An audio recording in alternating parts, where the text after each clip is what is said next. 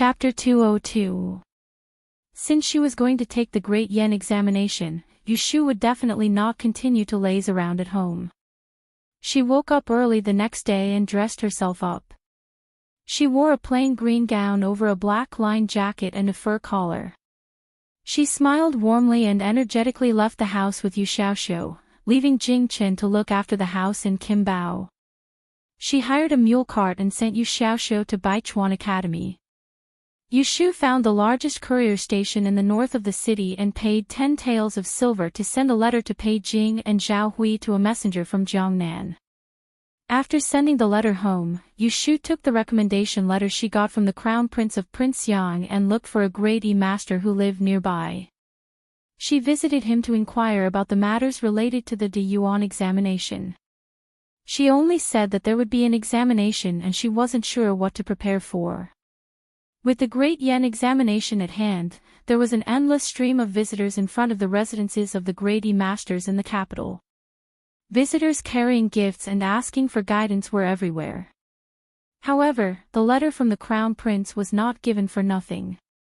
Yushu was invited into the residence amidst the crowd of visitors waiting in front of the door. After drinking the hot tea and waiting for a while, she saw Mr. Gui, who was visiting today. Mr. Gui was very polite to Yushu out of respect for Lu Jiong. He answered almost all of her questions and didn't look at her differently just because she said some nonsense. Yushu asked for more details and found out that the Great Yen examination was not that easy. The subjects of Yi Shui were divided into 6 major subjects, namely Feng Shui, Yi Science, Astrology, Physiognomy, Occult Arts, and Mathematics.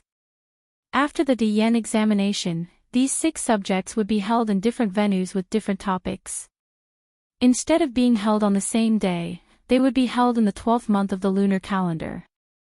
Candidates could choose to take all 6 subjects, or they could choose not to take any of the 6 subjects, except for E-Science, which was mandatory. After the winter solstice, the results would be released in the spring of March. This was after the civil and military examinations and before the court examinations. This was a yearly tradition. After the results were released, there was a final round of examinations to be held in the Directorate of Celestials. The examiners would select 1 out of 100 candidates to retake the examination. There were reasons and current events to be taken into account. This was to prevent any examinees from passing off as genuine. After all, Yi Shui was not like literature, which could be grasped on paper. Once someone was found to be an impostor, they would be punished with 30 lashes and 2 years in prison. They would not be able to take the Great Yen examination again for the rest of their lives. Yushu inquired about everything she needed to know and thanked Teacher Gui before leaving. Seeing that it was almost noon, she found a restaurant to eat a bowl of hot soup pancakes.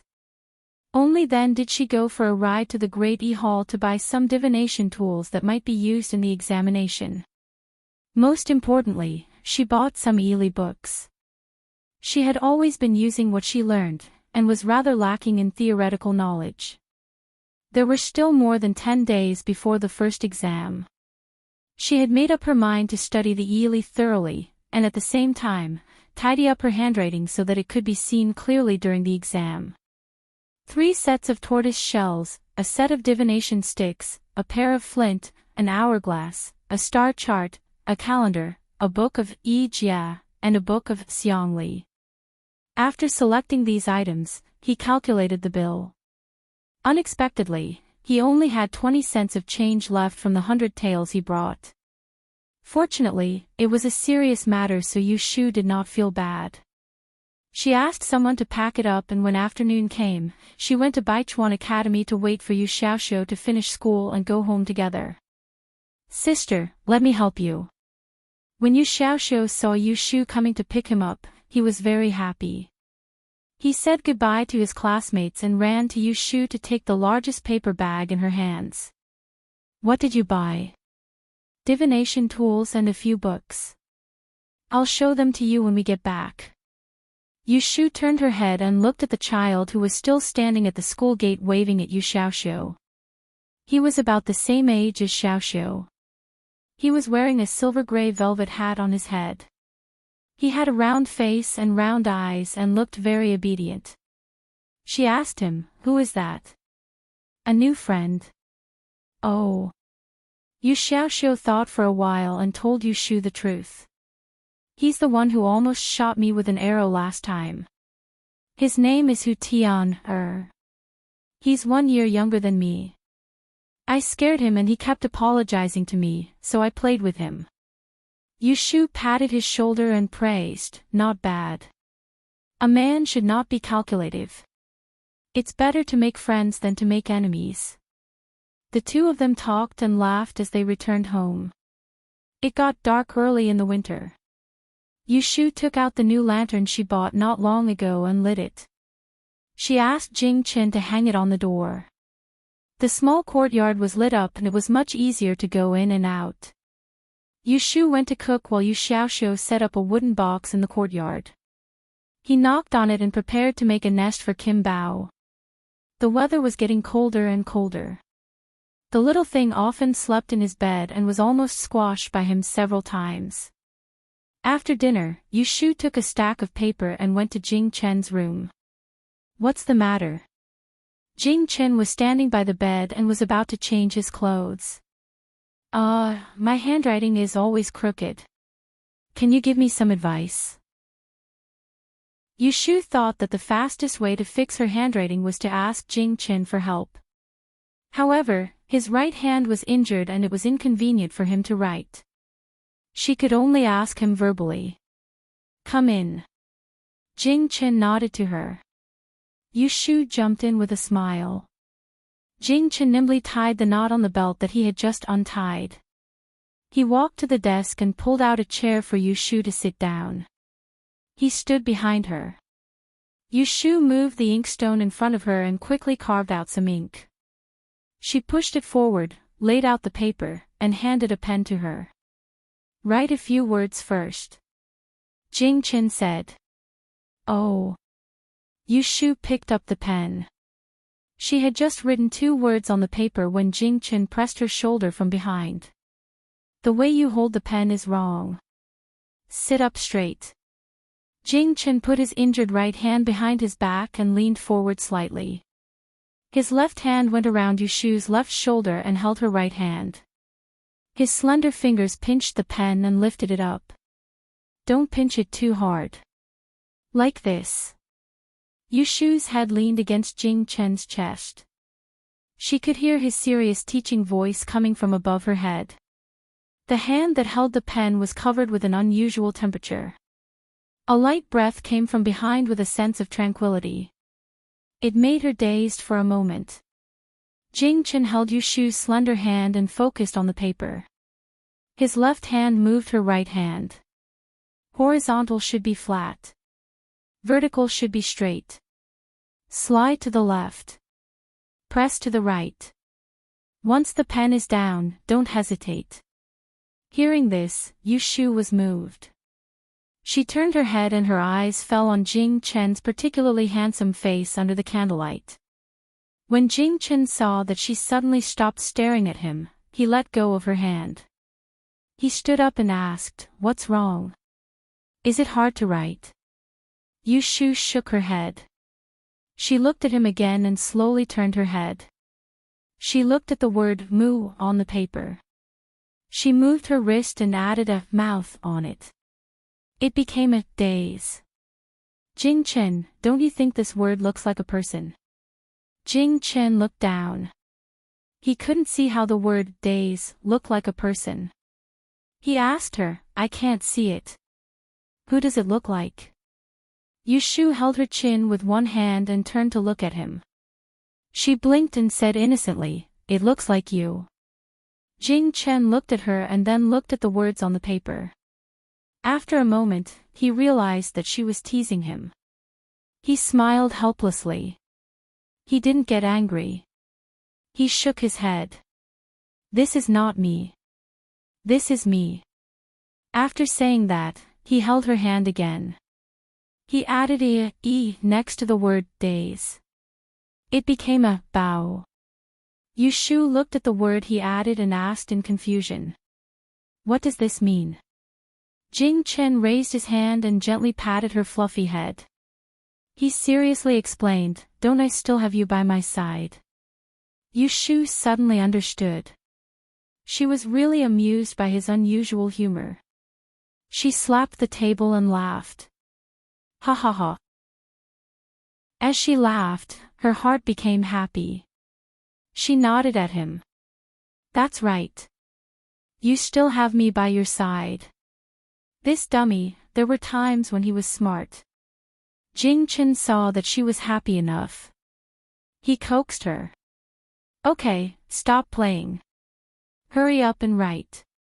Write a few more words and I will correct them for you. N. Yu Shu happily folded the word bow and put it aside. She took out another piece of paper. Oh. Oh. Oh. It was the most difficult to get up in the morning in winter. The rooster crowed 3 times before Yu Shu opened her eyes in a daze. She saw a pile of yellow fur. She straightened her neck and realized that it was Kim Bao sleeping on the side of her pillow. She stretched out a finger and poked his forehead. Kim Bao raised half of his eyelids and looked at her. He then lowered his eyelids again. He gently made a sound as if he was telling her not to disturb him. I see you sleeping all day. Are you going to hibernate? Yu Shu whispered. She sat up from the bed with the quilt in her arms. She first thought about what she was going to do today. There was movement in the courtyard. Yu Shu wrapped herself in a cotton robe and got off the bed. She opened a crack in the window and looked outside. She saw Jing Chen holding a sword-shaped piece of wood in his left hand. His figure was elegant and confident. Of course, one could ignore the gauze wrapped around his right hand. Yu Shu was caught red-handed and shouted at the top of her lungs, "What are you doing?" Jing Chen stopped his sword and looked for Yu Shu, who had half of her face exposed from the window. He put the wooden sword on his back. He didn't want to make her unhappy. What are you hiding?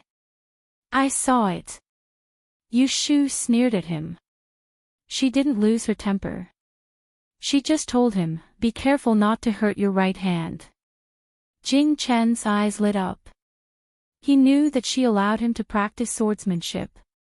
He nodded and put the wooden sword in front of him again. He was going to practice the sword of the dragon. Yu Shu leaned against the window and admired it for a while. She thought that after breakfast she would take out the ancient sword for Jing Chen to use. Although it was rusty, it was still a real sword.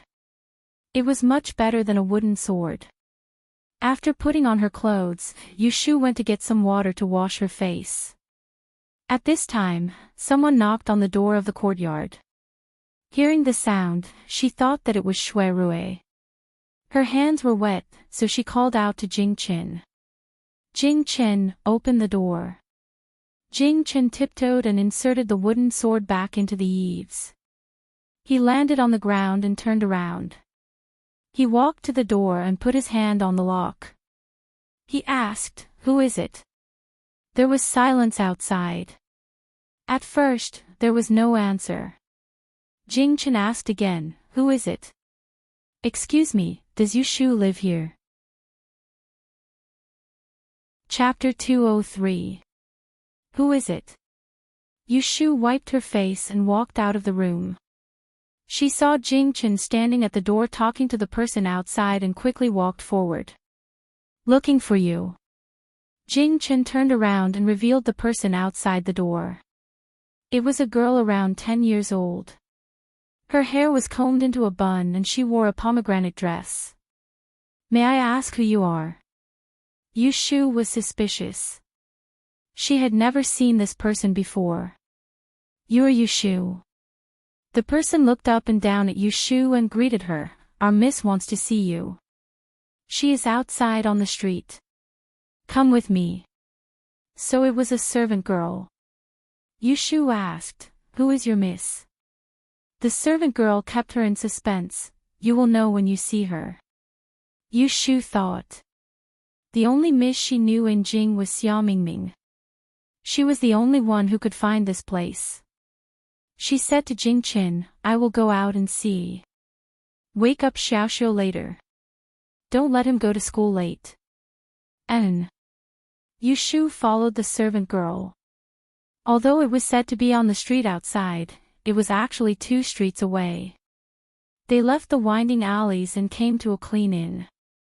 Yu Shu wondered why Xia Mingzi would choose such a place to meet her. She followed him through the front hall into the backyard and stopped in front of a guest room. Miss, she is here. The servant girl knocked on the door from the outside. There was no response. But after a moment, the door opened from the inside. A servant girl dressed exactly the same came out of the room. She glanced at Yu Shu and asked the servant girl who led her in, Is it her? It's her. Then go in. The servant girl opened the door and let Yu Shu through. As soon as she walked in, the door was closed from the outside. Yu Shu looked back and did not say anything. This guest room had 3 rooms. Outside was a vertical hole. There were rooms on the left and right sides. Yu Shu saw that the curtain on the right side was pulled up and walked to that side. Mingming, why did you? When Yu Shu saw the person sitting in the tea room, her voice paused and she couldn't help frowning. She just stood at the door and didn't go inside.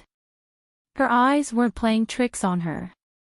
Wasn't the precious 4th Miss of the Ji family sitting there with a veil covering her face? You're here.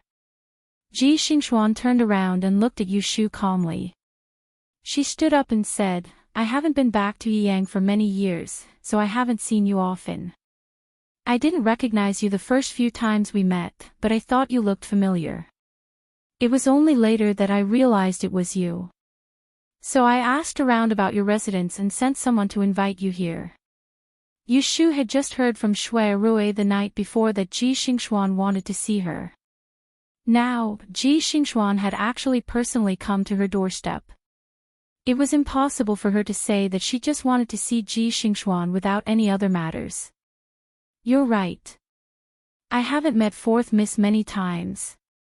I'm not familiar with her. Why are you looking for me? Yu Shu put on an indifferent attitude. She had no intention of making small talk. She was a petty and vengeful person. She didn't have a good impression of anyone in the Ji family. There was no need to pretend to be happy. It's cold outside. Let's sit down and have some tea. Ji Xingxuan pointed at the soft tea room by the back window. She walked over and sat down first. She turned to look at Yu Shu, but she was still standing in front of the curtain door. I'm not thirsty. If you have something to say, just say it. Yu Shu wasn't in the mood to sit down and chat with her.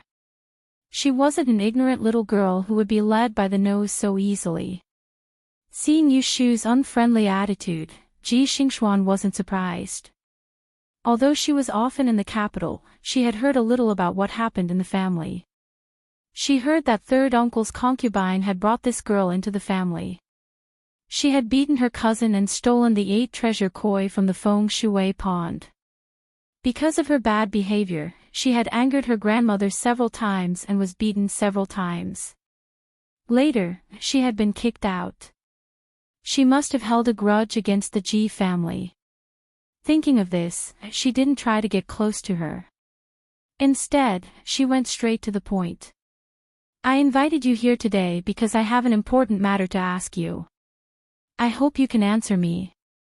Yu Shu thought through the reason why Ji Xingxuan had come looking for her today. There was no beginning or end. She raised her chin and motioned for her to speak.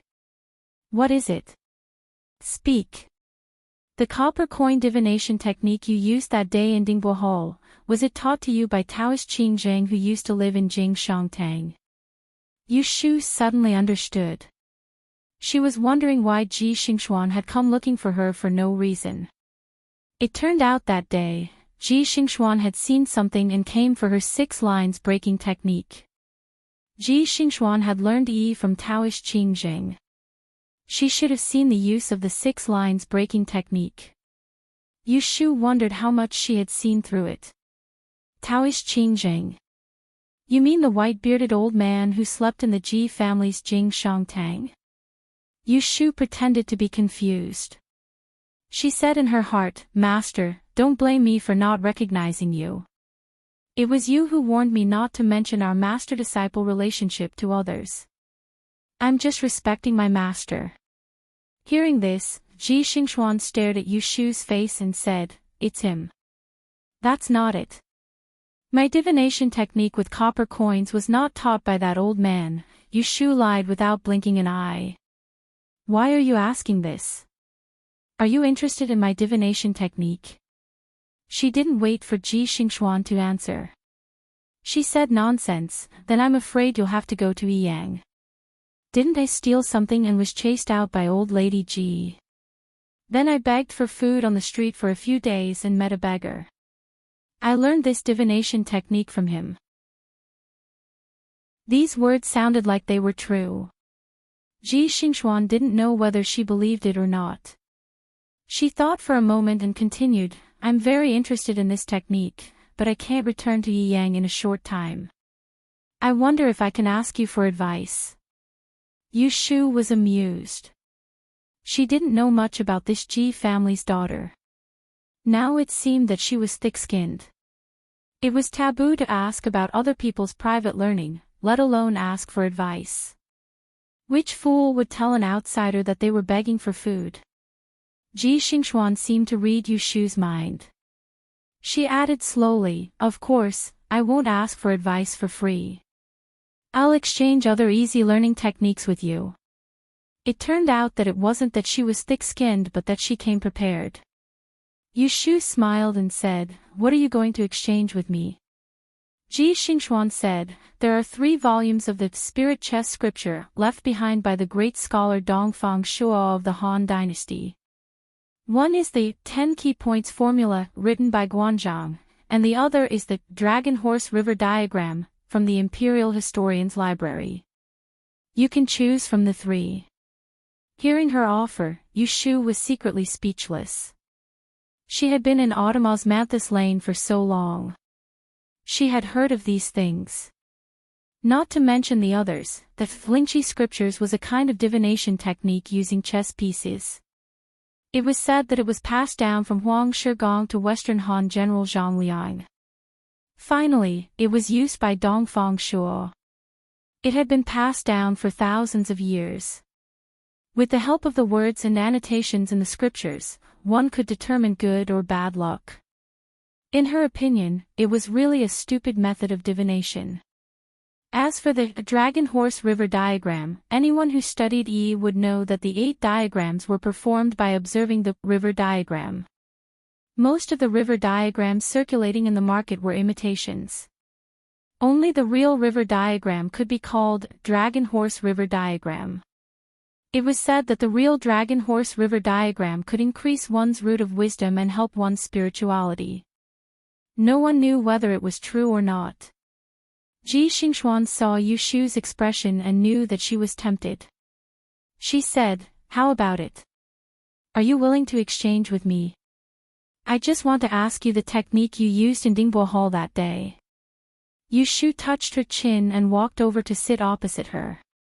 She thought for a while and then said, These are all good things. I'm just wondering how you know that my divination technique is worth exchanging for these. I learned it from a beggar. Aren't you afraid that I'll teach you randomly and cheat you of your things? Hearing Yu Shu's alarmist words, Ji Xingxuan smiled. Her beautiful eyes flashed. No one knew whether it was confidence or warning. She said, If you can deceive me with fake things, you can try. After Yu Shu tested her, she narrowed her eyes. It seemed that Ji Xingxuan was determined that she had learned the Luyao Dao from Qing Zheng and was determined to get it. Thinking about it, it made sense. The Luyao Dao breaking technique was more effective for those with higher aptitude and talent. It was said that Ji Xingxuan had excellent aptitude and talent. If she really learned this skill, she would be able to tell the universe with one throw. In time, she would be able to do whatever she wanted in the LoveLore Library. She would not be like Ji Xingxuan, who could only tell good and bad for herself and was not punctual. Yu Shu secretly curled her lips. She suddenly suspected that the reason why Taoist Qingjing taught her such an amazing thing, other than to make up for her misshapen 8 characters, was because she could not make the best use of it. To be honest, it was really a waste of a treasure for her to learn the Luyao Dao breaking technique. It would be better to exchange it for something she could use. She would not lose anything. It is too little to choose only one item. Why don't you exchange all 3 items with me? I will consider whether or not to teach you. Yu Shu saw that there was a teapot on the table. She picked it up and poured a cup of water to warm her hands. Then, she turned her head and smiled at Ji Xingxuan. Hearing Yu Shu's request, Ji Xingxuan frowned and said, "Don't be too greedy. Any one of these 3 items is worth 1,000 taels of gold." Yu Shu covered the teacup and rolled her eyes. "It is up to you whether you want to exchange or not.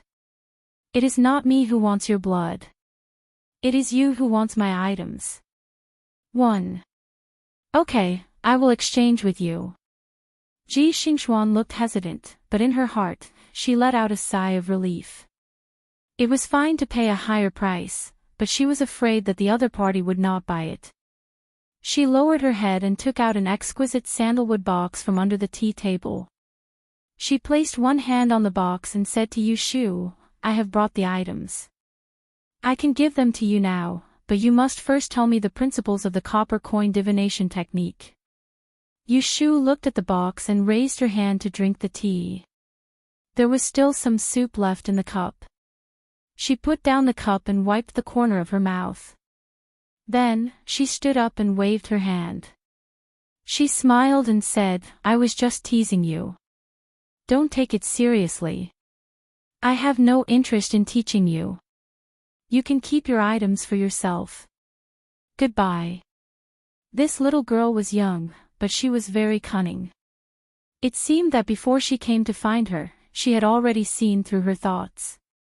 If she was a bit more inexperienced and greedy, there was an 8 or 9 out of 10 chance that she would obediently exchange with her. Unfortunately, she lacked experience and reputation. What she lacked the most was technique. Although the spiritual chess scripture was good, and the dragon horse river diagram was wonderful, she had the ability to judge misfortune. Why would she covet her playthings? Witnessing Yu Shu's ability to change her expression, even if Ji Xingxuan had a good temper, she could not help but feel angry. However, she did not lose her temper, nor did she ask Yu Shu to stay. She silently watched as Yu Shu swaggered away. Then, her expression sank and she closed her eyes. She raised her left hand and reached into her sleeve. She touched the small bead on her wrist and gradually calmed down. She opened her eyes and looked at Yu Shu's half-empty teacup on the table. Chapter 204. My disciple, the purpose of your trip down the mountain is to find the fate breaker. Remember, before that, don't move your Taoist heart. Once, late at night, Jing Chen woke up from his dream with a start. When he opened his eyes, there was only darkness. He raised his arm and pressed it against his sweaty forehead. His chaotic breathing gradually calmed down. He vaguely recalled the vague scene in his dream. After a while, he got out of bed, put on his outer robe, and sat at the desk to light the lamp. He spread out a piece of paper and wrote on it, "Fate Breaker, Taoist Heart." Jing Chen looked at the 5 words over and over again. He sat quietly in front of the table, deep in thought. It was only when he saw the sky outside the window and heard the door open that he folded the paper and pressed it against a Taoist scripture. Then, he returned to the bed and lay down. Even though there was no news from Shui Rui's side, Yu Shu still made preparations for the die-in. Every day, she would wake up an hour earlier than usual to memorize and practice her calligraphy.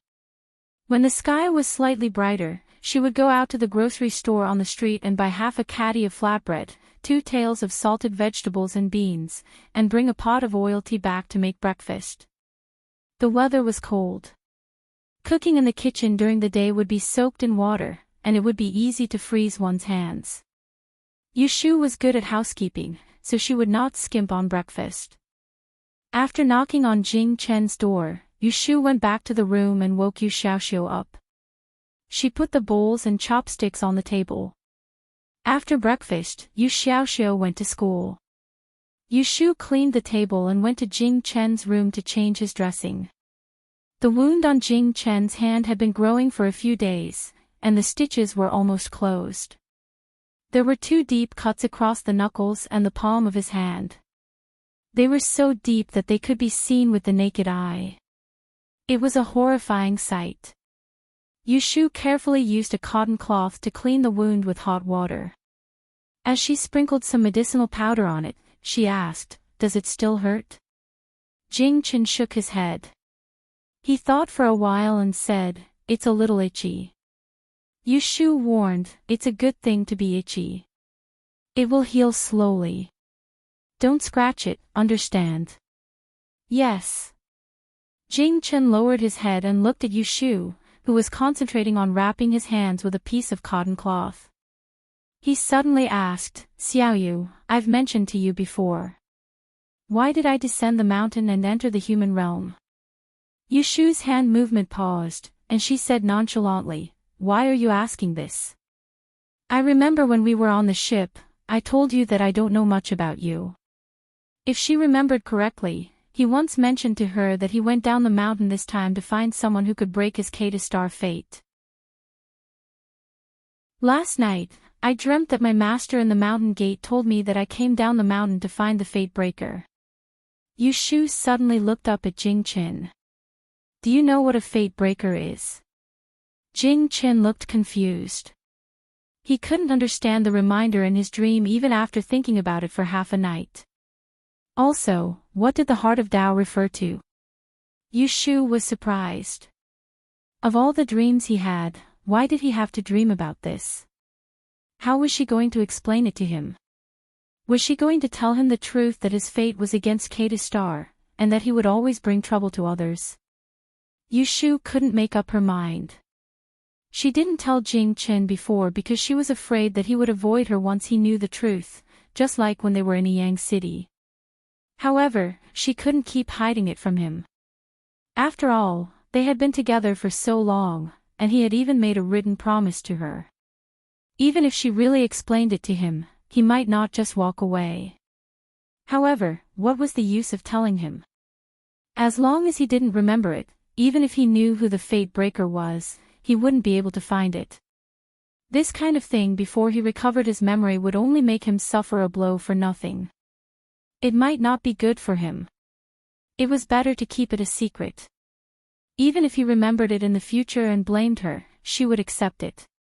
It wasn't that Jing Chen didn't know how to read people's expressions. Yushu's hesitation made him realize that she seemed to be hiding something about him from him. "Xiaoyu, do you know something?" Yushu tilted her head. It was easy for her to make up a lie, but it was awkward to tell the truth. "Jing Chen, to be honest, I do know something about you, but it's not convenient to tell you. Let's wait until you remember it yourself." "Ha!" Jing Chen looked at Yushu's awkward expression and didn't want to make things difficult for her. At this time, there was a knock on the door. Yushu was afraid that Jing Chen would ask again, so she quickly tied the gauze on his hand. "I'll go open the door." Yushu ran out and opened the door. When she saw a handsome man in a white satin coat, she almost slammed the door shut again. "Why do you look like you don't welcome me?" "Haha, of course not. I just didn't expect you to come so early in the morning." Yushu laughed awkwardly. That night at the alley, Shuai had given her an ambiguous answer. She still felt uncomfortable about it. "How can I not be early to give you good news?" Shuai handed a box of snacks to Yushu and walked around her. When he passed by Jing Chen's room, he didn't forget to stop and greet him. "Mr. Jing, is the injury on your hand better?" Yes. Xiao Yu just changed my bandage. That's good. I have something to talk to Shu about. I'll go in first. Every time they met, the two would only exchange a few words. They would never get tired of it. Yushu closed the door and adjusted her expression before following Shui Rui into the house. She put down the box of snacks and said, "Take a seat first. It's cold. I'll make you a pot of hot tea. I'll leave after saying a few words. The sedan is waiting outside." Shui Rui raised his hand and gestured for Yushu to sit down. He first looked around the house and didn't see any charcoal for the winter stove. He made a mental note of it and thought about what to bring next time he came. He didn't keep her in suspense. He directly took out an envelope from his fur collar and placed it on the table. He pushed it towards her. "You've done your job. This is your examination document. Keep it carefully and don't lose it. You can use it as a reference during the examination. After the examination, you still have to use it to take the exam." Yushu's face lit up. She picked up the envelope and took out the document inside. It was a rather exquisite piece of paper. The paper was slightly hard and white in color. There was a stamp on the bottom. There were words written on both sides. On one side, there was the year of examination. At the bottom, there was a large seal. It was the Celestial Commissioner seal. On the other side, there was the name and place of birth. At the bottom, there were two smaller seals. They were the Imperial Commissioner and Registrar seals. Yushu saw that below her name, Yushu, there was a female word printed in a red circle. She thought that this was probably what Xia Mingming had said. The Dian trial was used to distinguish between male and female examinees. This was equivalent to an examination ticket in ancient times. Yushu thought. Shui Rui said, "The first subject is Yili. It starts on the first day of the 12th month. On that day, you only need to bring a brush and paper to the Imperial Commissioner. It is different from the Imperial examination. The men and women are separated into different departments. The examination starts on the same day and ends on the same day. The only thing is that you have to go hungry at noon. Food is not allowed in the Imperial Commissioner, but there is a supply of water. You only need to ring the bell to summon the invigilator." Yushu had already inquired about the Dian trial from a Dei master. But after listening to Shui Rui's detailed explanation, she carefully noted it down. After the first subject, the second subject will be feng shui, astrology, physiognomy, occult arts, and finally arithmetic. The first 4 subjects are not necessarily written. Sometimes, they will test on current affairs. I will send someone to the Imperial Commissioner to inquire about it. If there are any changes, I will inform you. You only need to wait patiently." Yushu nodded. Knowing that it was best to have someone to help her, she did not decline. "Then I will have to trouble you to keep an eye on them for me." "Why are you being so courteous?" "Today, I have another matter that I need your help with." Shui Rui took out a piece of paper from his sleeve and handed it to Yushu. "There are 2 sets of horoscopes on this. Can you help me read them in the next 2 days? See if these 2 people have any difficulties in the near future. Is that possible?" Yushu took it. She did not inquire about whose horoscopes were written on it. She only smiled and said, "What's wrong with your request? If you are not in a hurry to leave, I will read it for you now. It will save you the trouble of traveling again." Shui Rui glanced outside and shook his head. "I have to make a trip to the government in the morning to see how the trial of the Tai Heng Merchant Group's case is going, so I can't stay for long. I'll come look for you again the day after tomorrow." Hearing this, Yushu's expression became serious. "Good. I wanted to ask why I did not hear anything. You can go take a look and tell me later." As long as Qiu Biao and Bai Qing were not punished, she would not be able to sleep well. It was best to finish this case as soon as possible and not let it be delayed until the Great Yen examination. As long as Qiu Biao and Bai Qing were not punished, she would not be able to sleep well. It was best to finish this case as soon as possible and not let it be delayed until the Great Yen examination. Shui Rui looked at his leisurely appearance and could not help but feel a bit envious.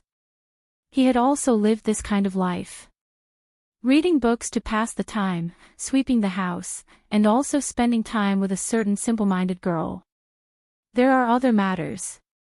I will come back another day. In a few days, when he was done with the matters at hand, he would look for an empty house nearby. He could not let them continue to live like this. Firstly, it was inconvenient. Secondly, he was worried. Take care. I will go out and send him off, Yu Shu said to Jing Qin. After sending Shui Rui out, she did not forget to close the door. Jing Jian looked at the closed door. His face showed a bit of loneliness. Who else was as idle as him? Yu Shu sent Shui Rui to the entrance of the alley. Then, she remembered that she had forgotten to say something. She was thinking if she should mention to Shui Rui about Ji Xingxuan's visit the day before yesterday. Shui Rui saw that she had something to say. What's wrong? Oh, it's nothing.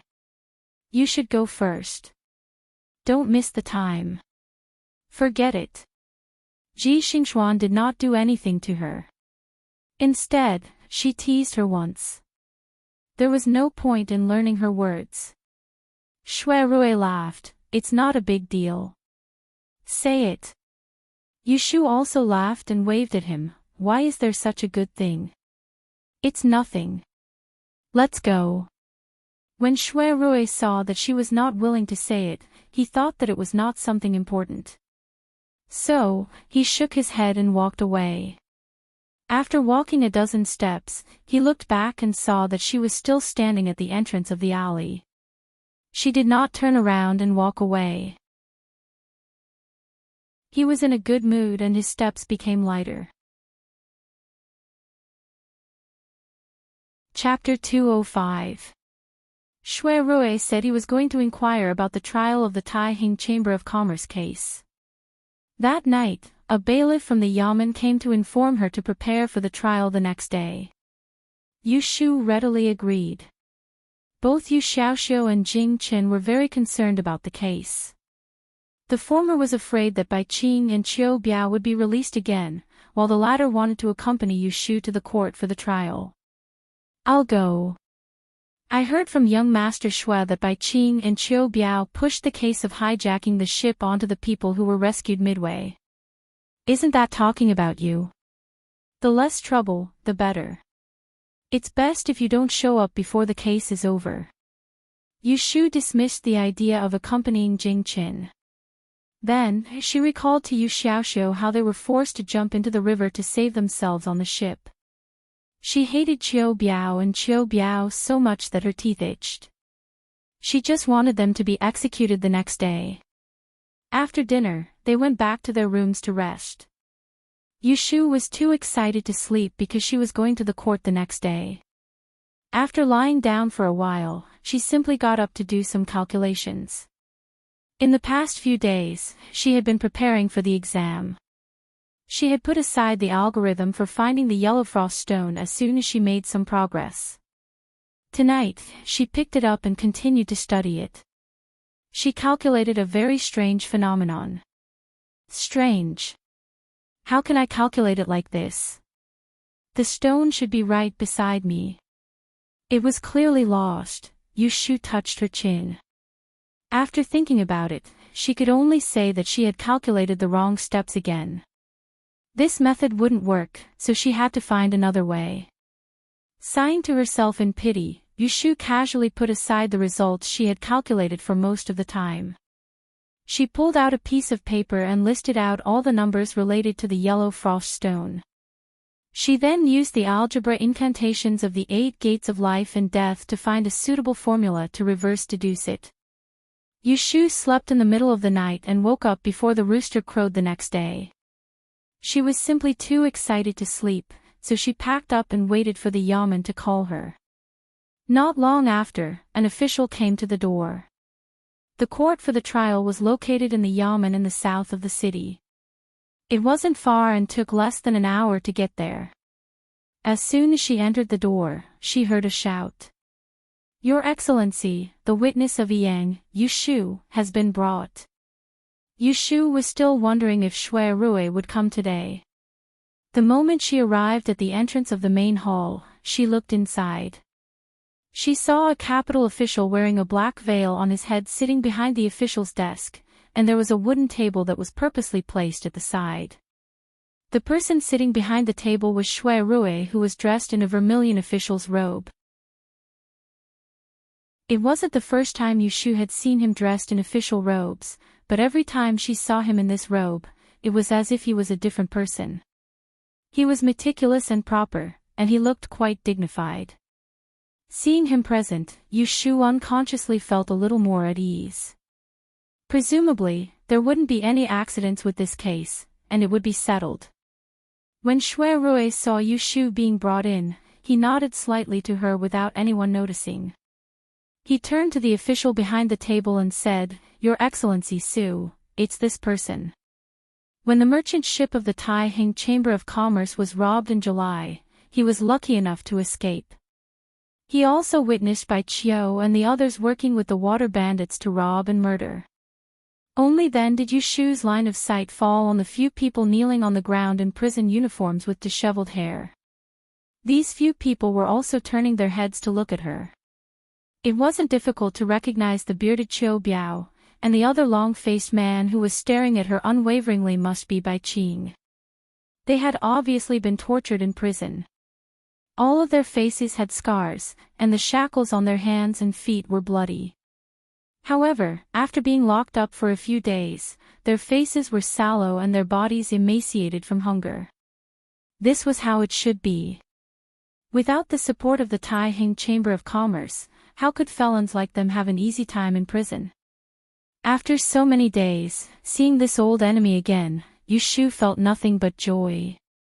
She wasn't afraid of Bai Qing and Qiu Biao's evil eyes, and sneered, "Boss Bai, you didn't expect this, did you? That night when I jumped into the river to escape from the ship, I ate the wind and dew in the forest, ate sparrow meat for half a month, and still managed to survive." Bai Qing thought that he still had a trace of desire to live, so he didn't retort under Yushu's provocation.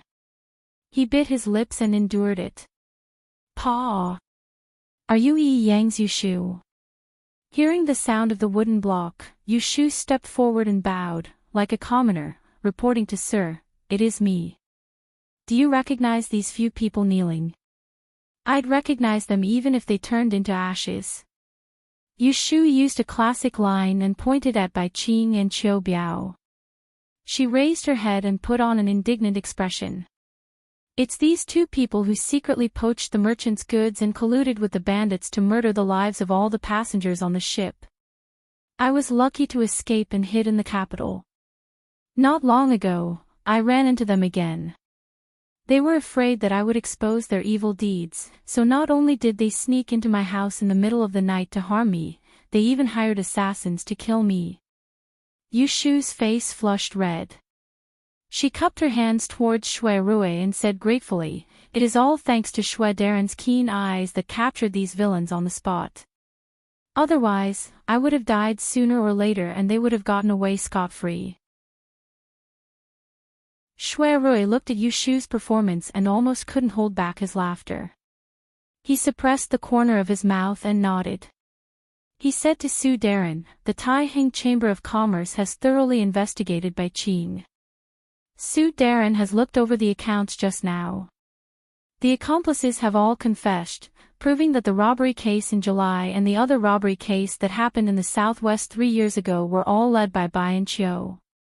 Now that the witnesses and material evidence are here, Su Daren, please convict them." Before Yushu came, the trial of the case was almost over.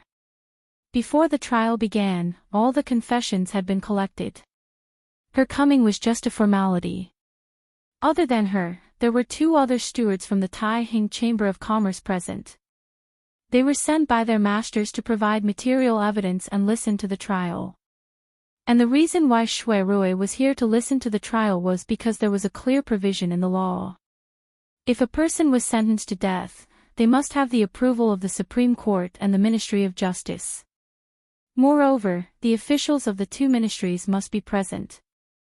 Therefore, for this case, Shui Rui had put in a lot of effort to apply for the approval from the higher-ups before the trial began.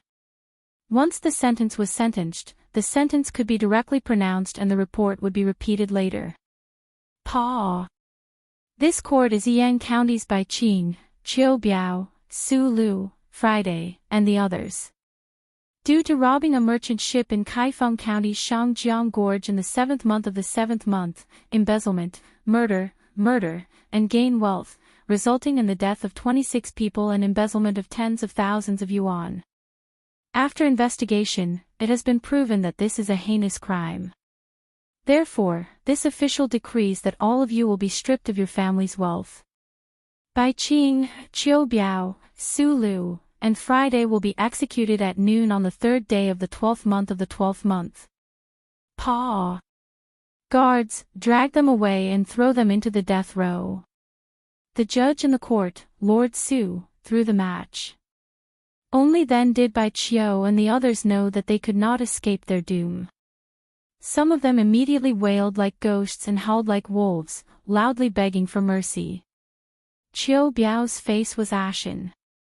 On the other hand, Baiqing, seeing that the situation was hopeless, finally showed signs of madness. Panting heavily, he was caught off guard and turned to face Yushu. He thought that half of his life savings, painstakingly managed to fall into the hands of such a nobody. He was filled with regret and hatred. His eyes were bloodshot. He raised the heavy shackles in his hands and smashed them towards her head. Even if I die, I will drag you down with me. The bailiffs on both sides were not in a hurry to stop him. They only saw him pouncing towards Yushu. Shui Rui turned pale with fright. Without much time to think, he grabbed the jade paper paperweight on the table and was about to throw it towards Baiqing's hands in an attempt to stop him. However, someone was faster than him. Humph. Yushu had gone out this morning to do her divination. She was already prepared for any accidents. She had been watching Qiu Biao and Baiqing. When she saw that Baiqing was about to attack, her eyes revealed a ruthless look. When he raised his hand to knock, she raised her leg and kicked the other's chest and abdomen with her thick soles with all her strength. Thud. Baiqing had suffered in prison for a few days. How could he compare to her who worked every day and was full of energy? When she kicked him, he let out a muffled groan and fell to the ground. His head hit the ground hard and a mouthful of blood gushed out of his mouth. His eyes rolled back and he fainted. When everyone present saw this scene, including Shui Rui, they were all dumbfounded. Who would have thought that a witness would kick a criminal to the point of vomiting blood in a public court? After a moment, Shui Rui was the first to regain his senses. He sternly said, "Hurry and drag the criminal away." Yushu lightly stamped her numb legs and lowered her head. She smiled coldly at Qiu Biao, who was staring at her dumbfoundedly from a few steps away.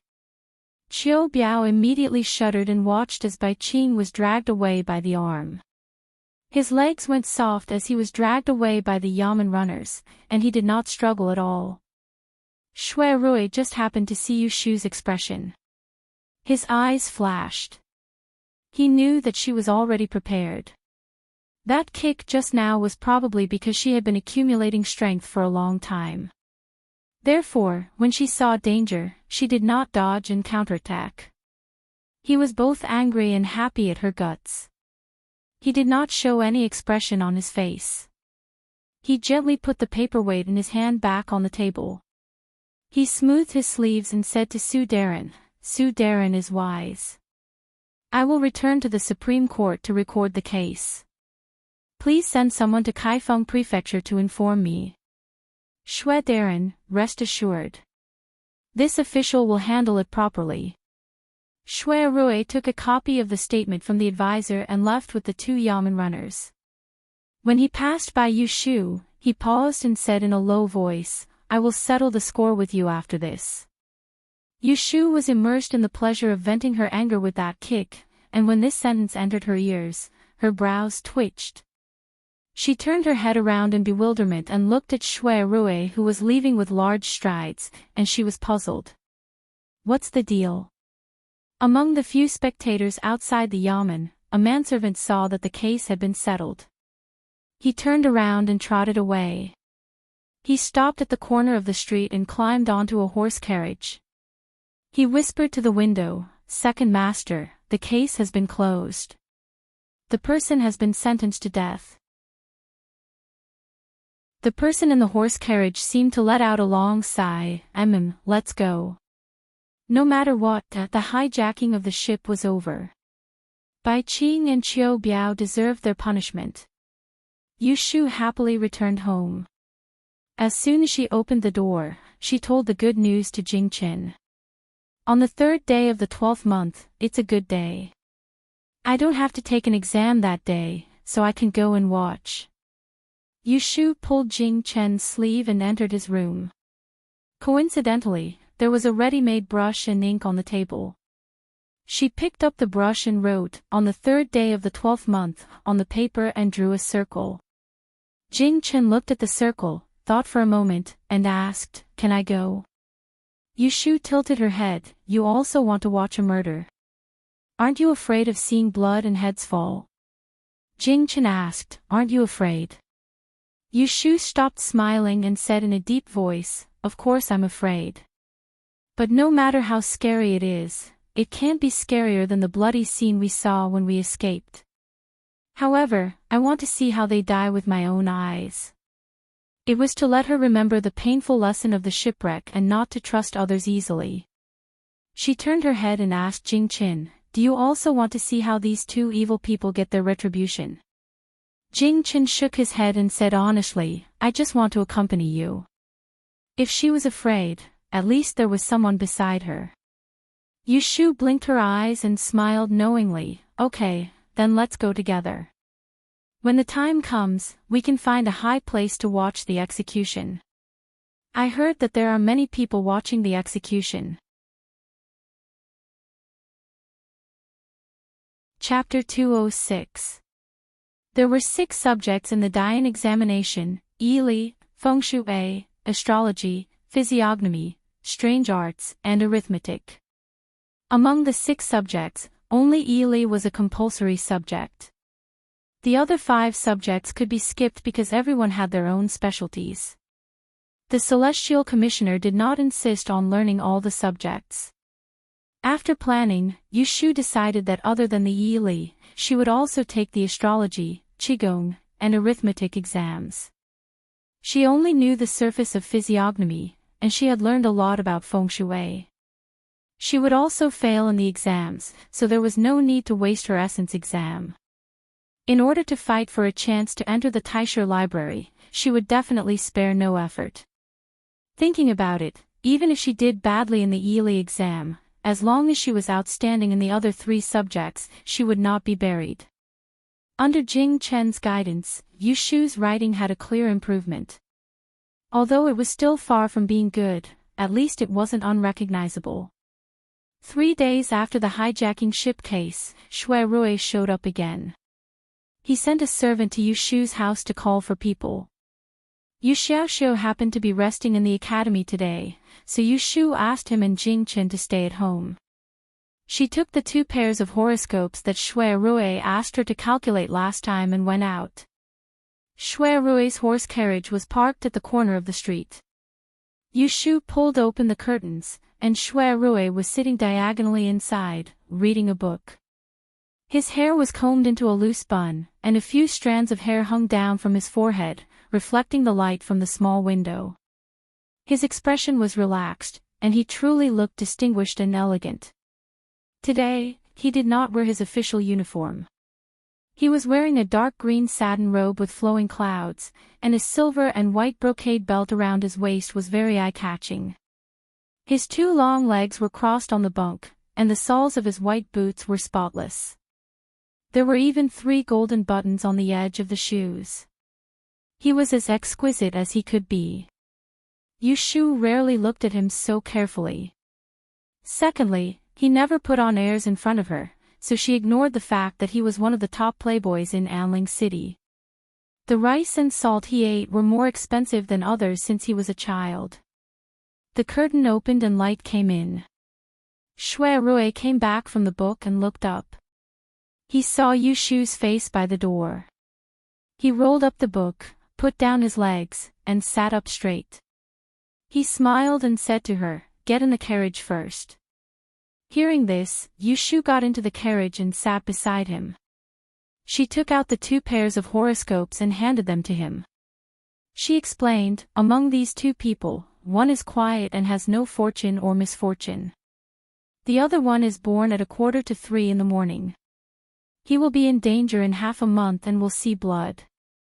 If he is your friend or acquaintance, you'd better remind him to be prepared." Yu Shu did not ask who these 2 people were and stopped talking. Shui Rui nodded and did not explain further. He put the horoscopes with Yu Shu's annotations into his sleeve and changed the topic. "How are you preparing these days?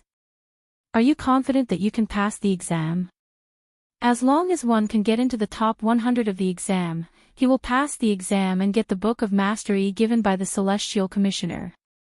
If 2 subjects can get into the top 100, he will be a Master of Mastery. Of course, arithmetic is an exception." Yu Shu was not modest and only said the truth. "I will definitely pass the exam in arithmetic. As for the other subjects, I am confident that I can also pass astrology and the strange arts. But the results will depend on what the exam is about. It's a pity that I can't look at the past papers, so I have no idea." She was part of the generation that had been baptized by the high school and college entrance examinations 500 years in the future. She had a lot of experience with exams and knew what she lacked the most in the Great Yen examination. What she was most afraid of was being at a disadvantage in the exam. When Shui Rui heard this, Scroll lightly tapped her palm and said happily, "You and I are thinking the same thing. Let's go, I will take you to a good place." Where are we going?" "Taisher Library." "What?" "Taisher Library has the past Great Yen examinations exam papers. I will find someone to sneak you in to read them so that you will have an idea." Yu Shu did not expect that Shui Rui would really take her to the entrance of Taisher Library. When they got out of the carriage, Feng Xiaomiao, the youngest son of the Jingguo general's residence, was waiting outside the 2 small doors.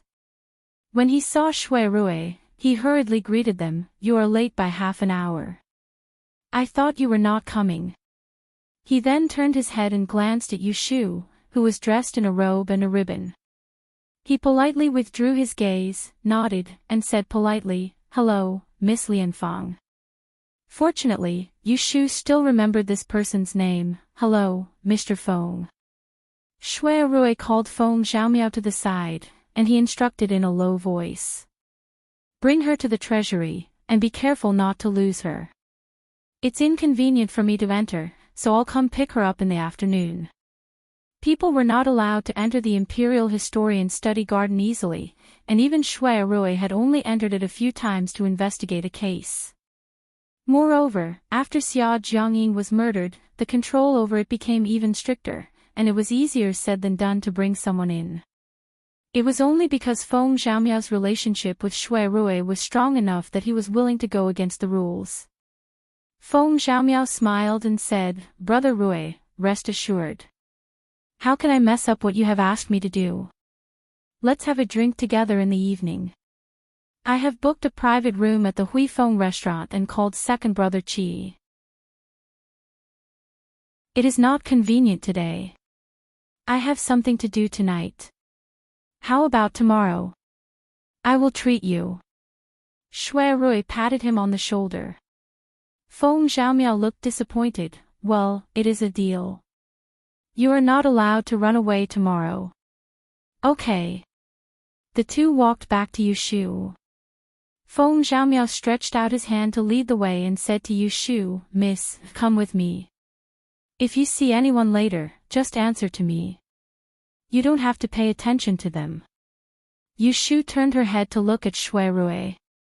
Shui Rui nodded and said to her, "If there is anything you are not clear about, just ask Xiaomiao.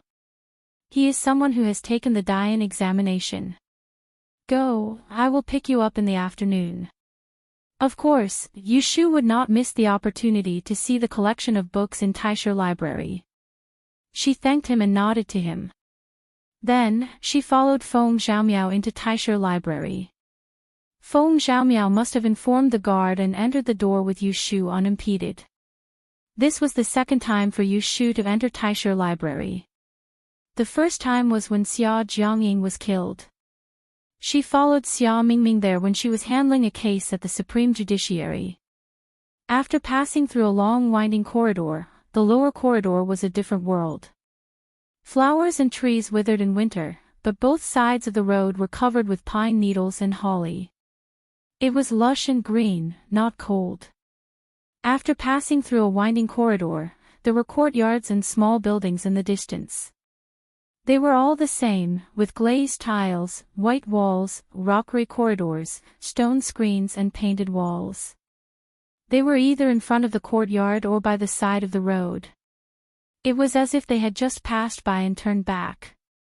Being in it, it was like entering a maze. One's head and tail could not be seen. An expert could see the knack here. Yu Shu had some knowledge of feng shui. She could roughly see that there was a formation hidden in the layout of LoveLore Library. It was a strange combination of illusion and reality. Along the way, they met a few people. Regardless of gender, they were all young and outstanding. Seeing that Feng Xiaomiao was bringing Yu Shu, they could not help but ask curiously. Feng Xiaomiao answered them all like this, "Oh, it is Master Zhou who asked me to bring this young master to see him. I don't know what it is for." This must be a lie, but the others did not doubt it. Seeing that he was in a hurry, they did not ask any more questions and let them go. Feng Xiaomiao did not know whether it was due to the difference between men and women or other reasons, but he did not take the initiative to talk to Yu Shu.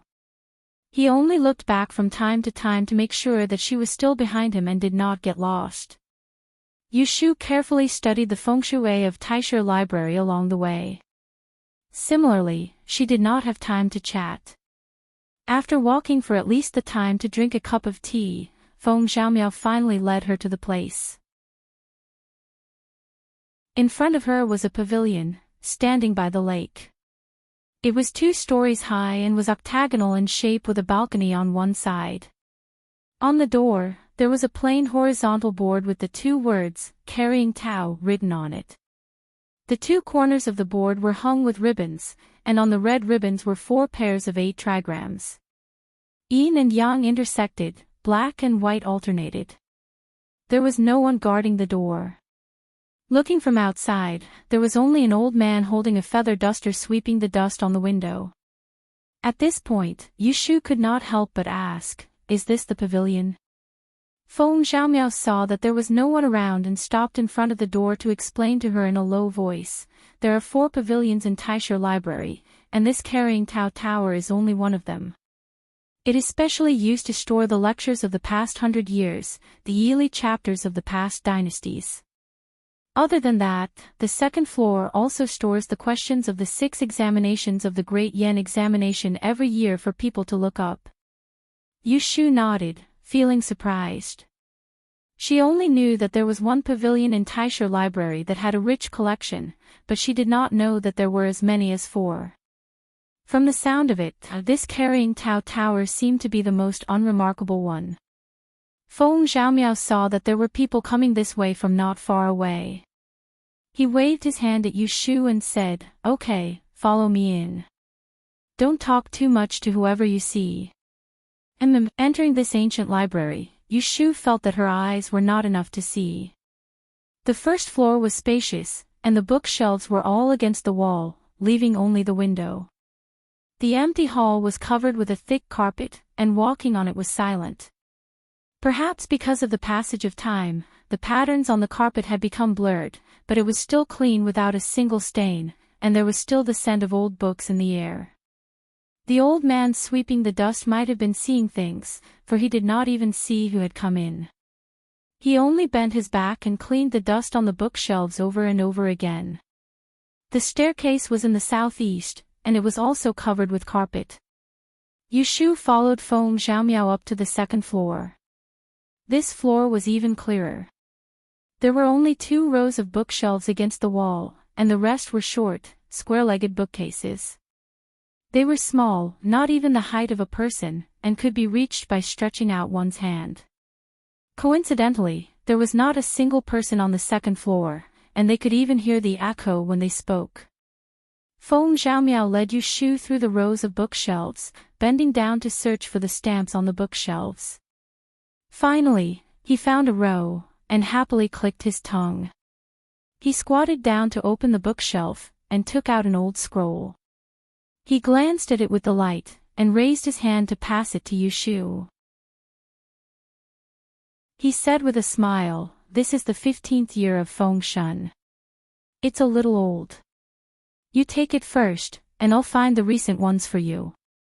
Yushu took it, and saw that the title of the scroll was marked with the word De Yen.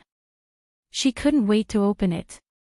The first one was Yi Li, and the title was Yin Flourishes and Yang Declines, so the dynasty does not take it. To her surprise, there was actually a student's paper attached at the bottom. As a result, Yushu placed the scroll on the shelf, and lowered her head to carefully read it. Feng Xiaomiao, on the other hand, sat on the carpet, and rummaged through the bookshelves on the left and right. When he saw a scroll that he was interested in, he would also stop to read it. Unknowingly, the 2 of them had stayed here for the whole morning, until the second floor's library came again. "Lu, you look from this side, and I'll look from that side. We must find all the papers from the Feng Shun era."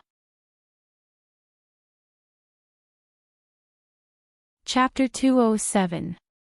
The second floor was spacious, and the shelves on the second floor were all shorter than a person's height. As soon as someone spoke, they could hear an echo. Yushu and Feng Xiaomiao both heard the voices coming from the second floor. Yushu put down the scroll in her hands. "It can't be so coincidental, right?" Yushu turned her head and stood on her tiptoes to take a look. Her line of sight passed through the rows of shelves and saw 2 female students in yellow standing at the staircase, talking. She even recognized one of them. What a coincidence! Feng Xiaomiao immediately sat up from the ground and looked outside. When she saw who it was, she quickly retracted her head and gently pulled Yushu's sleeve. She winked at her and waved her hand at her to tell her not to make a sound. She pointed to the rows of bookshelves behind her, silently signaling her to hide first. Yushu understood. She casually grabbed the file that she had just been reading and bent down to hide under the bookcase. She quietly moved back. Feng Xiaomiao quickly closed the few open bookcases and also bent down to follow her. There were at least 100 shelves on the second floor, so it wasn't difficult to hide here. Yushu and Feng Xiaomiao went under the shelves on the northernmost side and hid behind them. There was an aisle that was as wide as 2 arms' length between them. Feng Xiaomiao pricked up her ears and listened. She covered her mouth with one hand and whispered to Yushu on the other side of the aisle, "Unlucky. It's Xiao Lu, and Ji Xingxuan. Ji Xingxuan has seen you before. I have a grudge against Xiao Lu, so I can't let her find out that I sneaked in with someone else. Otherwise, she'll definitely make trouble for me. Let's hide first and find a chance to sneak out later." Yushu nodded. She and Ji Xingxuan also had a grudge against each other. In this kind of situation, it would be best if she could avoid meeting Ji Xingxuan. Otherwise, if Ji Xingxuan saw her here, it would be hard to guarantee that she wouldn't cause trouble.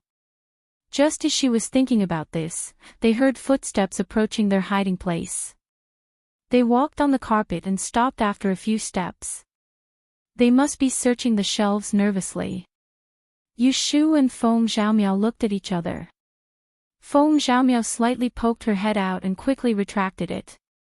She gently waved to Yu Shu and pointed behind her. She mouthed, "They're coming. Go to the back." Yu Shu stuffed the file in her hand into her cotton-padded jacket, pressed her hands on the ground, and crawled to an aisle at the back. Feng Xiaomiao nimbly leaped over and followed closely behind her. "Sister Xingxuan, I found it. It's here. Come quickly." A woman's shout came from the aisle, and there was hidden joy in her voice. Then, there was a burst of hurried footsteps. Yu Shu knew it was Ji Xingxuan coming this way. She crawled a few steps forward and heard the footsteps slow down. "Sister, look, it's the exam paper from the Feng Shun era, right?" Zhao Luer excitedly took out a file from the bookcase and showed it to the person opposite her. "Shu, lower your voice," Ji Xingxuan warned her in a low voice. But when she saw the signature on the file, her eyes lit up with joy. "What are you afraid of?" Mu Xiao, everyone in the study garden went to visit the headmaster. Who would come to the Dao-carrying building for no reason? "All right, hurry up and find all the files from the Feng Shun era. Look through them and see where the exam paper is." The two girls stood in front of the bookcase and searched. At the other end of the bookcase, Yu Shu and Feng Xiaomiao were hiding and happened to crawl past. Hearing their conversation, their curiosity was aroused. They stopped at the same time and pricked up their ears to eavesdrop. There was only one thought in their mind. What were they looking for? After about 5 minutes, Yu Shu heard the strange girl's disappointed voice again. "There's nothing in these 2 files. What about yours?" "I don't think so. If I look carefully, I might have missed it." The voice was close to the wall. Yu Shu's eyelids suddenly twitched. Curious, she turned her head and saw a gap between the bookcases. She couldn't help but move closer and peep through the gap. First, she saw a coral red skirt. She looked up and saw a white hand holding a red paper scroll. Behind the scroll, only half of a veiled nose could be seen. "Let's go." Feng Xiaomiao's soft voice drifted into her ears. Yu Shu was about to retract her gaze when she saw something out of the corner of her eye. She saw a snow-white wrist flipping through a book on the other side of the cupboard. The sleeve slid down, revealing a red string. A touch of lustrous yellow jumped out. Yu Shu's eyes suddenly widened. She stared unblinkingly at the small yellow bead falling from the red string. Gradually, it overlapped with a round little thing in her memory. Yellow frost, is it the yellow frost stone? Feng Xiaomiao saw that Yu Shu was stunned and didn't leave. Fearing that she would be discovered later, she pulled Yu Shu's sleeve again. Yu Shu suddenly came to her senses. She lowered her head and frowned. Without saying a word, she followed Feng Xiaomiao out of the corridor and trotted downstairs. Feng Xiaomiao stuck her head out from the corner of the stairs. Seeing that there was no one downstairs, she beckoned to Yu Shu and the 2 of them ran out of the Dao-bearing tower like rabbits. The hunchbacked old man, who was standing under the bookshelf sorting out the scrolls, turned his head and looked at the door that the 2 of them ran out of. His old eyes were glazed over, and he coughed twice. On the 2nd floor, only Ji Xingxuan and Zhao Luer were left. They had flipped through the Feng Shun era's papers, but they didn't find what they were looking for. Zhao Luer bit her finger and muttered, "What's going on?" Master clearly said that the Dian exam paper for Yunhua Ez was placed in the Feng Shun era. Did I hear it wrong? Ji Xingxuan didn't make a sound. She looked at the stack of scrolls on the bookshelf and thought for a moment. Then, she looked for the dates and months marked on each of the scrolls and found a problem. The scroll for the 18th year is missing. Ah! A scroll is missing. Zhao Liuni hurried over to take a look. Ji Xingxuan handed the scroll to her, then stood on her tiptoes and looked around. Her gaze fell on a wrinkle on the carpet not far away.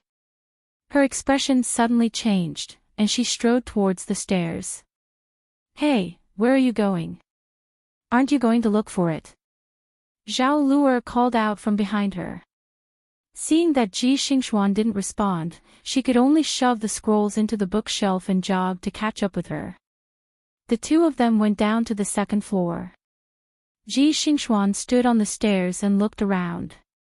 She found the back of the old man who was sorting out the books. She quickly walked down the stairs and asked, "Uncle Qin, did anyone come to the Dao-bearing tower and go up to the second floor?" The old man slowly turned around.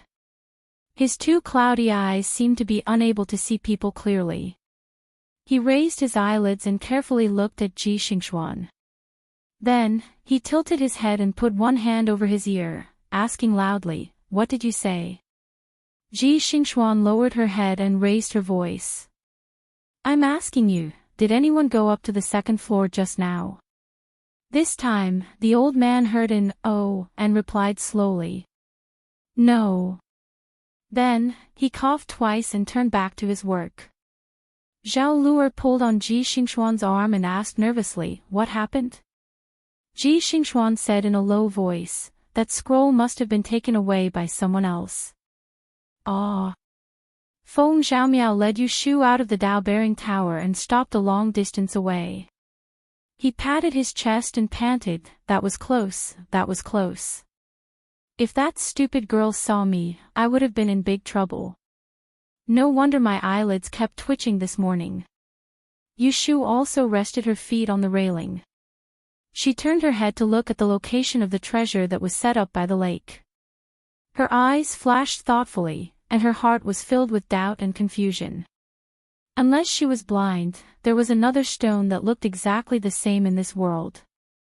Otherwise, the one she saw just now must be the yellow frost stone that Jing Qin gave her.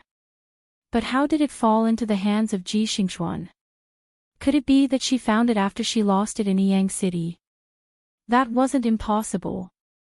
She carefully thought back to the days when she lost the yellow frost stone. Yu Xiaoxiu had visited the Ji family and heard that Ji Xingxuan had returned home from the capital. Her days were not bad. But why did she have to be so lucky to have picked it up by herself? Yu Shu was depressed. Look at the other person's luck, and then look at her own. The other person randomly picked up a treasure, but she didn't even know what it was, and lost it in a muddle. Now, how could she get the yellow frost stone back? She could directly find Ji Xingxuan and explain to her, "You picked up my thing, now return it to me." This would most likely not work. Ji Xingxuan had eyes. She could see that Ji Xingxuan used a red string to thread the bead and carried it with her. She knew that Ji Xingxuan knew what it was. Even if she didn't know the origin of the yellow frost stone, she knew that it was a good thing. Otherwise, why would the fourth miss of the Ji family randomly carry a small stone with her? She was afraid that Ji Xingxuan knew what it was. In this world, there were only a few people who didn't pocket money they picked up. Even if she was a petty person, if Miss Ji was a noble person and would rather return the stone to its owner, she would have no way to prove that she lost the stone. Besides, not long ago, Ji Xingxuan asked her to teach her the 6 lines cutting method. She even played a trick on her. Who knew if Ji Xingxuan was as narrow-minded and vengeful as her? It would be good if she didn't take the opportunity to make things difficult for her. Give it back to her and keep dreaming. Feng Zhaomiao looked at Yu Shu shaking her head and sighing alone.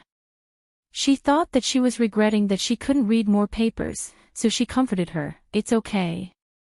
Come back tomorrow. I will take you in again." Hearing this, Yu Shu had an idea and asked, "This is not safe. What if I encounter a situation like today again? Isn't it scary enough?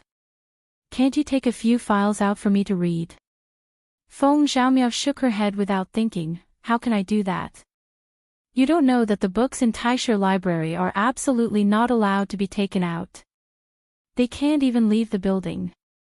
Once you are caught, you can forget about staying in school. Otherwise, why would I take the trouble to sneak you in? I can just find those files for you to read. I see. Yushu nodded with understanding. She thought that the rules of this Taisher library were quite strict. No wonder there was no one to look after such a big place. There was only an old man to clean it. They were not afraid of people stealing books. It turned out that there was such a severe punishment. As long as you were caught stealing a book, you would be expelled from school. It was really terrible. Let's go. Maybe Brother Rui is already waiting for you outside. Okay. Not far from the gate, Feng Xiaomiao sent Yushu out. Shui Rui hadn't arrived yet. Feng Xiaomiao happened to meet an acquaintance and was dragged to drink. Seeing the child's hesitant face, Yushu knew that he wanted to play with someone, so she took the initiative to let him go first and made an appointment to come back tomorrow morning. As soon as Feng Xiaomiao left, Yushu didn't stand alone at the door in the cold wind. Instead, she went to the tea house across the street. She didn't eat lunch, so she felt hungry. She asked for a pot of hot tea and snacks. When she reached into her pocket, she felt a roll of paper. She hurriedly took it out and saw that it was a dossier she had stuffed into her bosom. Because she was wearing thick winter clothes, she had forgotten about it. Chapter 208. Yushu had been sitting in the tea house for about 15 minutes when Shui Rui's carriage appeared on the street. She put down the silver and ran downstairs to his carriage. Shui Rui was still alone in the carriage. How was it? Did you get anything? Shui Rui asked. I was able to see the past examination questions. My confidence has increased. I told Feng Gongzi to come back tomorrow. Yushu nodded. She did not tell him about the file in her bosom. She thought that she would come back tomorrow and sneak it back. Shui Rui said, I have business to attend to tomorrow and cannot accompany you. I will send a sedan chair to the south of the city to pick you up. There's no need to go through so much trouble. I'll do it myself. I know the way and I know the people. Are you still afraid that I'll get lost? Yushu looked at Shui Rui and suddenly realized that he had changed his clothes. She clearly remembered that he was wearing an ink-colored shirt in the morning, but now, he was wearing a cyan shirt. The shiny silver hooked belt on his waist had also been replaced by a black leather belt. She pointed at him and teased, You change 2 or 3 sets of clothes a day. Don't you find it troublesome? Shui Rui looked down at himself. He cleared his throat and explained as if nothing had happened, the one in the morning was dirty. I had to go home again. As he spoke, he picked up the teapot and poured a cup of water for her. He changed the topic, Try it. This is the tea you praised last time. I brought a bag with me. You can take it home later. All right. Yushu did not know how precious the tea leaves were. She took the teacup after she responded and took 2 small sips. However, the tip of her nose caught a whiff of an elegant fragrance that was different from the fragrance of tea. It was a strange smell that she did not know. She took another sip and smelled the smell. She realized that this strange fragrance was not the smell of tea but the smell of the cup. In other words, it was the smell of Shui Rui's hands. She slowly drank the tea and raised her eyes to secretly size up Shui Rui. It wasn't difficult to notice that not only had his clothes changed, even his hair seemed to have been combed again. The hairpin was not the same as the one she saw during the day. Lowering her eyes, Yushu's mouth twitched slightly behind the cup. When Yushu returned home, Yu Xiaoxiu and Jing Chen were both there. After thinking about it, she felt that it was necessary to tell Jing Chen that she had seen the yellow frost stone today. So, while she was cooking dinner, she asked Yu Xiaoxiu to go to the kitchen to make a fire to boil water. Then, she pulled Jing Chen back into the house and closed the door. She turned around and stretched out 2 index fingers to Jing Qin. Jing Qin, now I have good news and bad news for you. Which one do you want to hear first? Jing Chen looked at her index fingers and pointed to the left. All right. Yushu put away the finger and said with a smile, I found the location of the adversity blocking stone you gave me. Jing Chen was surprised at first, but he was not in a hurry to inquire about its whereabouts. Instead, he pointed to her right index finger that was still standing upright. What about the bad one? Yushu's face suddenly fell. That stone is in the hands of someone else. They may not give it back to us. Jing Chen said, Who has it? You don't know. Yushu crossed her arms and leaned against the door. She said with a worried voice, I think the other party should recognize that your adversity blocking stone is a good thing, so she carries it with her. But I have some conflicts with that person. If I really ask for it, she will not return it. You have to think of a way. There is such a person. Jing Chen frowned. What should we do? Who are you asking? Yushu couldn't help but laugh. Looking at his serious expression, she couldn't help but tease him. She pulled his wide sleeves and said with a frown, Didn't you tell me last time that if I have any troubles, I will tell you? You also said that you will help me think of ideas. Then, you should help me solve my troubles and think of a way to get the disaster-blocking stone back. Hearing this, Jing Chen's eyes changed. He nodded and said seriously, Then don't be anxious. Let me think about it. All right. Yushu lowered her head and smiled secretly. She was really curious about what ideas he would come up with. Jing Chen didn't think for long and had an idea. You ask that person to come out. After explaining, if he is not willing to return it, I will take action and take back the adversity-blocking stone. Is it not good? Yushu's eyes twitched. How is this bad idea good? This is robbery. If we are reported to the court, we will have to go to jail. Jing Chen said, It is originally ours. It is just returning it to its rightful owner. Yushu said, That is right, but empty words must be believed. Today, we ran in front of someone and said that the stone is ours and asked for it. Tomorrow, someone ran in front of us and said that the stone is his. Do we still have to give it to him? Jing Chen thought about it and felt that it was reasonable. His expression was slightly depressed. Yushu patted his arm and comforted him, It is okay. We will think of other ways. Let's eat first. Anyway, now we know where the adversity-blocking stone is. It is better than not knowing anything. After dinner, Yushu boiled half a pot of hot water and washed the dishes. After washing up early, she went into the house and took out the examination files that she accidentally brought out from the Imperial Historian's library and continued to read. For a while, she couldn't think of a way to get back the yellow frost stone. It was more important to do other things first. Every year, the dossier of the Dian examination had 6 subjects. Sometimes it was a written test, just like the yearly examination, which required people to analyze their theories. Sometimes it was a time test, just like the physiognomy examination, which required the examinees to look at their faces and answer the questions. Not only did the paper record the questions, but it also included a student's paper. The handwriting was different, and there was a circle on the paper with the word middle. Obviously, the owner of the paper was not a top 3 in every subject, but it was within 100 yuan. The file in her hands was from the 18th year of Feng Shun. After calculating, there were 2 emperors, and it had been almost 40 years. No wonder the paper was thin and waxy, and some parts were blurred. The dossier had a total of 20 to 30 pages. Yushu only skimmed through the easy-to-read part of the book a few times, then flipped to the part that she was interested in.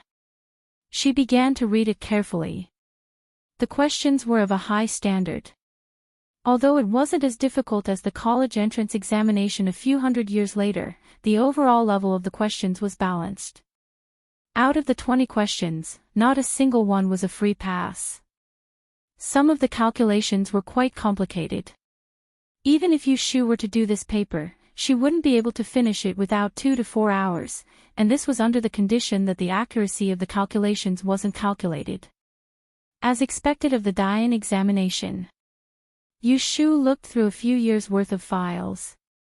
She knew that it wasn't easy, so she couldn't help but sigh. However, there was also something that made her secretly happy. It seemed that the mathematics exam didn't require the process of solving the problem to be written on the paper. She had seen a few students' exam papers that only had the results written on them, which was exactly what she wanted. Otherwise, she was afraid that if she wrote down the process of solving the problem, the examiner would mistake it as nonsense. Yu Shu thought that she would try these questions later. She flipped to the next page and saw that it was the astrology exam, so she paid attention. This was a subject she had to take. When she was in Yang City, Taoist Qingjing taught her how to identify the 3 permanents, 4 symbols, and 28 mansions, and she watched the stars every night until her neck cramped every day. She couldn't let all that hard work go to waste. Even if the Dian examination was full of hidden talents, and the chance of getting into the top 100 was not high, she still had to try. The Fengshan 18th year astrology exam was a time test. The file recorded that on the night of the 15th of the 12th lunar month, 739 candidates gathered at Donghua Pavilion to watch the stars. They recorded for 2 hours, and 18 officials of the Big Dipper division under the Celestial Commissioner watched the stars and recorded at the same time. The one who recorded the most stars and recorded the most accurately would be rewarded 100 yuan. When Yu Shu was in the Dao carrying building, she had read some files from 3 or 4 years ago. The astrology exam questions were generally the same. They learned and applied, and they extracted star news on the spot. Attached at the back was a student's exam paper that was densely filled with notes. Yu Shu lost interest after reading a few pages. She flipped the page and was about to look for the exam questions of the magic arts course when a piece of white paper jumped into her eyes. In fact, this piece of paper was not white at all. Instead, it looked much younger and cleaner because it was sandwiched in a roll of blurred and withered paper. On this piece of paper, the handwriting was flowing like the clouds. Compared to the examinee's paper on the previous page, it was much more concise. This was because there was only one line written on it. Yu Shu read it out softly, "There will be a son in this year who will bring great fortune and disaster." After reading this sentence, Yu Shu made a hiss sound and checked this different piece of white paper over and over again. There were no red marks or red marks on it, and there were no red words. The corners were worn, and there were traces of binding, but it was not in the original exam paper. On the edge, there was a line of small words, which read, "Bao Tai 12th year 12th month Changzhou Yun Mu Feng." Yu Shu looked at the small words suspiciously. This was clearly a student's exam paper from the early years, but why was it written, "Bao Tai 12th year"? Wasn't she holding the exam paper from the 18th year of Fengshan? Bao Tai, this is the era name of an emperor in the Duan.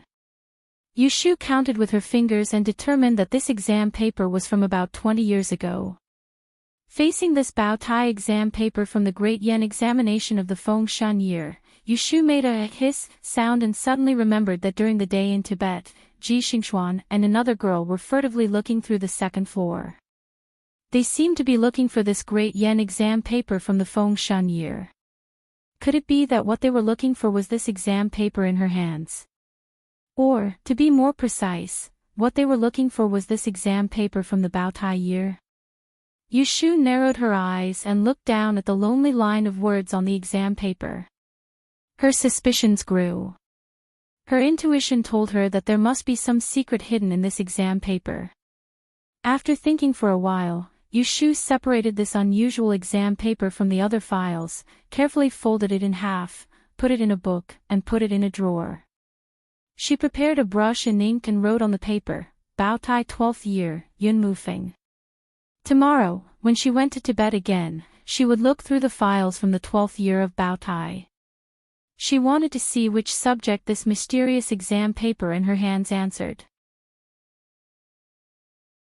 And this Yun Mufeng, what kind of god was he?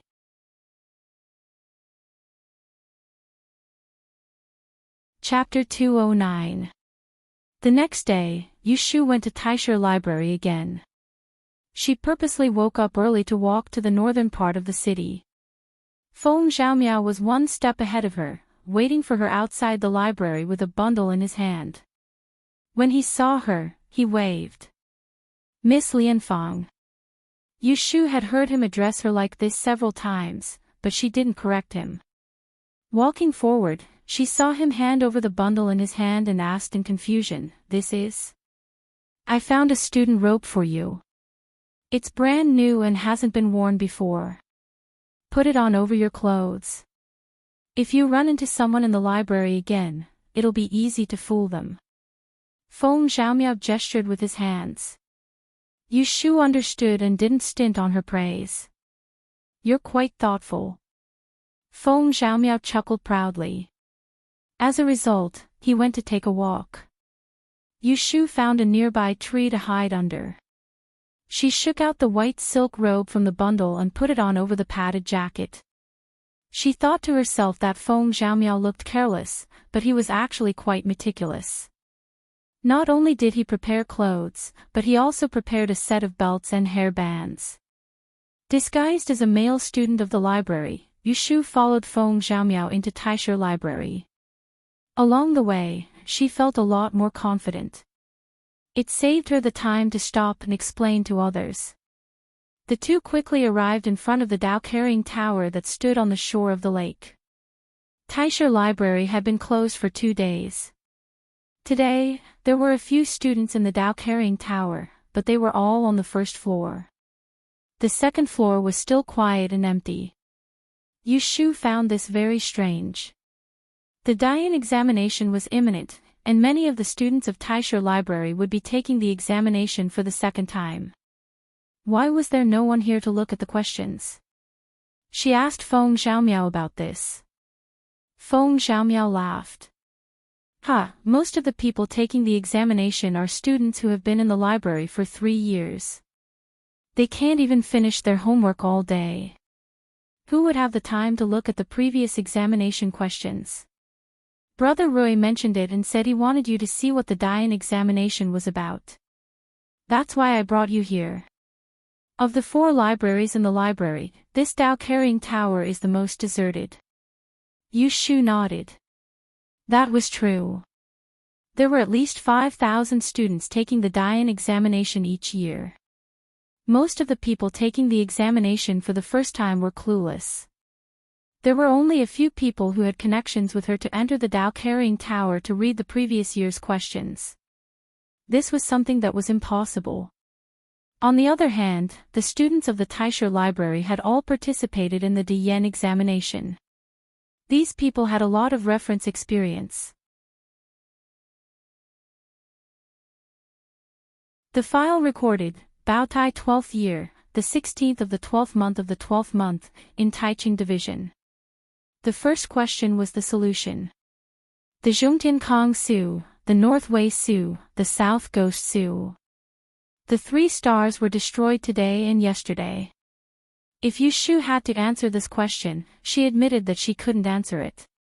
In astrology, it was usually a subjective sign of 1 star or 2 stars in the same constellation palace as a reference. However, this question not only involved 3 stars but also 3 different constellation palaces. The positions of the north and the south were completely different. There was no connection between the 3 constellation palaces. However, it was imaginable how difficult it was to link them together. There will be a sun in this year. Is it because of the great fortune and disaster?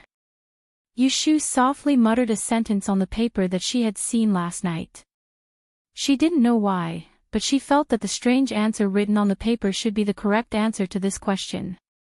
Yun Mufeng, the person who could solve this question should not be a nobody.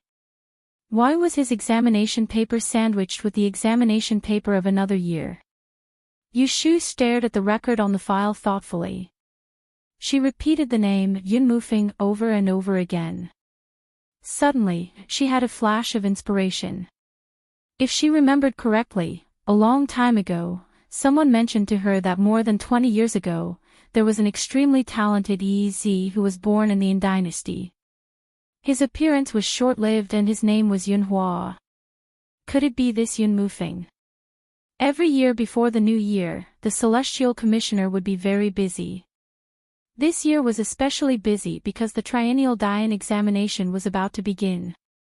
In order to ensure that the examination of the 6 subjects would be carried out smoothly, almost all the officials from the various departments had to leave early and return late. As the right magistrate, Ji Huaishan also had the responsibility of supervising this year's Dian examination. More than 20 Yi masters who were responsible for setting the questions had been detained in Langxiang Yuan in October. No one was allowed to spy on them. Several supervising examiners took turns to patrol and supervise them. Yesterday, Ji Huaishan was temporarily sent to Langxiang Yuan by the young supervisor. He only returned to the mansion the next morning. After a night of exhaustion, he didn't go to sleep.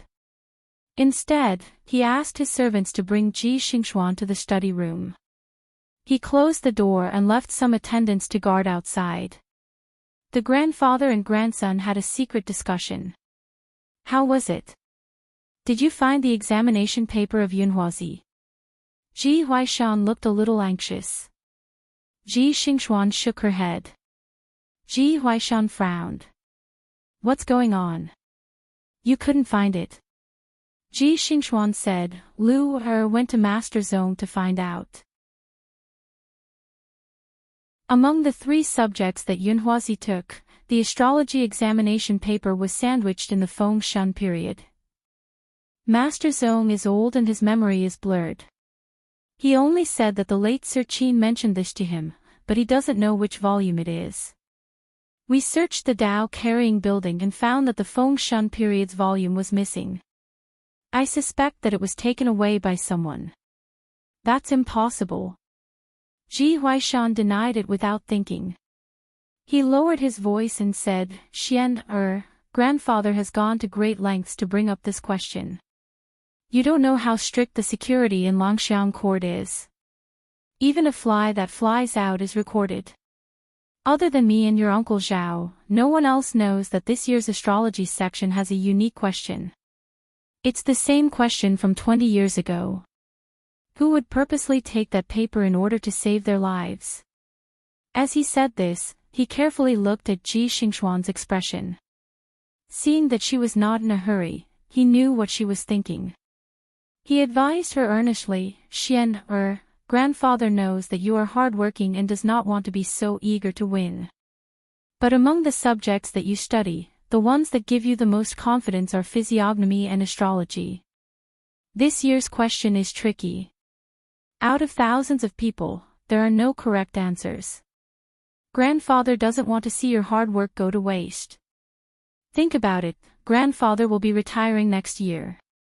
My position as the Celestial Commissioner of the Right Justice is remembered by many. At that time, I have no choice but to give in. If your marriage with the 7th prince succeeds, it will be fine. But if it doesn't, I can only take the risk and steal the question to ensure that you can stand out in the Dian examination. I want you to become the Celestial Commissioner as soon as possible. While grandfather is still in his position, I want to pull you up a little. Otherwise, if someone suppresses us in the future, our Ji family will not be able to stand out in Enling City. You know, your life has. At the end of his words, Ji Huaishan stopped speaking. His expression was very serious. Ji Xingxuan's eyes flickered. After a while, she softly said, Xian understands. Hearing this compromise, Ji Huaishan breathed a sigh of relief. He was afraid that she was young and arrogant. She was unwilling to beat around the bush and would suffer sooner or later. Ji Xingxuan lowered her head and thought for a while. She said again, but it is true that the examination paper is missing. Grandfather, is there no one else who knows the solution to that question? Ji Huaishan let out a long sigh and sat behind the table. He said to her, 20 years ago, I was lucky enough to take the examination at the same age as Mr. Yunhua. At that time, the question for the astrology section was personally ordered by the celestial commissioner of that year. Thus, he was the only person who marked the paper. As for EZ, there is only one person who appears every few decades. All the examination papers were stored separately. The person who stored them was the chief examiner of that year, Qin Jingming. Now that Qin Jingming has passed away, I dare not say that in this world, other than the celestial commissioner of Anling City, the only person who knows the solution to the question is Yunhua Ez's paper. Originally, I wanted to find that paper and let Zhao Luer share the burden with you. When the examination results are different, she can divert people's attention. But now, Ji Huaishan rubbed his throbbing forehead. Seeing this, Ji Xingxuan smiled bitterly and said guiltily, I am slow and didn't get the paper earlier. I wasted your efforts. Ji Huaishan waved his hand and said tiredly, don't blame yourself. It is grandfather's fault. Go and do what you need to do. I will think of another way. Ji Xingxuan advised, you should rest first. Don't tire yourself out. It's okay. Grandfather's body is strong. I can still hold on for a few more years. It is for your sake.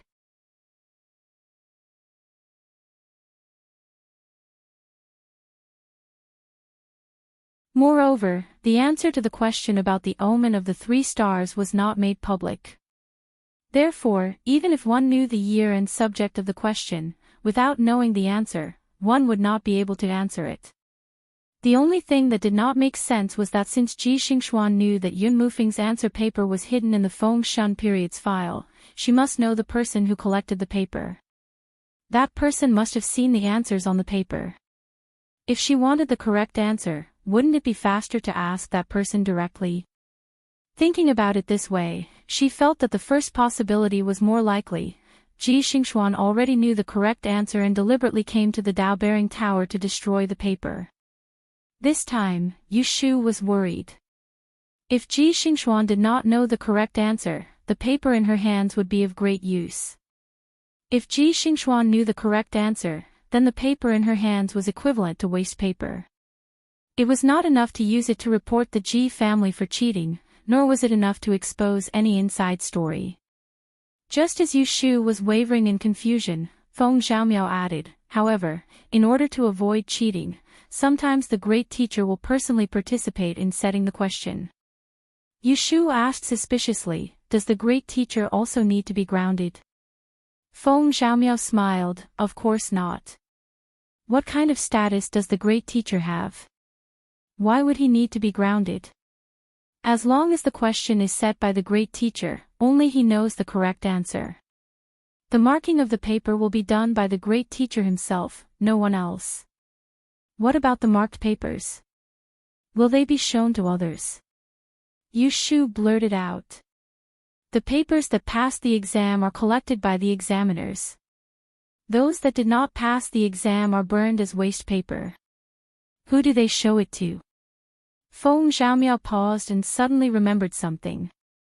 She mysteriously said to Yu Shu, but there is a special case. Yu Shu hurriedly asked, what kind of case? That year, Ez was born. Once Ez's paper is chosen, it will not be leaked. The great teacher will send someone to be in charge of collecting it. It is not in the library, nor is it in the books.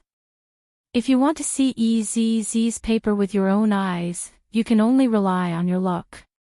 Yu Shu's mind raced, and she casually said, I didn't know that you know so much. Of course. Let me tell you a secret. Feng Zhaomiao lowered his voice and said quietly, 20 years ago, my grandfather was in charge of collecting the paper of Ez of Yunhua, who was famous in the capital. Yu Shu was suddenly shocked. Your grandfather?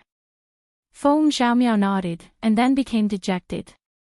It's a pity that he passed away a few years ago. Otherwise, I could introduce him to you. Passed away a few years ago. Yu Shu frowned. Her mind was in a mess. She could not help but think carefully. She seemed to have grasped something and thought of something. Her eyes brightened, and she suddenly saw the light. The probability had exceeded the limit.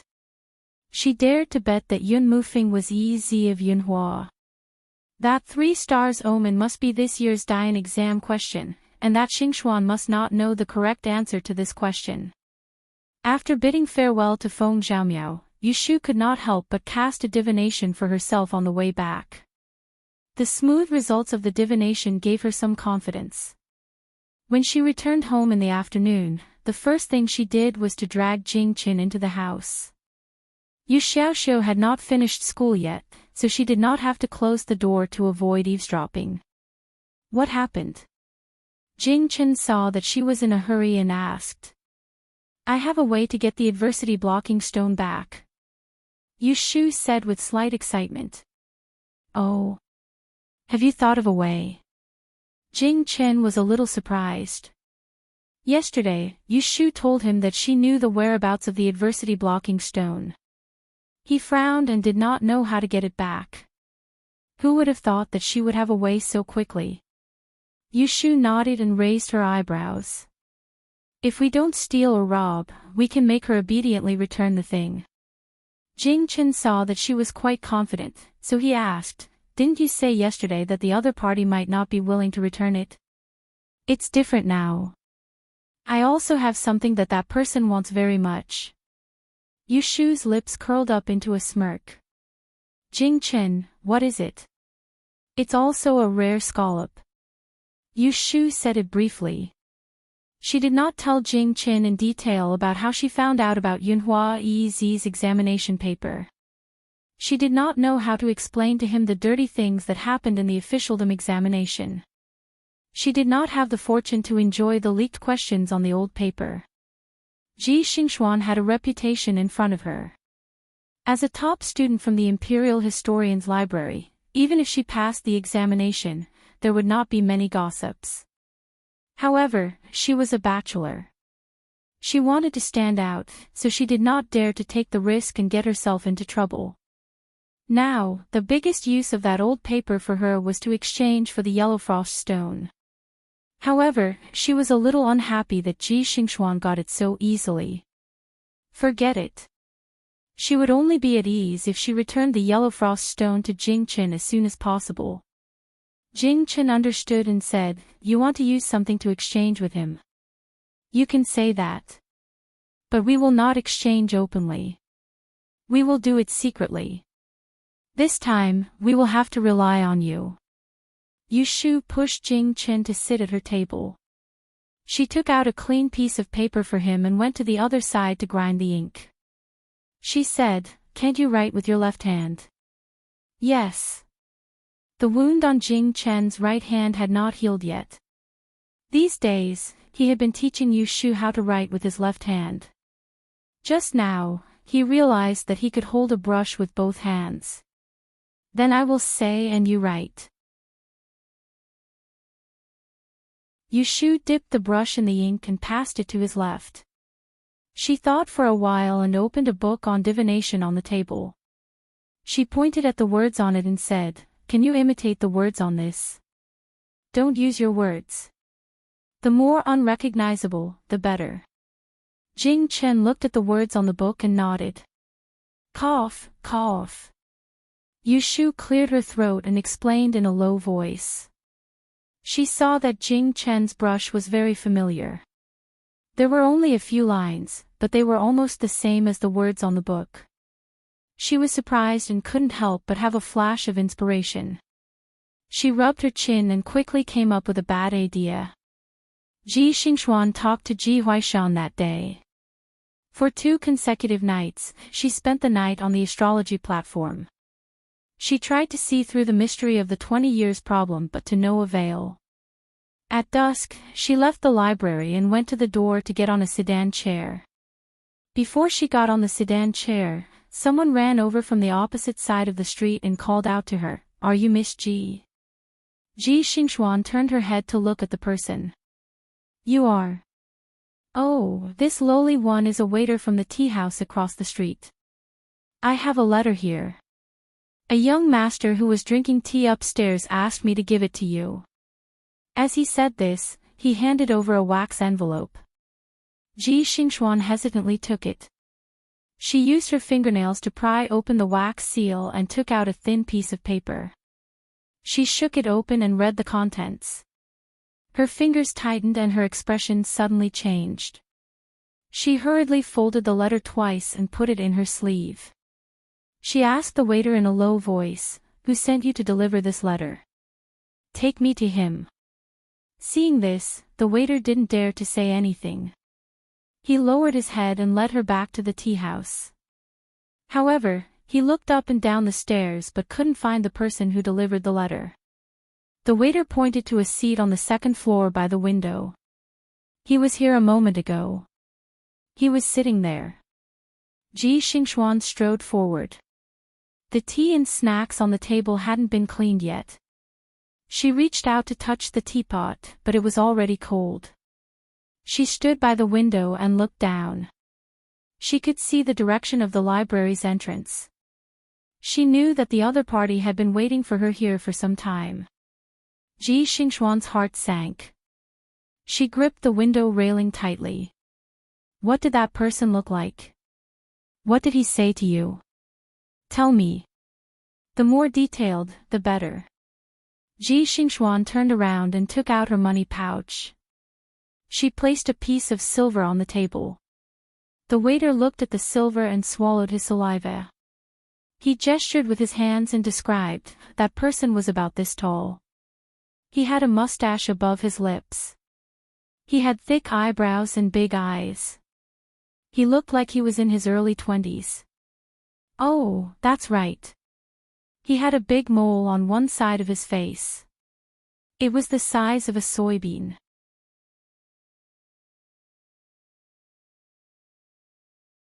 Chapter 211. In the evening, Ji Xingxuan hurried back to the Ji mansion. Seeing a carriage parked in front of the door, she knew that there were guests. She called the housekeeper who was working in the front courtyard and asked, "What guest has come?" "Miss, you've returned. It's Scholar Zhao from the LoveLore Library. The great master is entertaining him in the warm room." Ji Xingxuan frowned and gave the housekeeper a few instructions. Then, she quickly walked in the direction of the rear courtyard. When she arrived in front of the warm room, she first had the servant girl waiting outside go in to report before lifting her skirt and entering the room. There were two people sitting in the tea room. The older one was Ji Huaishan, and the other was a middle-aged man dressed in cinnabar robes. He was one of the scholars of the LoveLore Library, Zhao Zhixue. "Uncle Zhao." Zhao Zhixue said amiably, "Ah, Xingxuan, have you just returned from the library?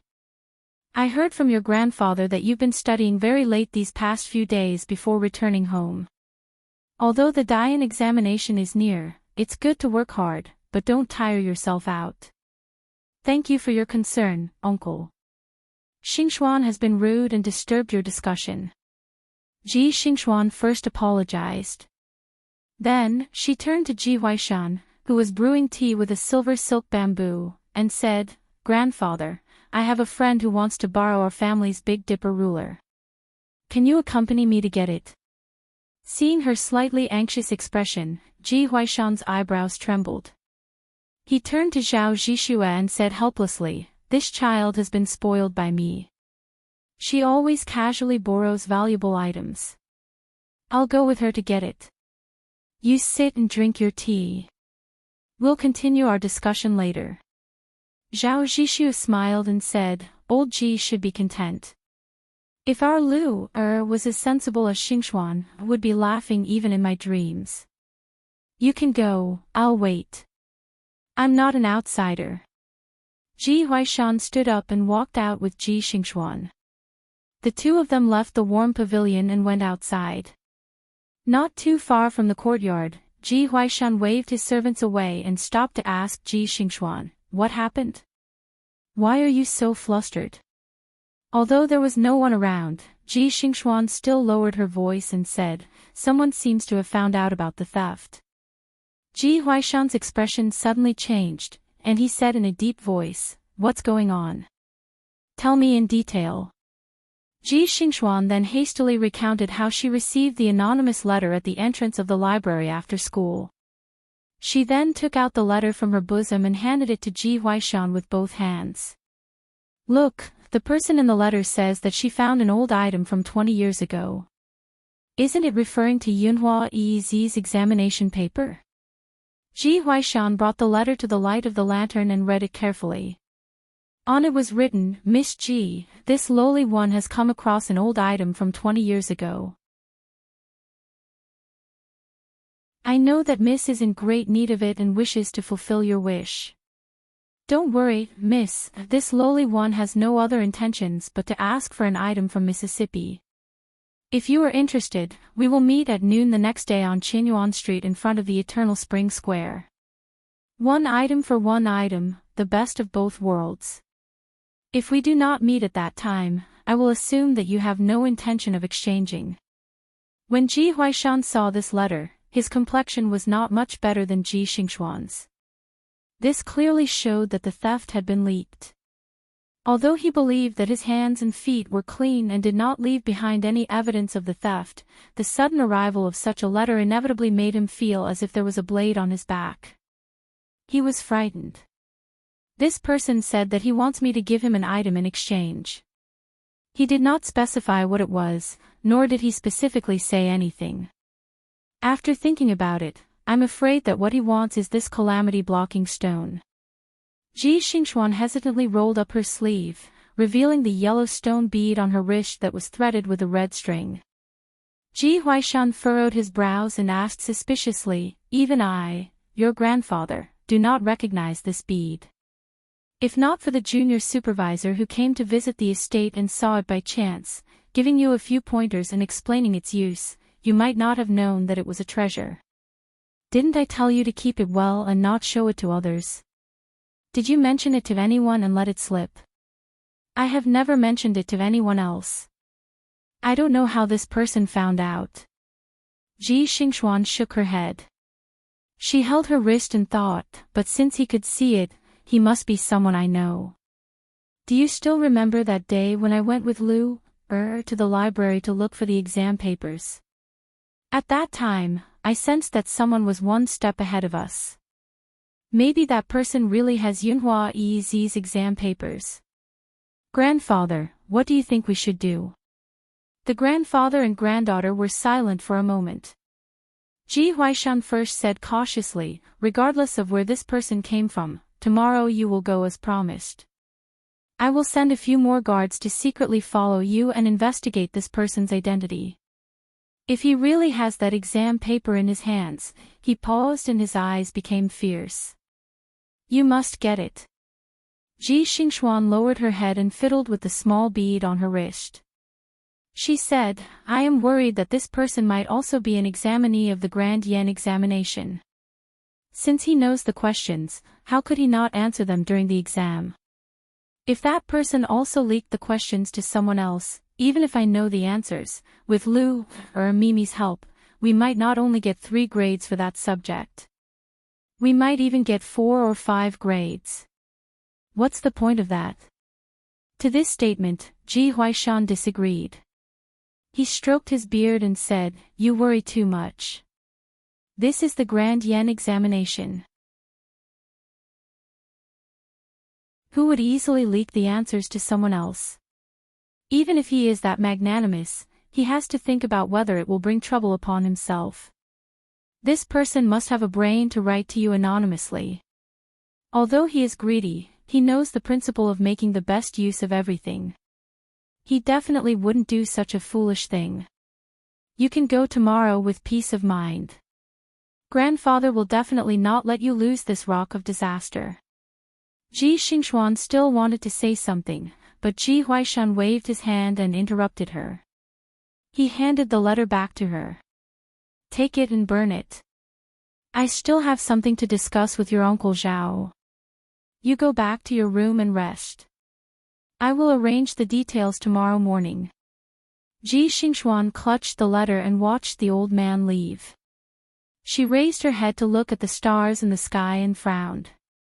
She had a vague premonition that things wouldn't go so smoothly. There were only a few days left in November. Seeing that the Grand Yen examination was just around the corner, Yu Shu had been reading Yi Li's essays day and night, as if she was preparing for the exam. Tonight, however, she turned off the lights early and went to bed. This made Yu Xiaoxiu, who had finally gotten used to sleeping with the lights on, feel very strange. In the dark, separated by a screen, he asked Yu Shu on the other side of the bed, "Sister, are you going to study tonight?" "Oh, I have to go out tomorrow. Rest early." Yu Shu yawned and turned over. Her hand touched the side of the pillow and grabbed a ball of fluffy kimbao. She casually pushed this little thing, which had a nest but didn't sleep in, to the head of the bed. She didn't want it to squeak and wake up if she accidentally rolled over in the middle of the night. She had business to attend to the next day, so she had to get enough sleep tonight. "Sister, why didn't Brother Shui come to our house to play these days?" Yu Xiaoxiu asked as he rested his head on his arm. Shui Rui had visited their house frequently a while ago, so he intentionally corrected Yu Xiaoxiu's words. As a result, Yu Xiaoxiu no longer addressed him as Big Brother Chao. "Busy yourself. Your brother Shui is an official. He has to go to the yamen to work every day. How can he have so much free time?" Yu Shu closed her eyes and felt a little sleepy. "Oh." Yu Xiaoxiu was silent for a while and then said, "When he came back last time, he said that he would take me to ride a horse next time when we rest in the study. I don't know if he has forgotten." Hearing the expectation in the child's words, Yu Shu opened one eyelid. "Why do you want to ride a horse? I thought you didn't like to do it." The other side of the screen said shyly, "No. It's just that among my classmates, I'm the worst at riding. I'm always laughed at." Seeing that he was willing to confess, Yu Shu was not afraid of hurting his self-esteem. She chuckled a few times and then comforted him. "Well, next time I see him, I will help you ask him. Your brother Shui is a man of his words. Don't worry, go to sleep." "Oh." Yu Xiaoxiu grinned and rubbed his head on the pillow. Not long after, he fell asleep. Yu Shu, on the other hand, was no longer sleepy because of his words. She thought that she should learn how to ride a horse. It was much more convenient than sitting in a sedan chair or carriage. However, it seemed that a bad horse cost hundreds of taels of silver. The daily grass was more expensive than the food people ate. She couldn't afford it now, and there was no extra space in the yard to keep a horse. Otherwise, she could buy one first. Imagining the heroic scene of riding a horse one day, Yu Shu gradually fell asleep. The next morning, as soon as Yu Xiaoxiu went out, Yu Shu first changed the medicine on Jing Chen's hand, and then went into the room to busy herself. Yesterday, she sent a letter to Ji Xingxuan to make a deal at noon on Qinyuan Street. Although she didn't really plan to show her face, she was very unlucky. In case she met Ji Xingxuan and was recognized, she decided to disguise herself. Of course, she didn't have the ability to disguise herself, but Yu Shu still had a way to dress up so that no one could recognize her. She fished out an old dress from the cabinet, cut a few holes, tore the hem of the dress, and put it on over the cotton jacket. She untied her hair, combed it into a crooked bun, and tied it with a piece of cloth that she tore off from her clothes. She looked at herself in the mirror. Except for her pale face and delicate facial features, she looked like a beggar begging on the street. After turning around with satisfaction, Yu Shu swaggered out. Jing Chen was sitting in the main room waiting for her. Just now, he heard her tossing and turning in the room, and when he saw her sloppy behavior, something suddenly flashed through his mind. He was startled, and his face showed a bit of confusion. How did you get yourself into this? In case someone recognized me, Yu Shu answered vaguely. She went into the kitchen, scraped a layer of soot, and patted it on her face. She washed her hands, and then walked into the main room with her hands on her hips. She smiled at Jing Qin, showing her white teeth, and said proudly, "How is it? Can you still recognize me when I'm dressed like this?" Jing Qin said honestly, "I can recognize you no matter what you're dressed like." Seeing that he didn't give her face, Yu Shu didn't feel angry. Instead, she was a bit happy. She snorted and went back to the room to get the bamboo hat that she bought yesterday. She walked in front of Jing Qin, put it on his head, and tied a knot under his white chin. Her eyes stayed on his face for a moment, and then she raised her hand to pull down the white gauze on the brim of the hat, covering his handsome face. She took 2 steps back, looked at him carefully, and shook her head with a smile. She wanted to dress him up as a beggar, but she couldn't help it. He was a natural beauty, and even if he wore ragged clothes, he didn't look like a lowly person. "Okay, let's go." Yu Shu hung the key around her neck and unlocked the door. "You still haven't told me where we're going today." Jing Qin gently twisted the overly tight rope on his chin, got up, and walked toward her.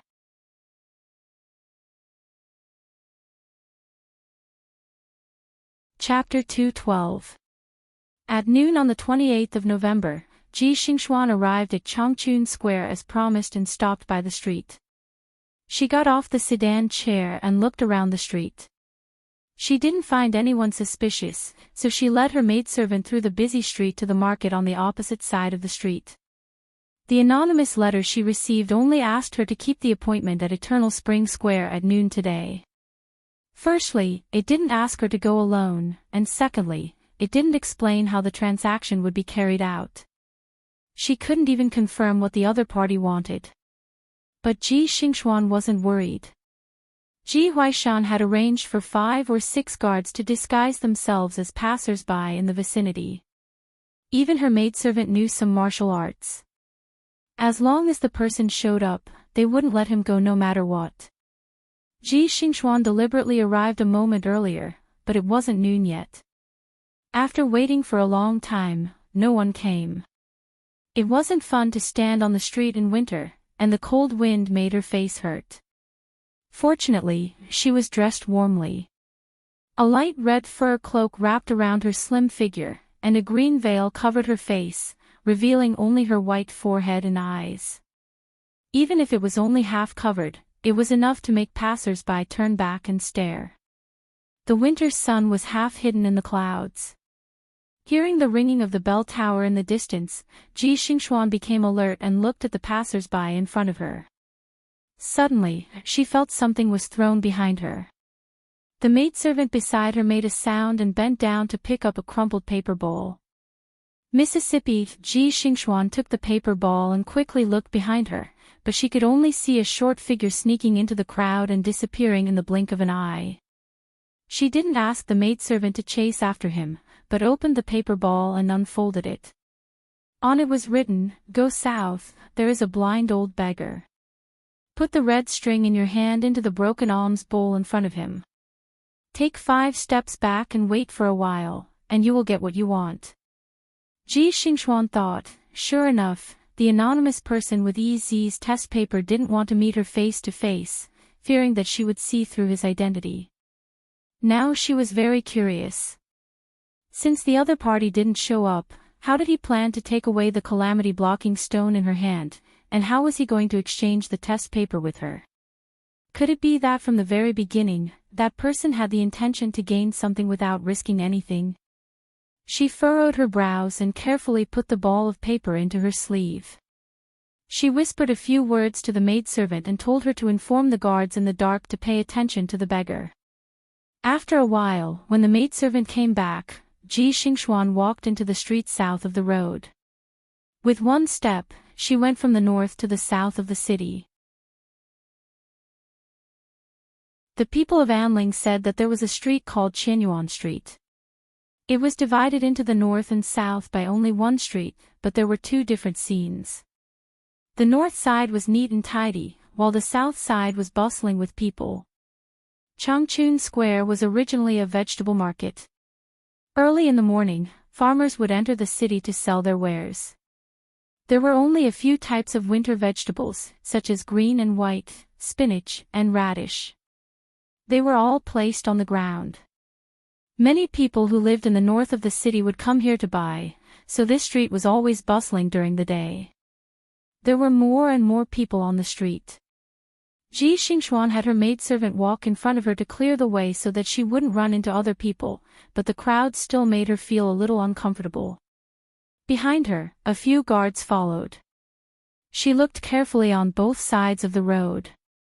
After walking for about 100 steps, she saw the blind beggar mentioned in the letter at the foot of the wall of a bun shop. This old man had white hair and a haggard expression. He was curled up at the foot of the wall, his clothes were tattered and his eyes were covered with a dirty black cloth. There was no doubt that he was blind. In front of him, there was a broken pottery bowl with only 3 to 5 copper coins. Last year, there was a drought in the north and many beggars fled to Anling City. Because there was no lack of women coming and going to buy vegetables and meat in Changchun Square, many people felt pity for them, so there were more beggars here than other places. In the alley behind this old beggar, there were 4 to 5 beggars squatting there. There were big and small beggars, all dressed in thin clothes, their heads hunched against the cold. Ji Xingxuan stopped in front of this blind old beggar. Her eyes showed some pity. She untied her pouch, bent down and put a piece of silver into the bowl in front of him. She then fumbled in her pouch and took out the disaster-blocking stone that she specially took out before she left this morning. She squeezed it in her palm, and after a short moment of hesitation, she also put it into the bowl. Seeing this scene, the eyes of the beggars near the foot of the wall brightened at the same time. They raised their heads and looked at the old beggar's broken bowl. Some were greedy, and some were sneering. Ji Xingxuan put away the bead and stood up. Her eyes didn't leave the beggar's broken bowl. She retreated step by step and stopped after 5 steps. Every time a pedestrian passed by her, they would be vigilant. Several guards quietly spread out and stood around Ji Xingxuan, so that they could catch the person later. Ji Xingxuan knew that there were people following them, so she was very relieved. If the other party had the ability to take away the thing under the eyes of so many people without showing themselves, then he would be a ghost. At this moment, the sky suddenly turned gloomy. Boom! There was a thunderous sound, and the whole street was filled with screams. Ji Xingxuan was also startled by the sound of thunder. She was distracted for a moment, and the sky started to rain heavily. A bolt of lightning flashed across the sky. Crack! Out of the corner of her eye, she saw that at this moment, a few beggars who had been squatting at the entrance of the alley all rushed towards the old beggar who was at the foot of the wall. They scrambled to stretch out their hands, and their target was the broken bowl at his feet. The first beggar, who was short, nimbly grabbed the broken bowl in his arms and was about to run into the crowd in front of him. Not good. This sudden situation made Ji Xingxuan's expression change. She didn't need to shout, and several guards in the crowd had already moved. One by one, they pushed through the crowd and chased after the beggar. However, the rain suddenly fell, and the street was full of pedestrians running around to hide from the rain. They pushed and shoved, which became an invisible obstacle, making it difficult for several men to chase after a child. Stop! Don't run. The beggar ran with his head down and accidentally bumped into someone. He almost fell to the ground. Fortunately, Fang Zhong reached out and pulled him. The beggar used the force to stand firm, and his hand left a black handprint on the other's white sleeve. He didn't notice that the sleeve flew past the alms bowl in his hand. When he heard the sound of people chasing behind him, he ran away again. Standing on the noisy street in the heavy rain, Ji Xingxuan's eyelids twitched. She was afraid that she would lose the stone, so she pulled her maidservant and ran towards the south. The rain became heavier in the blink of an eye. She didn't run far before she was separated from her maid. The fluff on the collar of her cloak was soaked and stuck pitifully to her slender neck. She shivered and was hit by a passerby who was trying to hide from the rain. She slipped and fell on the road. Hiss! The stinging pain from her knees and palms made her face pale. She tried to stand up, but she found that she had twisted her leg. The heavy rain poured down, and the rainwater flowed down her forehead. The veil stuck to her face, and a few strands of her hair fell into a mess. Passers-by pointed at her, so she turned her face away in embarrassment. She lowered her wet eyelashes and was no longer in such a sorry state. However, at this moment, the cold wind suddenly stopped and the heavy rain stopped. She raised the back of her hand to wipe the rainwater from her eyes. She saw a pair of wet black boots and white trousers. When she looked up, she saw a hand holding an umbrella and a blurry face under a bamboo hat. "Here you go." Ji Xingxuan was in a daze. She subconsciously reached out to take the umbrella handle. At the same time, the other person let go of the umbrella handle and straightened up. He turned around and walked past her. The black robe lightly brushed past her shoulder. She quickly turned her head to look, but the white figure had already disappeared into the crowd. "Miss, miss." The anxious shout made her come back to her senses. She responded and the maidservant squeezed through the crowd and hurriedly helped her stand up. "Miss, are you hurt anywhere?" Ji Xingxuan grabbed the maidservant's hand and asked, "Where is he? Did you catch him?" "They've all gone to chase after him. They definitely won't let him escape." "Don't worry. Go back to the sedan first." The maidservant tried to persuade her. Although Ji Xingxuan was anxious, she was afraid of losing the topaz. However, she also knew that she couldn't help much here, so she nodded and passed the oil paper umbrella to the maidservant. "Everything was fine when we left the house. Why did it suddenly start raining?" "Miss, where did you get the umbrella?" "Just now." Ji Xingxuan answered as she raised her head. Her voice paused because she saw a small bamboo tube tied with a red string in the middle of the umbrella stand. She took it down suspiciously and fiddled with it in her hands. Soon, she realized that the bamboo tube was as thick as 2 fingers and could be unscrewed. After pulling off the top, the contents inside were revealed.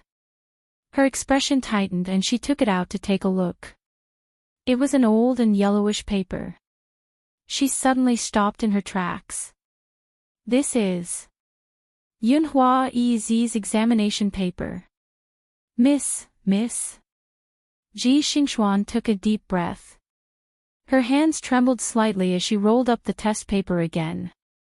She tried it a few times before stuffing it back into the bamboo tube. She should have been happy that the other party had kept their promise, but the image of the white figure holding the umbrella flashed through her mind. She became somewhat resentful and tightened her grip on the small bamboo tube with the red string tied to it. It was still raining. Yushu, who was unkempt and dirty, squatted under the eaves at the entrance of the alley to hide from the rain. She saw Jing Chen's figure appear on the street and smiled. She took out a string of copper coins from her bosom and covered it with her sleeves. She turned her head and grabbed the old beggar's hand and put it on the coins. She leaned over and whispered in his ear, "Master, keep it well. If you're hungry, take some to buy steamed buns. Don't let anyone see you." "Aw. You are. Hee, I'm the one who thanks you." After saying that, she left the blind old beggar, who had a surprised look on his face as he fumbled with the string of copper coins. She waved at Jing Chen and pointed at the alley behind her, gesturing for him to follow her. The two of them entered the empty alley one after another. Yushu looked around before stopping. She moved closer to Jing Chen and widened her eyes that were filled with anticipation. She asked excitedly, "How is it? Did you get it? It was still raining. Jing Chen pulled off the string of his hat with one hand and took off his bamboo hat. He put it on top of her head to block the raindrops that fell on her head from the eaves. Then, he reached his left hand into his bosom and took something out. He handed it to her and opened it. Yu Shu looked at his empty palm and opened her mouth wide. She was dumbfounded. Hee hee. However, with a light chuckle, he flipped his hand and a bright yellow bead appeared in the center of his palm.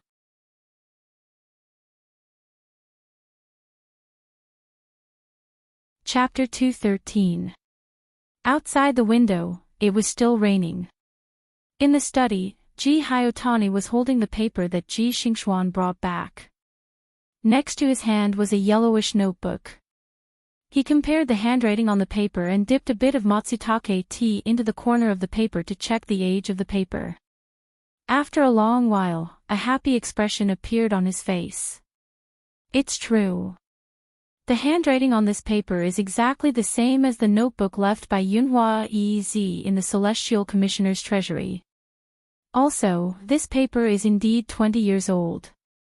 That's why it turned green after being stained with matsutake mushroom. Xingxuan, you've done a good job. When Ji Xingxuan heard this good news, she was not as happy as Ji Hyotani. She turned her head to look outside the window and smiled bitterly, but I've lost the rock and the person has not been caught. Ji Hyotani had heard about the exchange between Ji Xingxuan and the anonymous person at Eternal Spring Square from her maid. He thought that she must be upset after losing her most beloved item. He comforted her, don't worry. Grandfather has already sent people around Eternal Spring Square to investigate the person's appearance. Once we find the whereabouts of the thief, we will definitely get the item back for you. Ji Xingxuan turned around to look at Ji Hyotani and said, to catch that person, I'm afraid it won't be easy. On my way back, I've thought about it. Today's incident is too much of a coincidence. How could there be a heavy rain at noon? I've also questioned the few beggars. They all said that no one ordered them to do so, so how could they coincidentally start a disturbance at that time? When the guards caught the little beggar who tried to steal the money, they didn't let him out of their sight on the way back. However, they didn't see the rock. This is abnormal. I've thought about it, the anonymous person must have planned all of this beforehand. In such a short period of time, he was able to take advantage of the right time, the right place and the right people. This kind of person is not only astute, he must also be very skilled in disguise. Ji Hyotani frowned. The person who gave you the umbrella must be this anonymous writer. Are you sure you didn't see his face clearly? Ji Xingxuan's eyes flickered. Sighing softly, she hung her head and said, it was raining heavily at that time and I fell down. I only saw a silhouette but did not see what kind of clothes the person was wearing. Whether it was a man or a woman, I do not know. Not knowing that she was hiding something, Ji Hyotani nodded, knowing that the chances of finding the calamity-blocking stone was next to zero. Seeing that she was struggling over this, his expression turned serious, saying, whether you can find it or not, don't think too much about it for now. Later, go get your protective jade and put it back on. There are still 3 days until the big yen examination. You should focus on preparing for it. Now that you have Yunhua Ez's paper in your hands, you should think about how to solve the questions. You can't just copy his answers. What do you think of the phrase, a son will be born in this year? Great fortune will bring disaster. What do you think? Let me hear it. Hearing this, Ji Xingxuan suppressed the irritation in her heart and held her empty wrist. I think that, combined with the sign of the 3 stars, this sentence is a metaphor. After this sign appears, there will be a person who will be born with great wealth during the next spring festival. But his life will bring disaster to the heavens. She had an indescribable premonition that sooner or later, she would meet the person who gave her the umbrella in the rain again. Braving the heavy rain and returning home, Yu Shu was shivering from the cold. She scooped up half a basin of warm water from the stove and brought it back to her bedroom. She quickly washed her hands and face, took off her wet clothes and threw them to the side. Naked, she crawled into bed. Jing Chen was also quite wet. But now that his martial arts had recovered, he was not afraid of the cold. After changing out of his wet clothes, he went to the kitchen and added firewood to boil water with one hand. It took a long time for Yu Shu to warm herself up. She pricked up her ears and listened to the movements outside the house. She wrapped herself in the quilt and shouted, "Jing Chen, be careful not to get your hands wet." Jing Chen, who was preparing to make tea in the kitchen, stopped what he was doing. He raised his right hand to look at the traces of wetness on the gauze. He turned to see that the fire on the stove was still burning. He bent down and put his hand on it. When the moisture on it evaporated, he continued to pour tea. He carried the brewed hot tea into the big house and knocked on Yu Shu's door. "Xiaoyu." "Oh, wait." Yu Shu reached for the chest top and panties at the head of the bed. She put them on under the quilt, and then put on a pair of pants. She was reluctant to leave the quilt that she had just warmed up, so she wrapped herself in the quilt. Only her head was exposed, and she stepped out of the bed in her shoes to open the door. Jing Chen walked in with a cup of tea in one hand. Seeing that she was wrapped in the quilt and stomping her feet, he said to her, "Go sit on the bed." Yu Shu embarrassedly laughed twice, then jogged back to the bed, kicked off her shoes, and put her feet back under the quilt. She watched as Jing Chen put the tea on the desk, poured a cup, and handed it to her. Yu Shu stretched out her hands from under the thick quilt and carefully took the cup. The slightly hot cup made her sigh in comfort.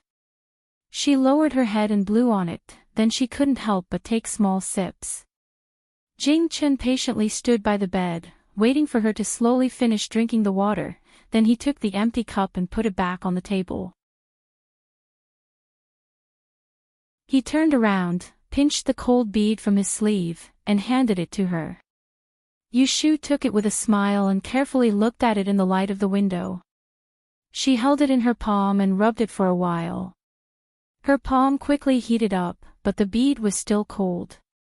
"It's true. This is the yellow frost stone you gave me." The joy of regaining something she had lost made her smile from ear to ear, even if this treasure didn't belong to her. Yu Shu pinched the yellow frost stone and handed it back to Jing Chen. She was thinking about how to ask him to let her wear the death-blocking stone for a while to get rid of bad luck. When she studied the cycle of his Kata star, she would return it to him. However, before she said anything, Jing Chen said first, "You keep it." "Ah." Yu Shu was stunned and didn't know what to say. She hesitated for a while, then slowly said, "This is the treasure of your sect. I lost it because I was careless. It was not easy to find it, and you are giving it to me again. Didn't you dream that your master said this death-blocking stone can't be given to others easily?" Jing Chen looked at the yellow stone in Yu Shu's hand, and there was no reluctance on his face. He moved his gaze to Yu Shu's face that was slightly red from the hot tea, and said, "You said that you can't give it to someone with bad intentions. However, I am your best friend and close like a brother, so naturally I can give it to you. Why can't I?" When Yu Shu heard the words best friend, she was still able to grin happily. But when she jumped to the words as close as brothers, she couldn't help but raise her eyebrows. She secretly muttered to herself, wondering when this idiot would find out that she was a real woman. She snorted twice and retracted her hand into the blanket, saying, "Then I'll keep it for you for now. When you want it later, I'll return it to you." Jing Chen didn't say much and nodded in agreement. His gaze turned and saw her small neck exposed from the quilt. His gaze landed on a mud spot on her slender collarbone. He paused for a moment, then stretched out his hand, pressed his thumb on it, and gently rubbed it. Yu Shu didn't pay attention and was scratched by him on her neck. The itch made her shrink her shoulders. When she realized how frivolous his action was, she stretched out her hand from the quilt, grabbed his wrist with one hand, and covered her neck with the other. She raised her head and stared at him. "What are you doing?" She didn't expect that when she moved, the quilt on her body directly fell from her shoulders. She only wore a small shirt that wrapped around her chest, and most of her shoulders were exposed to the air. Her smooth shoulders were different from a man's rough shoulders. Under the small green shirt, the curve of her chest was not very obvious, but it was indeed flatter than a man's. Jing Chen stood at the side of the bed, looking down from above. Everything was clear at a glance. No one expected this scene, and both of them were stunned at the same time. It wasn't until Yu Shu sneezed from the cold that she let go of his wrist with a stiff expression. She pulled the quilt up to her waist and covered herself tightly. She didn't even look at Jing Chen's expression at the moment. She pressed her forehead with one hand and said in a muffled voice, "Go out and close the door." This sound broke the silence. In Jing Chen's mind, the scene he just saw appeared clearly, and some details of his daily life flashed through his mind. His eyes blinked slightly, and he suddenly realized something. He suddenly turned around and walked out of Yu Shu's room with one hand. As soon as the door was closed, Yu Shu couldn't keep her face. She tilted her body to the head of the bed and held the small stone in her hand. She hit the pillow and squeezed out a frustrated moan from her throat. Outside the door, Jing Chen stood there for a while. He slowly raised his hand, clenched it into a fist, and pressed it between his eyebrows. Behind his wet temples, there was a red tip of his ears. Yu Shu and Jing Chen stayed in their respective rooms until dusk. The rain stopped and Yu Xiaoxiu came back from school. "Open the door, I'm back." Yu Xiaoxiu knocked on the door several times before he saw Jing Chen opening it. He didn't notice his unnatural expression, so he smiled at him and closed the door. Then he ran into the room with his school bag and said excitedly, brother, let me tell you, today brother Shui." "Hey!" He pushed the door of the bedroom with his hand and wanted to go in, but found that the door was locked from the inside. Yu Shu had already dressed up and was sitting at the desk to recite a book. She didn't read much in the afternoon. When she heard Yu Xiaoxiu knocking on the door, she didn't move. She didn't want to open the door for him. She turned a page of the book and answered lazily, "Brother Shui, what's wrong?" Yu Xiaoxiu thought that she was changing clothes inside and it was not convenient for him to go in, so he stood at the door with his school bag in his arms and said, "Brother Shui went to the study garden to find me today. He asked me when I don't have to go to school.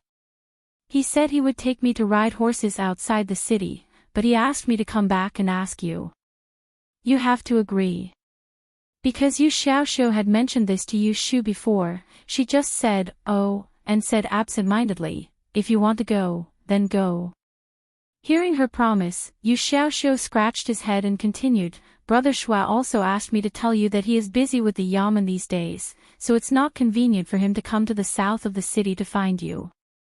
He said that when you go to take the exam in the first day of the new year, he will send a carriage to pick you up in the morning. He wants you to prepare for the exam." Hearing this, Yu Shu's face became expressionless again. She put the book upside down on the table and held her chin helplessly. Although she was grateful for Shui Rui's willingness to help others, she couldn't help feeling bitter. "It seems that I have to find a chance to make it clear to him. It's not good to keep doing this."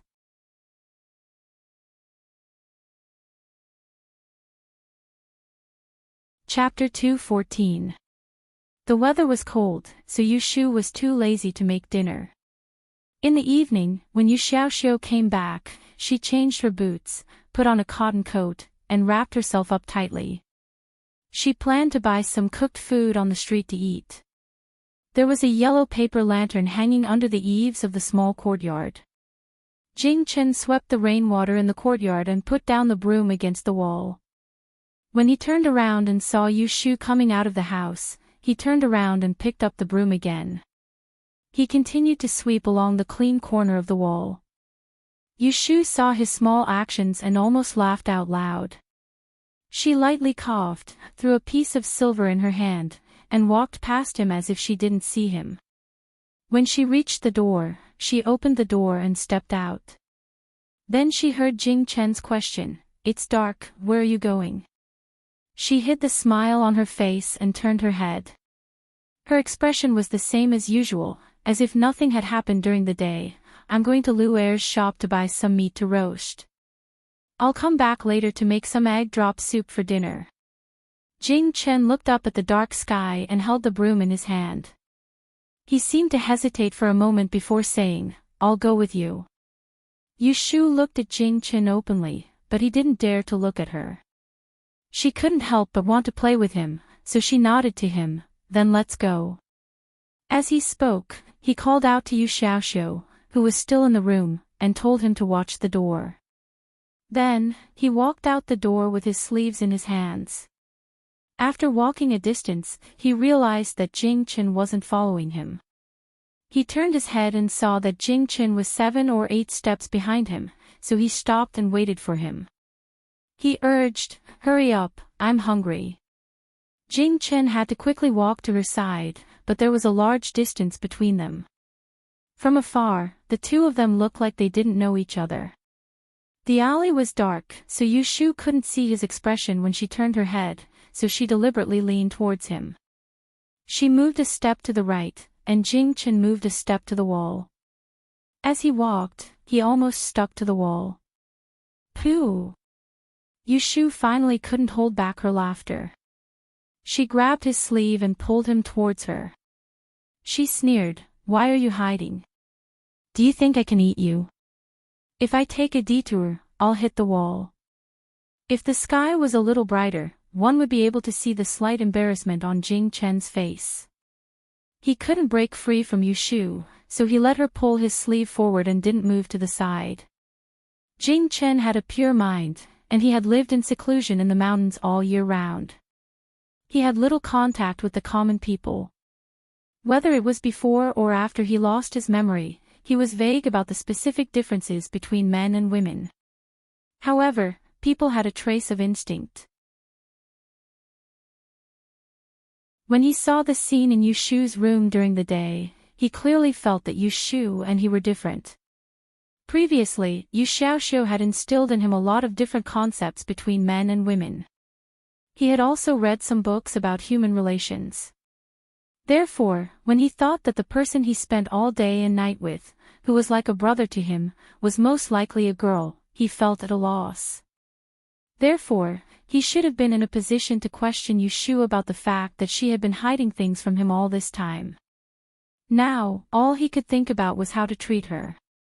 When the two of them walked to the entrance of the alley, Jing Chen finally mustered up the courage to ask, "Xiaoyu, there's a fried sugar cake stall."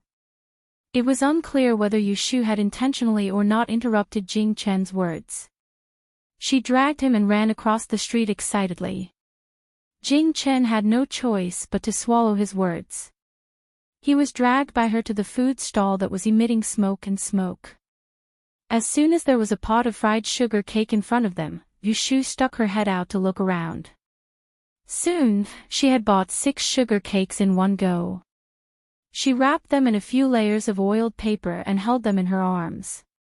Because they were too hot, she did not dare to eat them directly. Therefore, she could only smell the aroma of the cakes to satisfy her craving. She did not eat much for lunch, so it was rare that she was hungry. Jing Chen saw that she was focused on the sugar cake, so he did not say anything else. He quietly walked beside her. The two of them bought 2 meat dishes and 1 vegetable dish from LoveLore's food stall on Huixing Street. They also picked up a few tea eggs, which Jing Chen carried. When Yu Shu's sugar cake was about to enter her mouth, she weighed one in the oiled paper and took 2 bites. As the sugar juice slipped into her mouth, she sucked in air and finished it quickly. Then, she pinched another one and handed it to Jing Chen. "Here, you haven't eaten much during the day. Eat it first." Jing Chen's hands were full of food, so he could not take it, so he shook his head. "You eat it." Yu Shu looked at him and rolled her eyes. She raised the sweet cake high and brought it to his mouth. She giggled and said, "Come, have a bite." When Jing Chen was injured, Yu Shu had personally fed him many times. So, he was used to her actions. When he saw her bring the cake to his mouth, he subconsciously opened his mouth. When he tasted the sweetness in his mouth, he suddenly realized that it was inappropriate. So, he bit the cake in his mouth. He did not know whether to swallow or spit it out, so he could only puff up his cheeks. Yu Shu looked at him.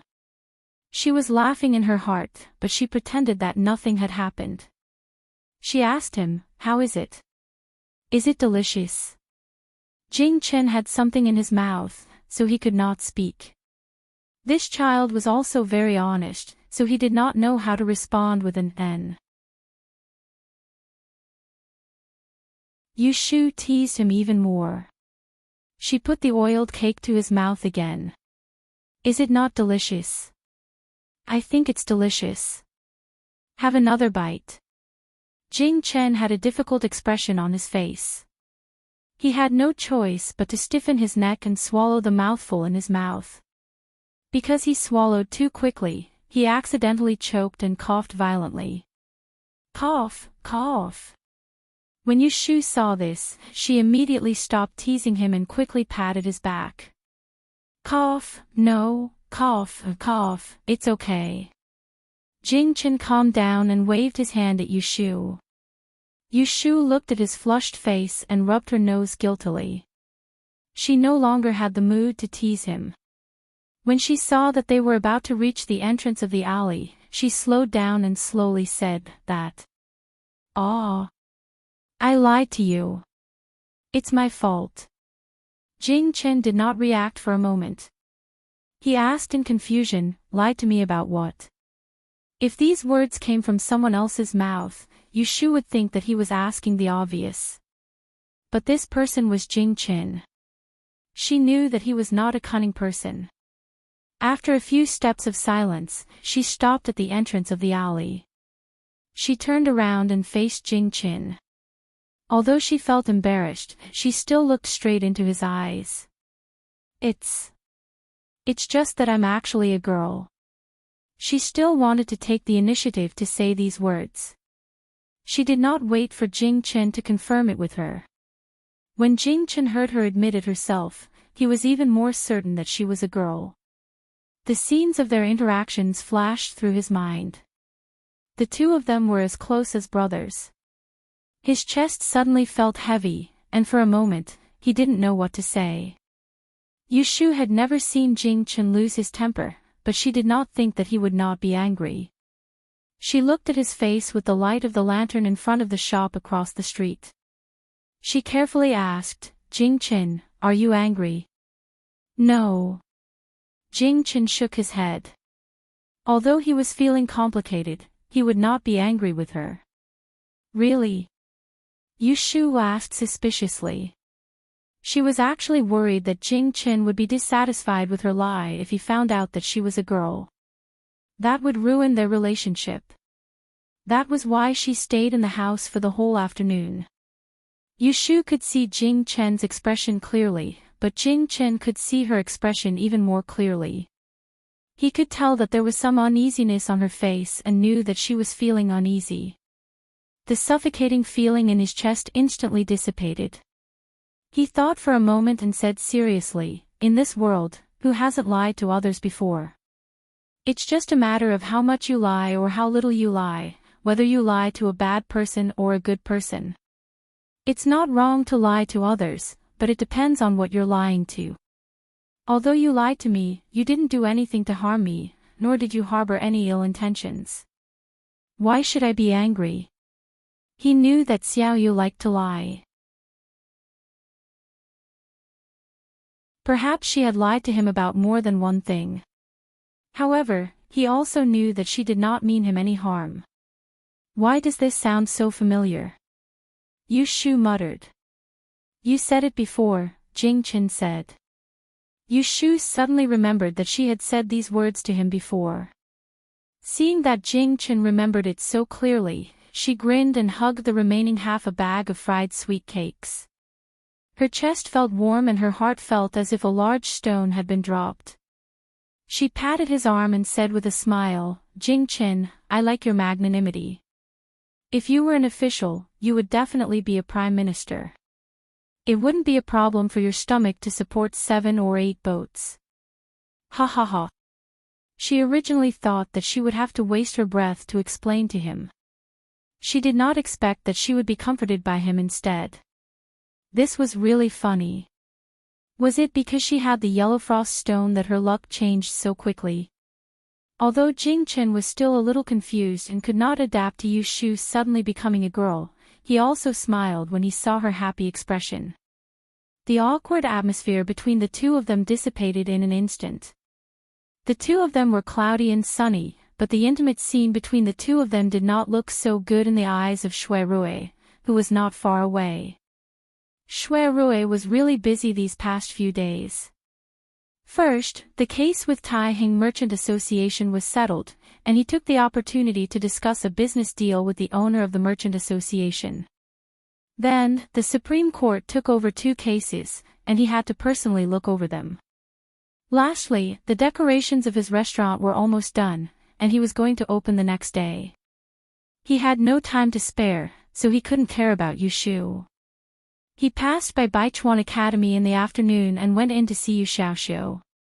He suddenly received an official document in the afternoon saying that he had to go to Luz for a few days. Coincidentally, he had missed Yu-shu's first exam. Thus, he rejected a banquet in the evening and took a horse carriage to the south of the city to see her. He wanted to see her and give her some instructions. Who would have thought that the moment he arrived, he would see her talking and laughing with someone on the streets? She was a completely heartless girl. Shui Rui raised his eyebrows. He was not really angry at who she was doing what with, he was angry that she was not nervous at all before the exams. Which one of the others did not study day and night when they participated in the major yen examinations? She, on the other hand, was out strolling in the middle of the night. Ah shoo.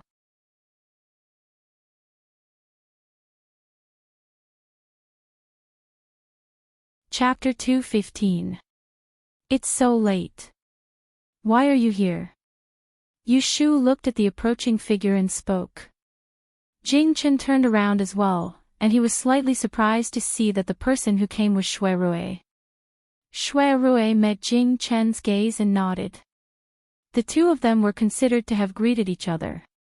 Then, he said to Yu-shu, "I have to go out on a business trip for a few days. I came to find you to calculate my schedule. Is it convenient for you now?" Yu-shu felt strange that the Shui family didn't even have a guest fortune teller. Why did he need to come to her for such a daily thing? However, she still answered, "Why not? Have you had dinner?" Shui Rui nodded. Then he looked at the food in their hands and asked, "You haven't eaten yet?" Yu-shu raised the sugar cake in her hand. "It's too cold to cook. Let's go and buy some. Let's go back to my home first." Shui Rui glanced at Jing-chen and nodded. Okay. Yu-shu didn't think much about Shui Rui's sudden visit. She took him home. Yu Xiaoxiu was very happy to see Shui Rui. He called him Brother Shui and ran to the kitchen to boil water and make tea without Yu-shu's order. Jing-chen walked behind Yu-shu and Shui Rui and placed the food in his hands on the table. Initially, he wanted to return to his room, but when he reached the door, he thought about it again. Xiaoyu had become a woman now, so it was not convenient for her to be in the same room as a man. Thus, he stood at the door and did not walk out. He turned around and watched the two of them talk. Yu-shu led Shui Rui to sit down at the table and asked, "When will you go out? What do you want me to do?" Shui Rui said, "Tomorrow morning, help me calculate the weather for the next few days. You've kept my 8 characters of the 8 trigrams of fortune from last time. Also, check if there's anything to avoid during this trip and if it's going smoothly. Tomorrow morning. I'll do it for you now. Have a seat first." Yu Shu stood up and walked into the room. Shui Rui stopped her. You haven't eaten yet. You eat first. I'm not in a hurry. Yu Shu waved her hand. It's okay. I just ate. She turned around and saw Jing Qin still standing at the door. Jing Qin, eat first. Don't wait for me. After that, she went into the inner room, lit the lamp and spread the paper. She took out the horoscope that Shui Rui left for her last time. It was rare for Shui Rui to ask her for help. She must do a thorough calculation. Moreover, Jing Qin was also here. She didn't know if it would affect him. Now, only Shui Rui and Jing Qin were left in the central room. For a moment, it was quiet. Shui Rui stood up and walked one round in the living room that wasn't very big.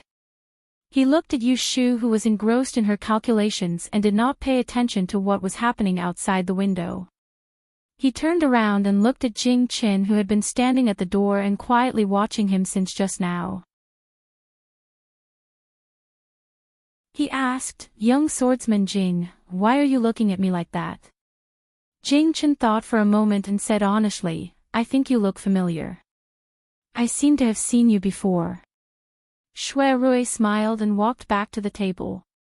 He shook his head and said, "Young hero Jing, if I had seen you before, I would never forget you."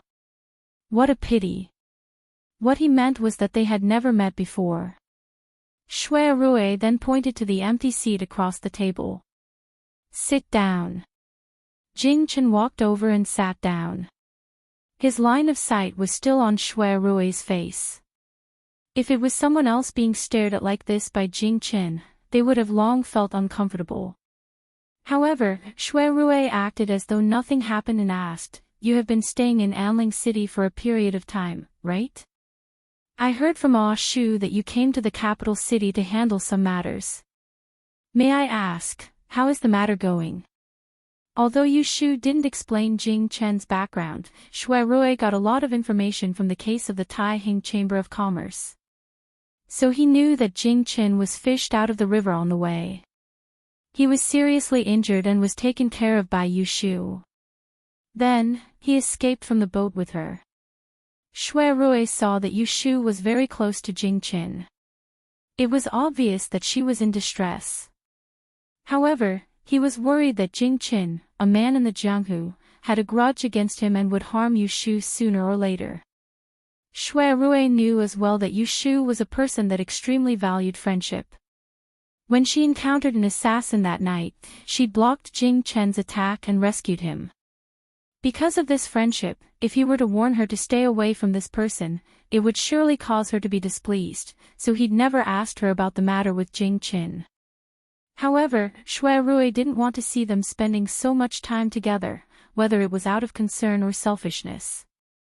When Jing Chen heard Shui Rui's question, he thought in his heart that Yu Shu was lying again. In order to avoid exposing her lie, he carefully thought about how to answer before he finally said, "There's no progress. Perhaps we'll have to wait for a while longer." Shui Rui asked, "Is there any difficulty? If I may be so bold as to ask why you have come to Enling, if there is anything I can help with, I will definitely lend a hand." Jing Chen did not know how to lie in the first place.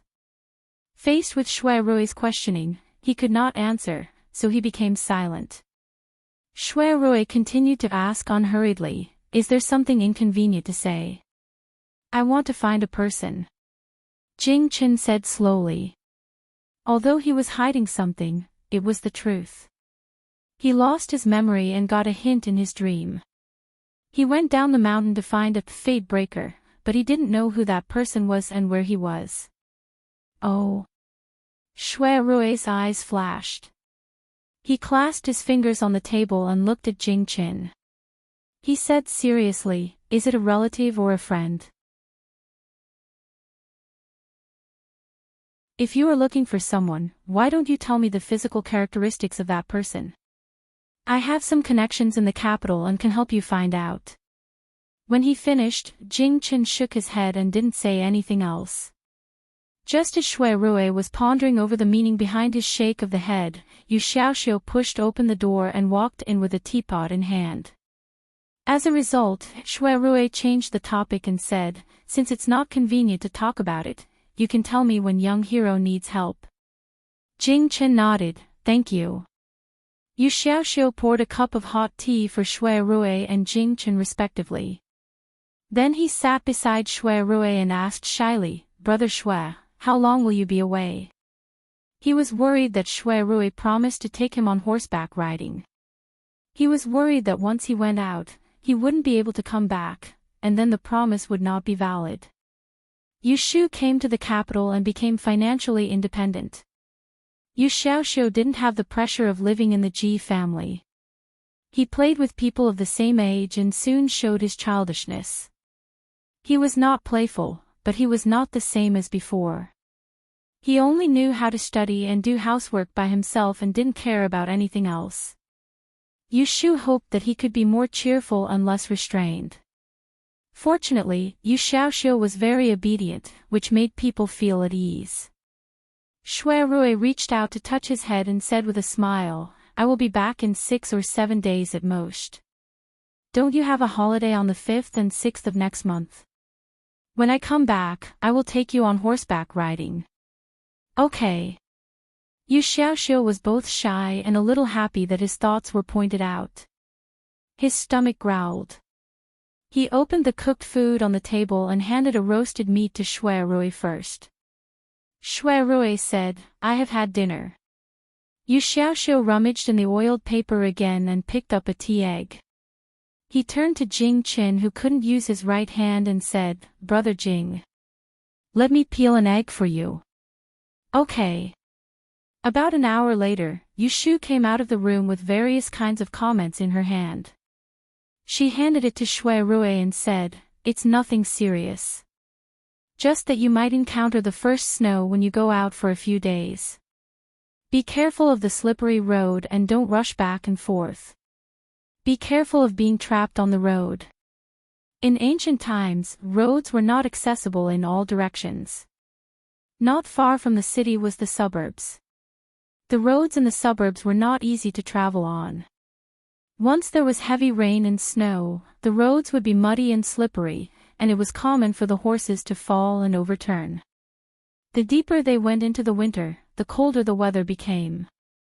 Yu Shu was an expert in the prediction of sunny and rainy days, but she had yet to conduct in-depth research on the more complicated weather changes. She could not tell if there was a sign of snow during the 12th month of the lunar calendar. However, she still intentionally reminded Shui Rui. Shui Rui remembered Yu Shu's instructions and folded the note before putting it into his sleeve. When he saw that it was getting late, he stood up and bid farewell. "I still have to wake up early tomorrow, so I won't be staying any longer." Seeing that he was about to leave, Yu Shu hesitated for a moment. She took the lantern behind the door and said to Shui Rui, "It's dark outside. I'll see you off." She wasn't a person who liked to drag her feet. Since she wanted to make it clear to Shui Rui. Since she saw him today, there was no time like the present. If she delayed it until the start of the Grand Yen examination, it would be a burden on her mind and distract her. Before Shui Rui could say anything, Jing Chen said, "I'll see you off." Hearing this, Shui Rui, who had already walked to the door, turned his head and looked at him. Then he looked at Yu Shu and said with a smile, "Don't bother. The sedan is waiting on the street outside. I won't get lost in the dark." Jing Chen's thinking was very simple. In the past, he treated Yu Shu as a man. He didn't think there was anything wrong with her occasionally walking at night. But after knowing that she was a woman, he couldn't help but think more. Yu Shu probably guessed Jing Chen's thinking. She was amused that she suddenly became delicate in his eyes. Because she had something to say to Shui Rui, she said to Jing Chen, "I'll see him off at the entrance of the alley." Jing Chen thought that it wasn't far from the alley, so he didn't say anything else. Seeing that Yu Shu insisted on seeing him off, Shui Rui thought that she had something else to say. He said goodbye to Jing Qin and Yu Xiaoxiu and followed her out with the lantern. At this time, half of the neighbors had closed their doors and turned off their lights. They washed up and went to bed. The stray cats also found a corner of their houses to avoid the cold. The alley was quiet. There was only a lantern illuminating the road 5 feet ahead. 2 figures were an arm's length away from each other as they walked on the potholed path. How was your preparation? I heard from Xiaomiao that you only went to LoveLore Library twice and didn't go anymore. I've read the files over the years and I know what I'm doing. I'm afraid that I'll cause trouble for young Master Feng if I go again. The other subjects are easy to deal with, but I'm not good at choosing words and constructing sentences for Yili. I'm afraid that I'll go astray from the topic and do badly. As Yu Shu answered, she pondered over how to broach the subject to Shui Rui. And, don't worry. When the time comes, you just have to write clearly. Remember to take good care of your exam notice and don't lose it. Shui Rui reminded her and changed the topic. Oh right, you won't go out tomorrow. This month, the Supreme Court of Justice will give out offerings and there will be an extra 30 caddies of coal. I'll send someone to send it to you. The last time Shui Rui came, he found that Yu Shu's house did not have a charcoal fire. It was fine a while ago, but today there was a winter rain and it was going to freeze. If there was no charcoal fire, the winter would be hard to endure.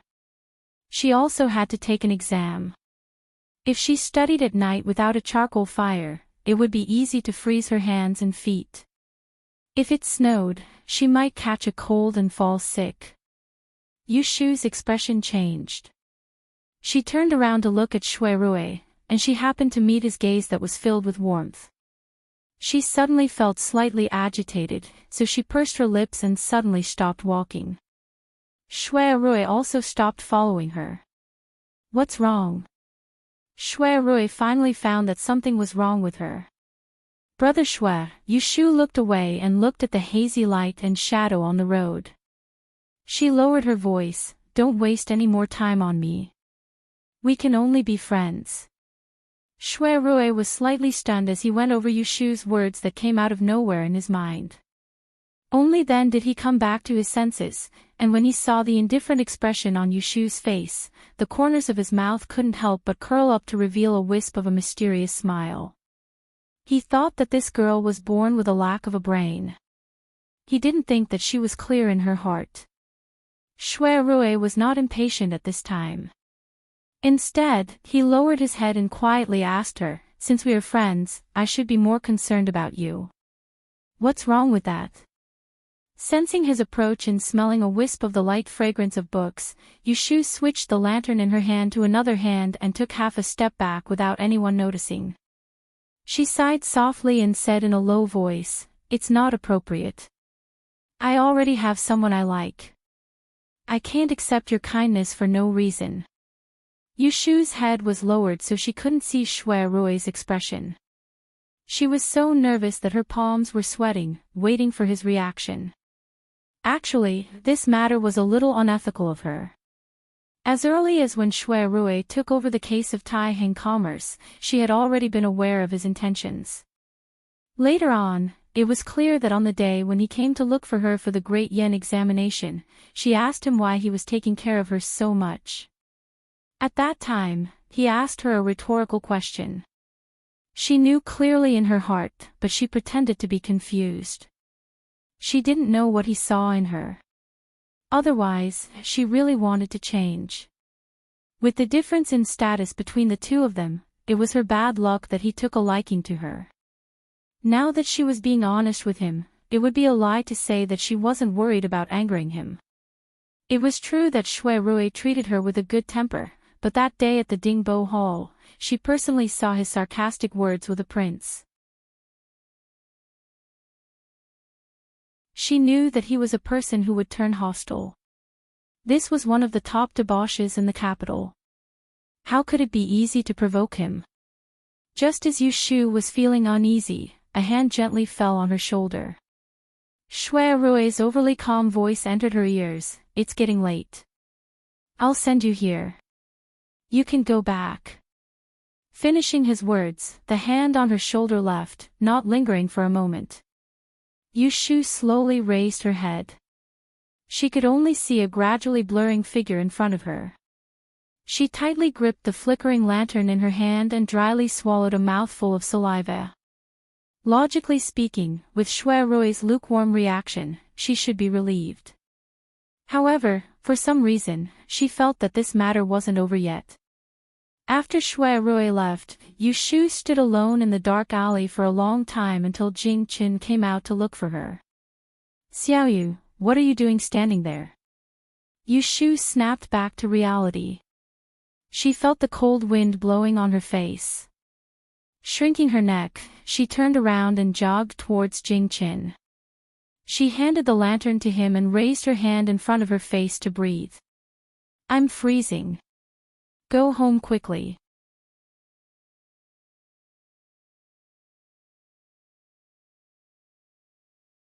Chapter 216. The next day, someone went to Huixing Street to deliver charcoal. 2 heavy baskets were carried to the door. Yushu came out to answer the door. She saw that the 2 porters were sweating profusely, but she was too embarrassed to ask them to carry the baskets back. After breakfast, a few women in the alley came out to wash the dishes and pots. When they saw the baskets, they surrounded Yushu's door to look at them. They pointed at the neatly stacked black kiln charcoal in the baskets and clicked their tongues. For ordinary people living in the south of the city, the charcoal they used in the winter was collected from the cooking stoves. Buying charcoal from the kiln to keep warm was a luxury. Yuxing, how much does 1 kilo of charcoal cost? Why did you buy so much? Can you burn it all? Aunt Sue, who lived across the street, had dealings with Yushu's family and asked her in a familiar tone. It's cold this year. It's good to prepare more, Yushu joked. More and more people gathered in front of the door, so she quickly asked the porters to carry the baskets in.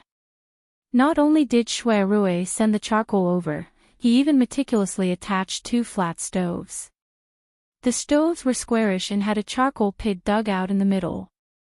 The stoves were made of iron and were very heavy. It was no wonder that the 2 porters were sweating profusely. Yushu asked someone to put the baskets and the iron stoves in the corner of the central room. She went into the room to get a handful of copper coins.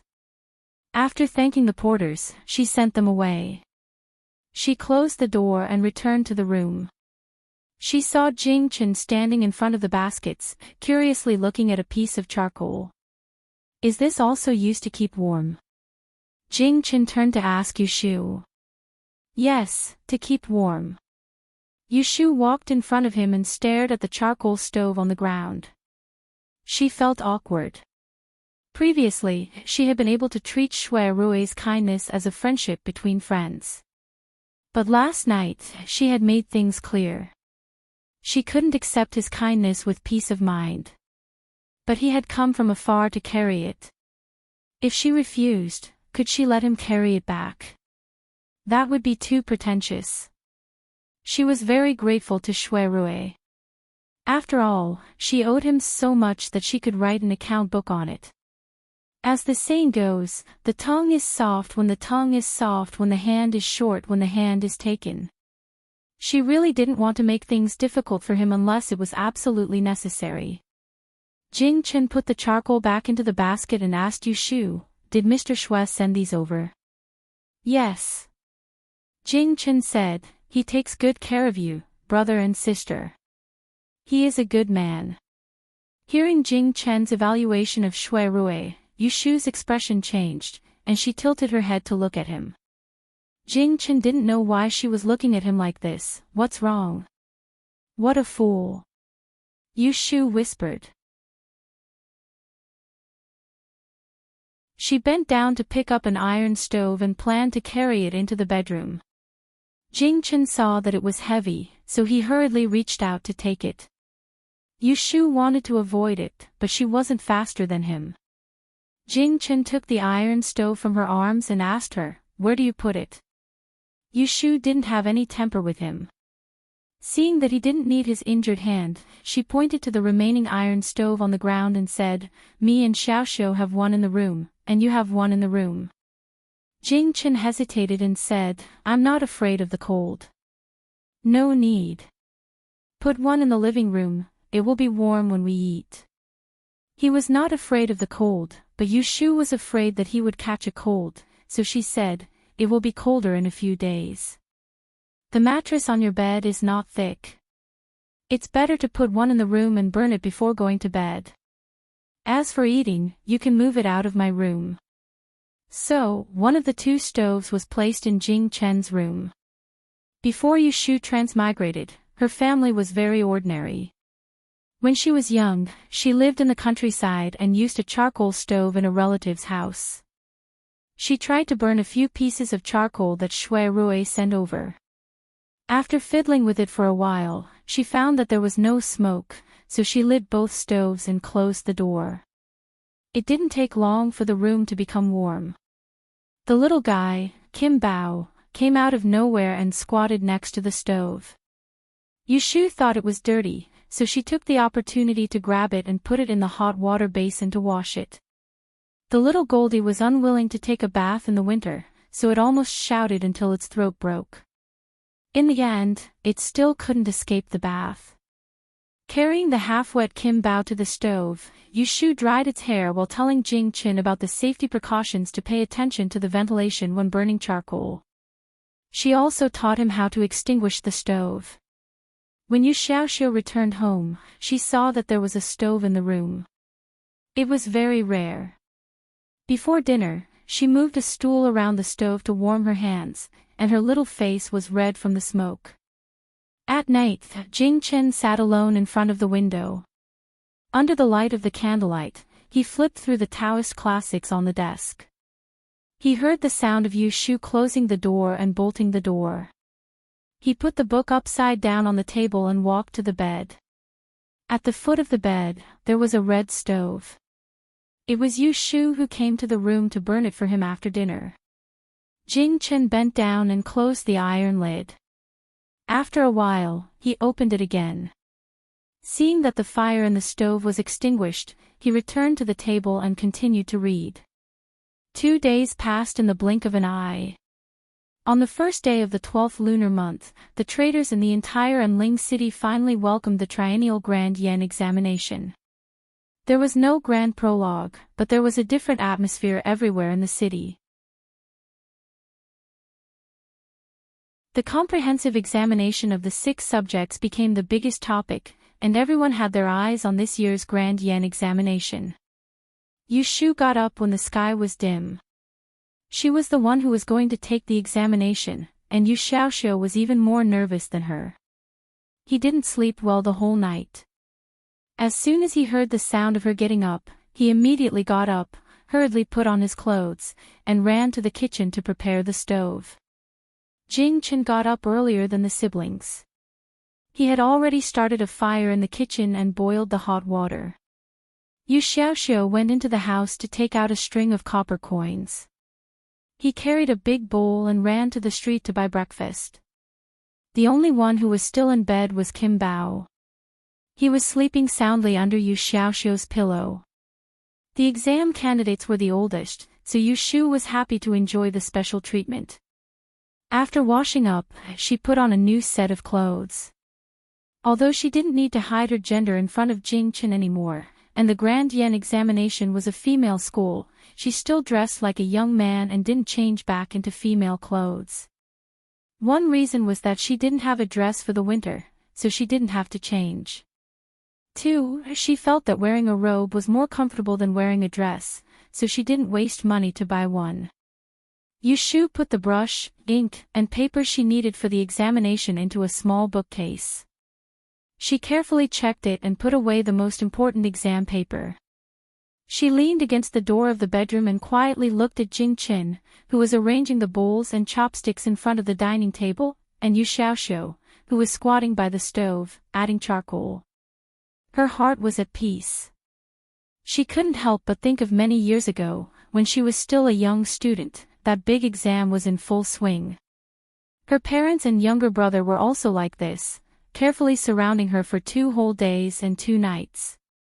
That was the last time she was nervous and timid when she said goodbye to her youth.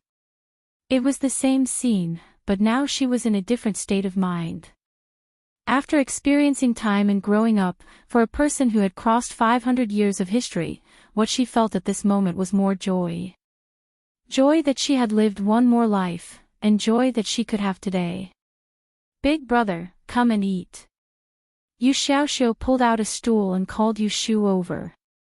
Yu Shu walked to the table and sat down. She took the spoon he handed to her and looked up at Jing Chen, who was drinking soup. She turned to Yu Xiaoxiu and said, "Call me big sister, your big brother Jing already knows."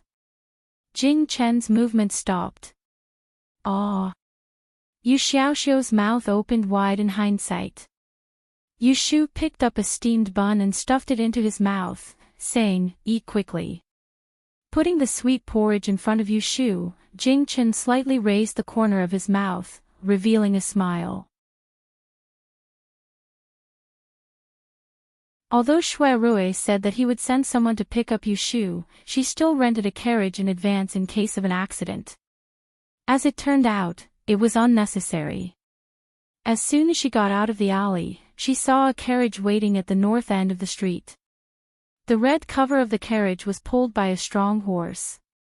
It was clearly not parked in a residential area in the south of the city. Although it was not the carriage that Shui Rui always sat in, Yu Shu had seen the thin and tall coachman standing outside the carriage several times.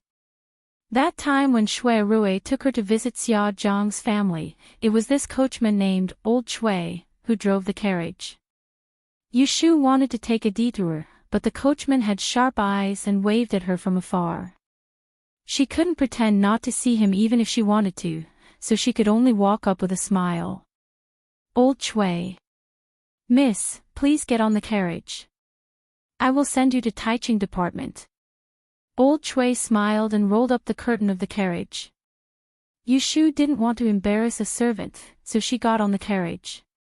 The inside of the carriage was warmed up, which was totally different from the outside. There was a small round table in the middle of the carriage, and the tea was warm. There were 2 plates of snacks, which looked so exquisite that people couldn't bear to eat them. The seat was lined with a thick layer of skin, which was smooth and soft, and she didn't know what animal it was. Yu Shu sat on the seat for a while. She felt comfortable and uncomfortable at the same time. She was indeed a person who liked to enjoy life.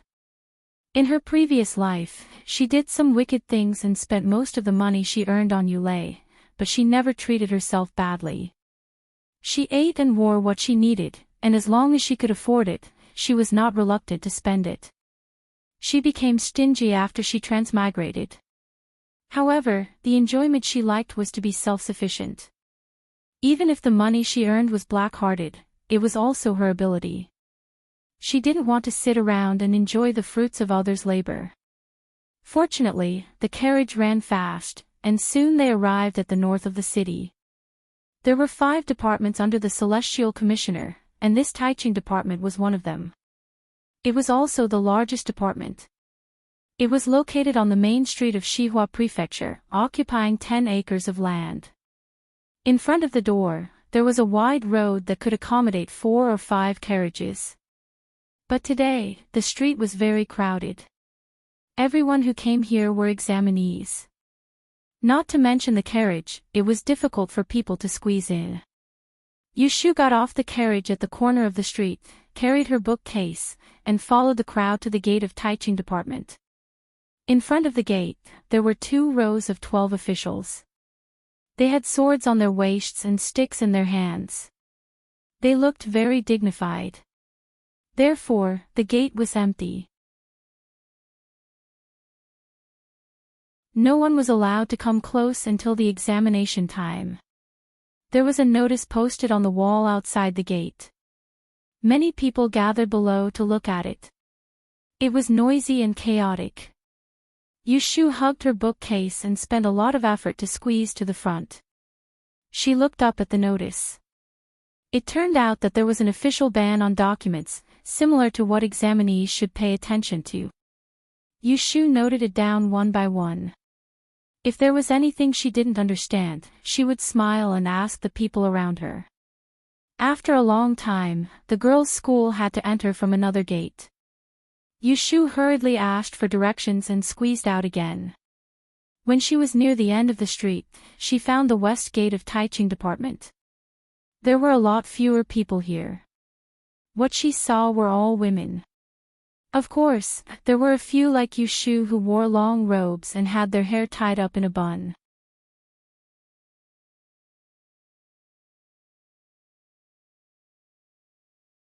Chapter 217.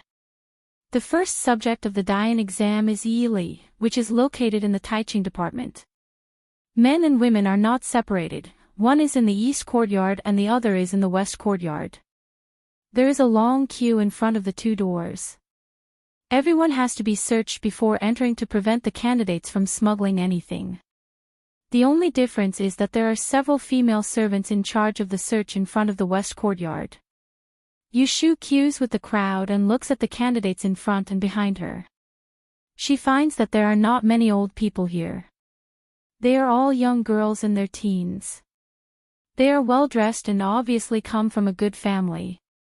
Yushu is wondering if she will meet Ji Xingxuan here, but there are too many people here. She glances around and doesn't see the signature veil of the fourth daughter of the Ji family, so she doesn't pay special attention to it. Anyway, she is here, so she is not afraid of running into her. One by one, Yushu goes to the door.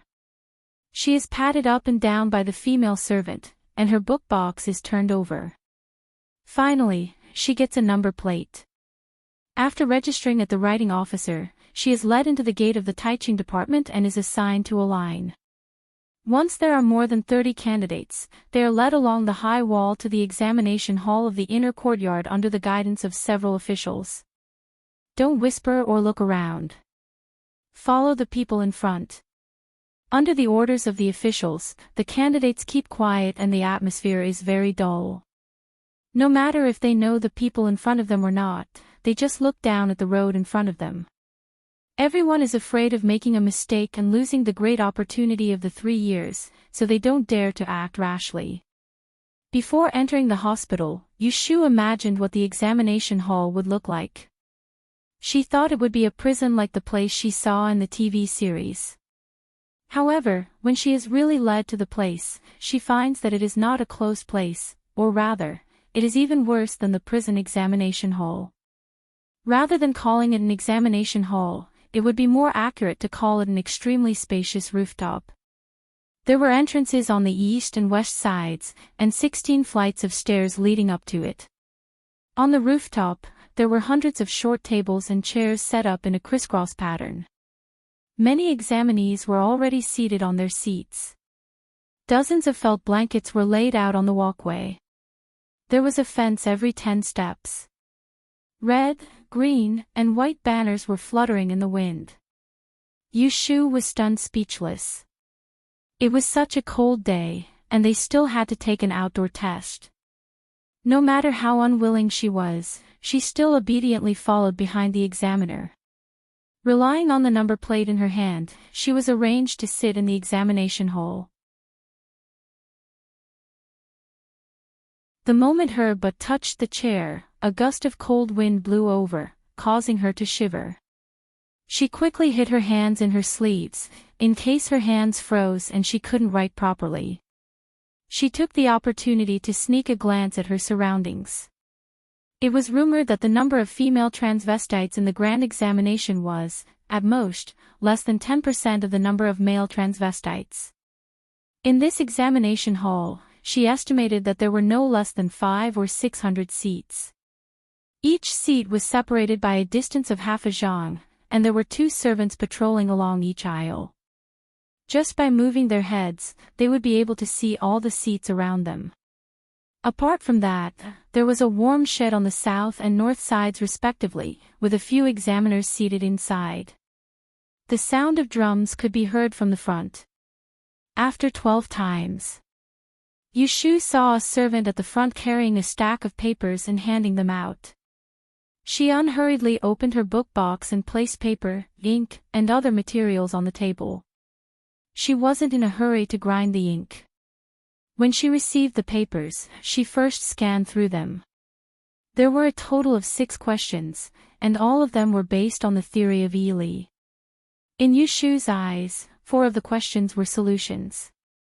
As long as one seriously read through the various parts of the Ely, one would be able to answer all of them. However, the 2 dialectical questions were the most difficult. One must know that she was a true science student, and the most troublesome thing for her was to ponder over words. Thus, when most of the examinees around her had begun to write with great speed, she was holding on to the papers and worrying. Over the years, the Ely examination papers would usually have 1 dialectical question. It was rare for there to be 2 this year. She could only say that she was unlucky. Fortunately, Yushu had a good attitude. She took the time to grind the ink and pondered for a while before picking up the brush to answer the papers. She wasn't in a hurry. Even if there were questions that she couldn't answer, she had to write neatly. The examination went on until noon. Yushu had written everything that she could and pulled apart everything that she could. The wind blew on her nose, and her stomach was growling with hunger. Her hands were so cold that they had long lost their senses. She finally put down the brush and glanced at the front. Seeing that many of the examinees were empty, she sniffled and slowly raised her hand. Thus, an examiner came forward and marked the end of her paper with a red brush.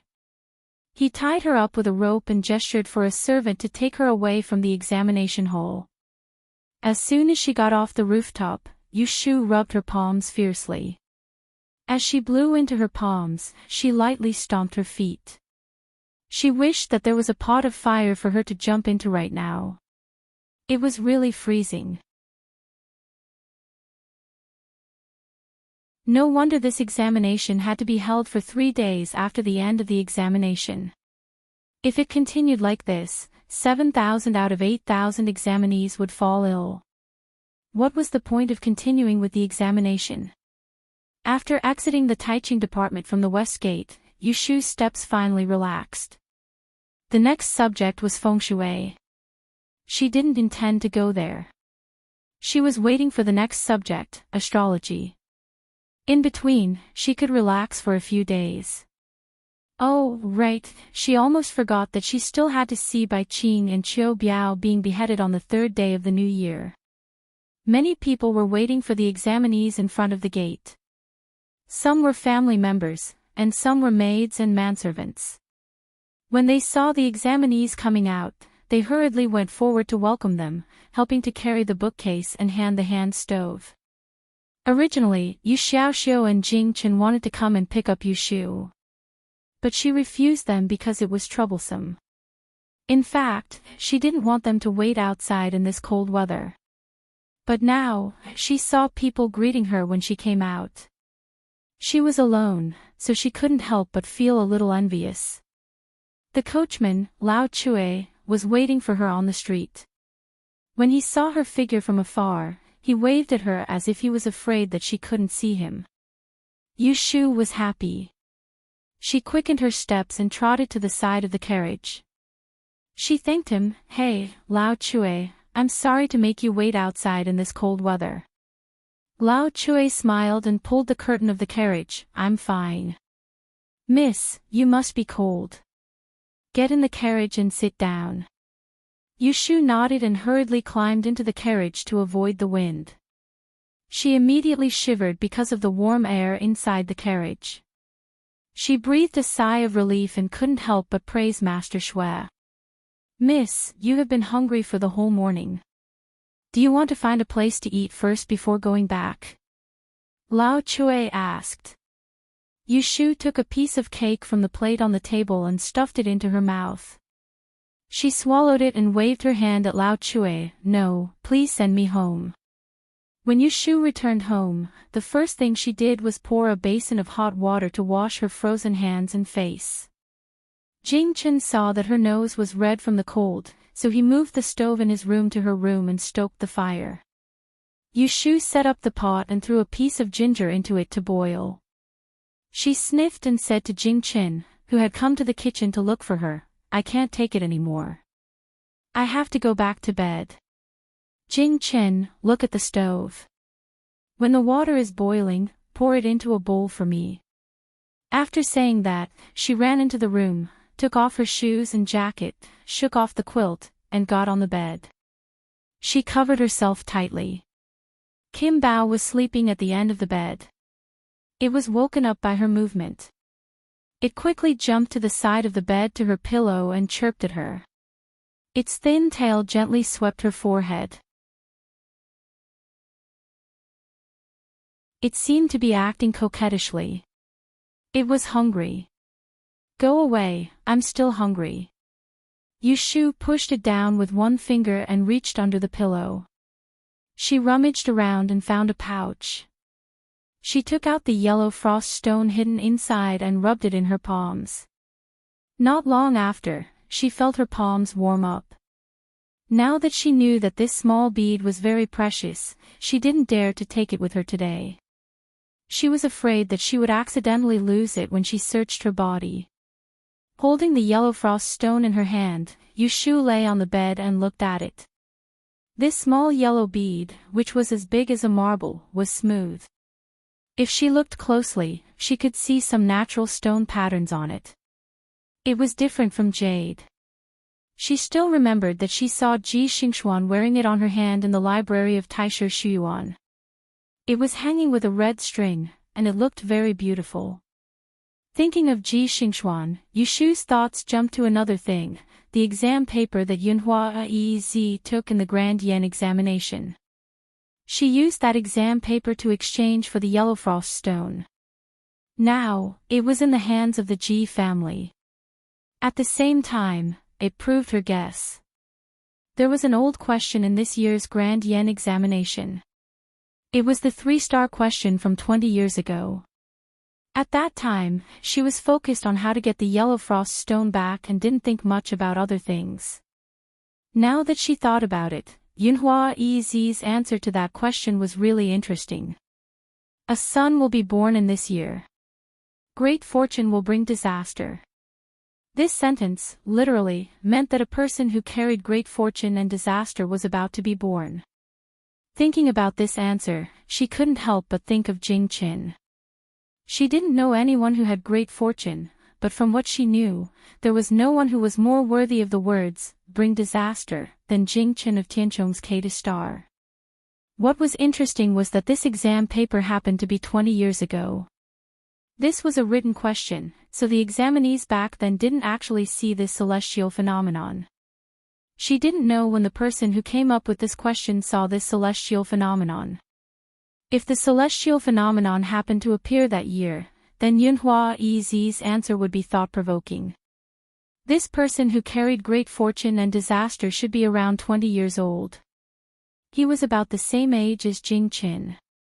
If it wasn't for the fact that Jing Qin didn't fit the description of carrying great fortune, she would really suspect that the person who came up with this question was him. The same question appeared again after 20 years. Yushu couldn't be blamed for thinking too much. She always felt that this matter wasn't that simple. Maybe there was a deeper meaning behind it. 20 years ago, Yunmu Feng, who answered this question, became Yunhua Ez. Then, 20 years later, what kind of future would the person who answered the same question have? Yushu's finger lightly stroked her chin. She smiled coldly. Due to all kinds of considerations, she didn't plan to answer this question. Because of this, the astrology exam that she was originally very confident in would be ruined. However, if she couldn't take advantage of it, then Ji Xingxuan wouldn't be able to pass the exam smoothly. Regarding this question of 3 stars, whether or not it was what she thought it was, she had to mess it up.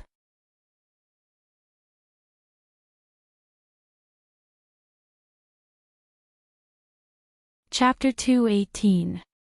In ancient times, executions were usually carried out in autumn or winter, not in spring or summer, so there was a saying that executions were carried out after the execution. Executions were usually carried out in crowded and bustling streets. The reason was that executions were carried out in large public places.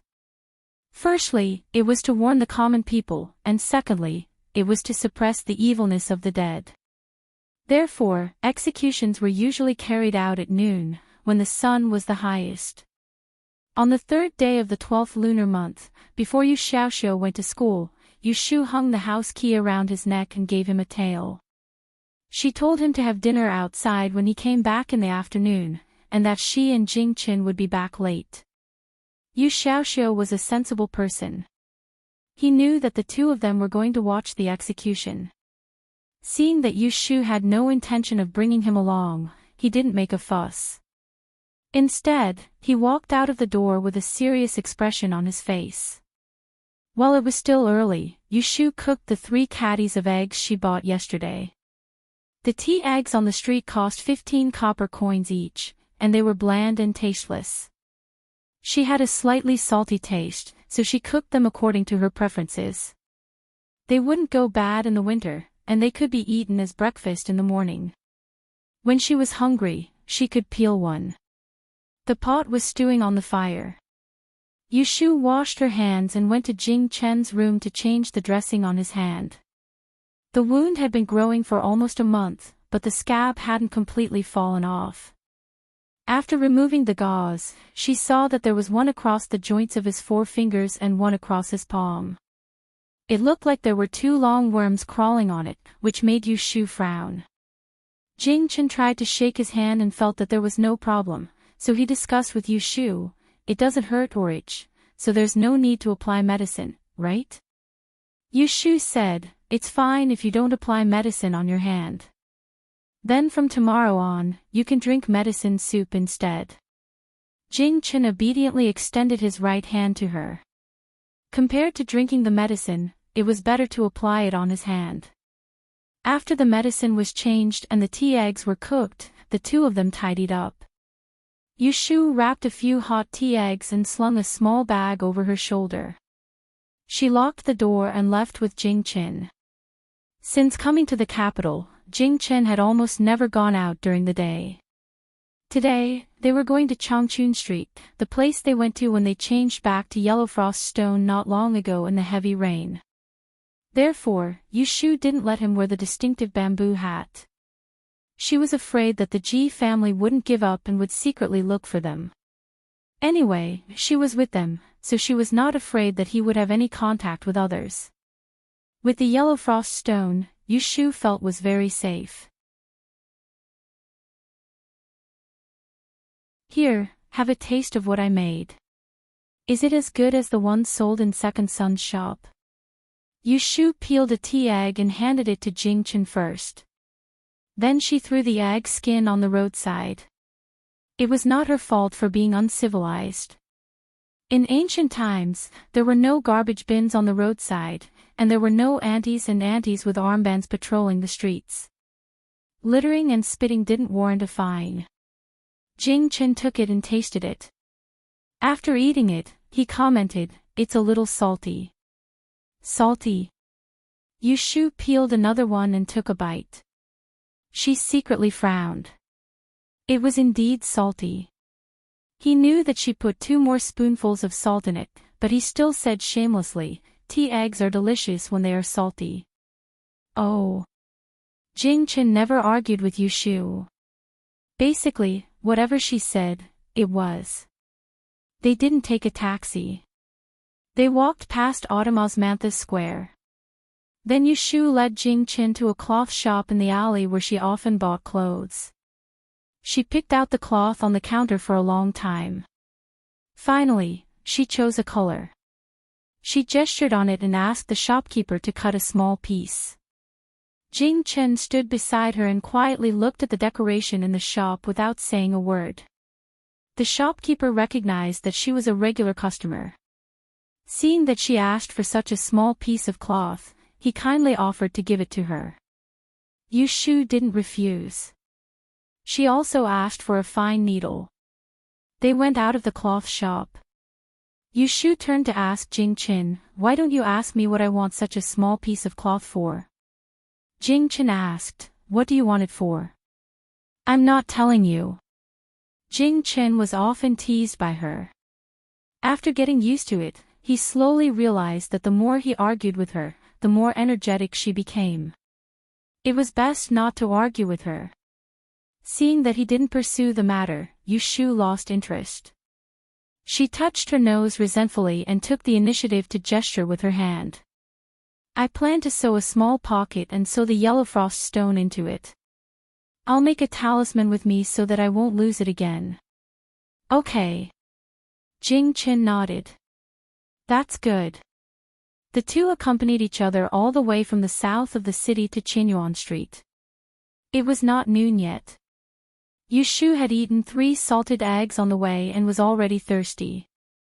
Therefore, she and Jing Qin found a restaurant and sat by the window on the 2nd floor. They only ordered a bowl of sweet winter melon soup and a plate of vinegar peanuts. The execution ground was built at the end of the street where people came and went. Yushu opened the window and looked outside. She said to Jing Qin, "See that? It's the platform over there. Let's just sit here and watch. There's no need to go down and squeeze with the others." Not long after she finished speaking, a group of officers and soldiers escorted prison carts past on the street below. Inside the 7 or 8 prison carts were all prisoners on death row. All of them had disheveled hair and dirty faces. Their hands were shackled, and their heads were hanging down in a half-dead state. Evil people. Murderers. Smash them. Smash them. No one knew who took the lead, but the people on both sides of the street suddenly became agitated. They threw rotten vegetable leaves and smelly wicker baskets at the prison carts, smashing the prisoners' heads and faces. They were in a sorry state and had nowhere to hide. The officers did not stop them. They only scolded them when someone got too close. After looking for a long time, Yushu finally recognized which carriage Wan Biao and Bai Qing were in. She quickly pointed them out to Jing Qin and whispered, "Look over there. The bearded one in front is Qiu Biao. The one in the back is Bai Qing with a head full of rotten eggs." This was the first time Jing Qin saw these two people after 3 months of escaping from the ship. Originally, the hatred between them had faded, but when he thought of the killer who killed Yushu in front of his house that night, he couldn't help but frown. He felt that they deserved to die. The prisoners were escorted to the execution platform one by one. More and more people gathered at the end of the street. There were also many people in the restaurant who wanted to watch the hot draw. They all surrounded the windows. When noon arrived, the drum was beaten 3 times, and a few burly executioners carried their swords forward.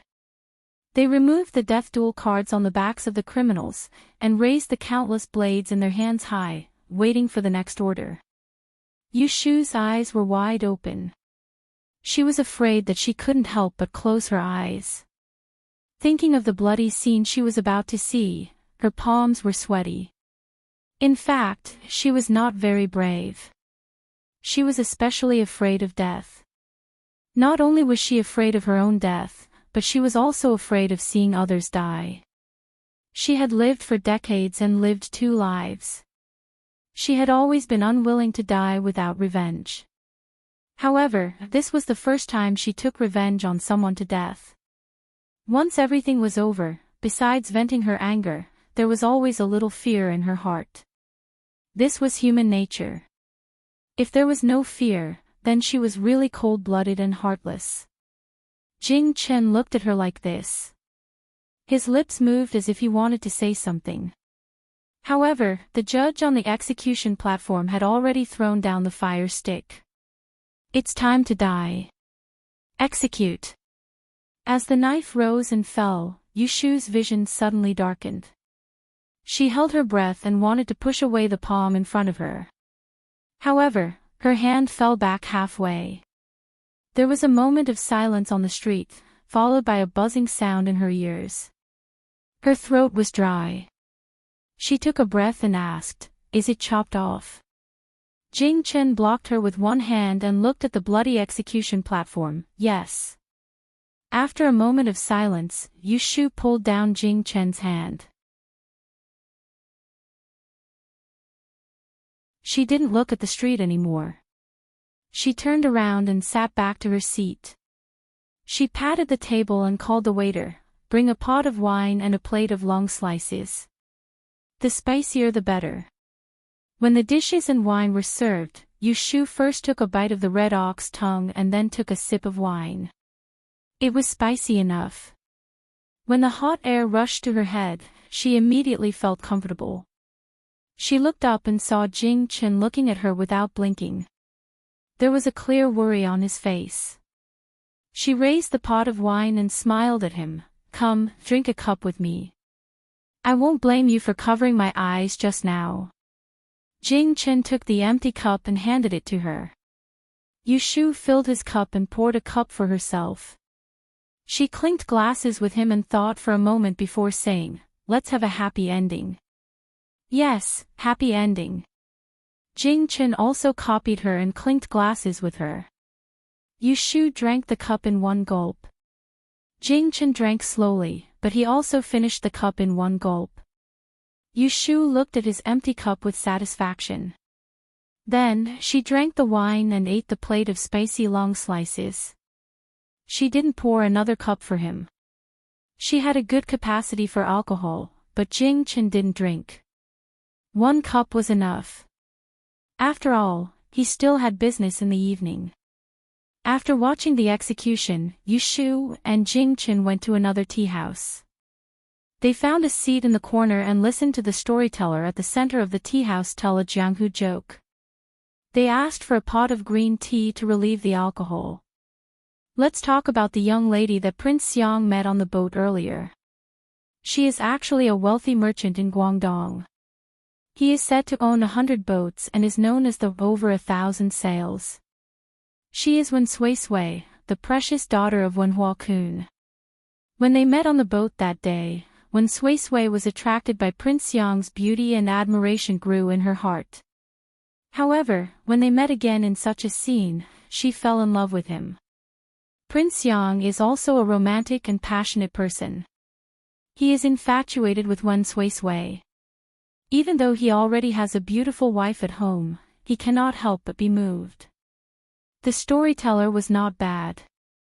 As Yu Shu listened, she understood something. Prince Yang. Wasn't this the father of Heir Lu Jiong? It turned out that this joke wasn't about a novel, but the romantic affairs of a prince. No wonder everyone in the tea house was listening with great interest. However, as a prince, a relative of the emperor, his private affairs were made up and spread by others, but no one cared. It was really unbearable. Yu Shu didn't like to listen to this joke about a prince picking up a girl. She was also afraid that Jing Chen would learn bad things from it. After drinking the tea, she pulled him away. "Where are we going now?" Jing Chen followed Yu Shu aimlessly. He wasn't afraid that she would sell him out. "South of the city, Peiren Hall." Yu Shu told him the location. Feeling that it was too far, she hired 2 sedan chairs at the south of Kunyuan Street. At first, Jing Chen didn't want to sit and said that she would sit alone in the sedan chair and he would follow. In the end, he was still pestered by Yu Shu and pushed into the sedan chair. Sitting in the enclosed sedan chair, there was no one to talk to. Yu Shu was still drunk, so she leaned against the window and dozed off.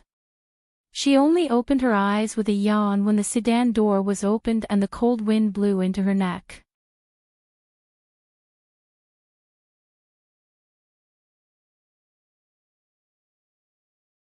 Chapter 219.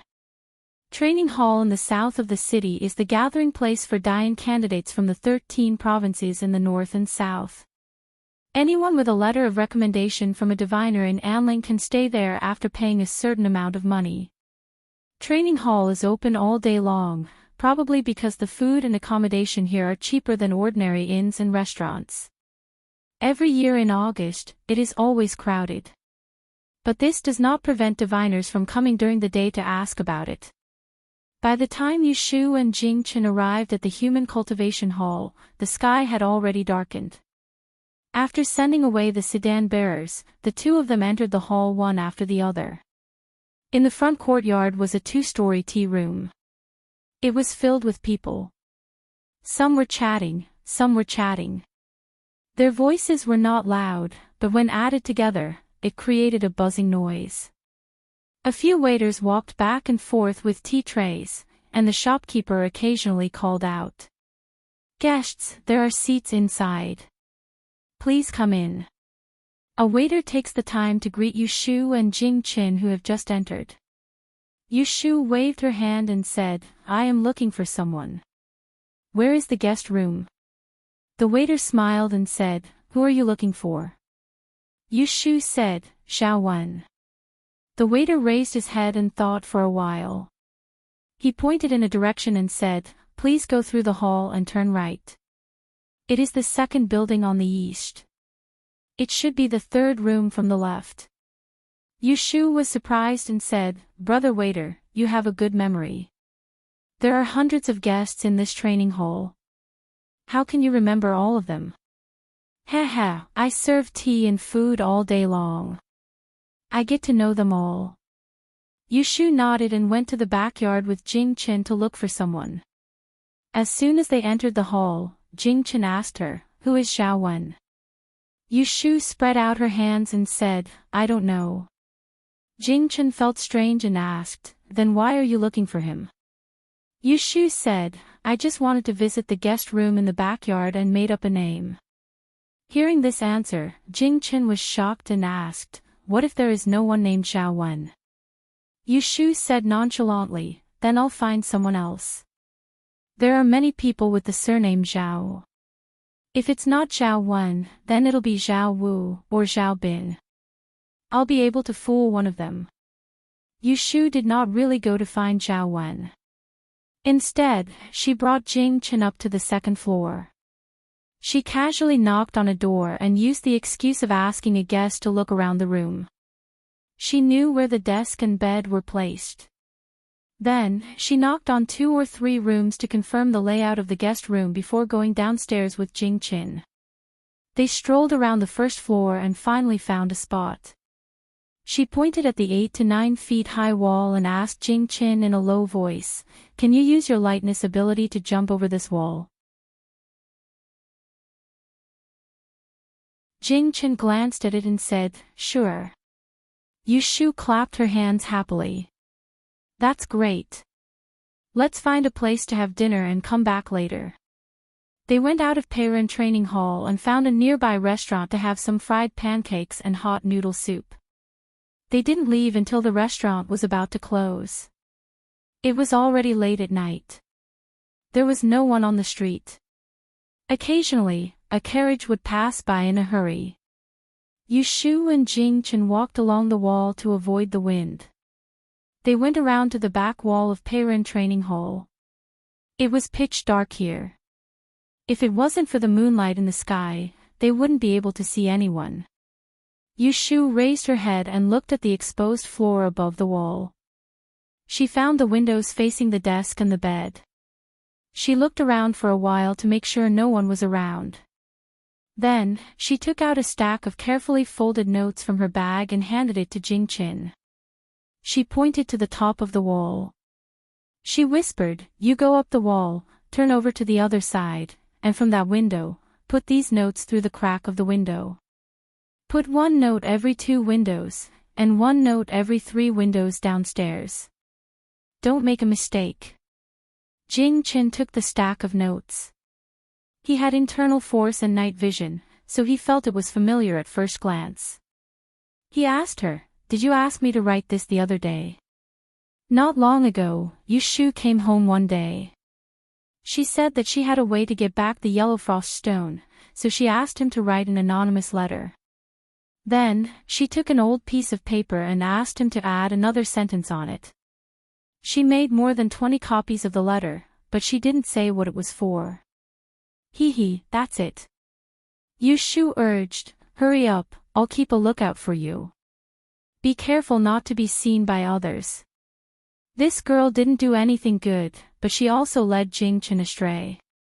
In the middle of the night, she instigated him to climb over the wall and open the window.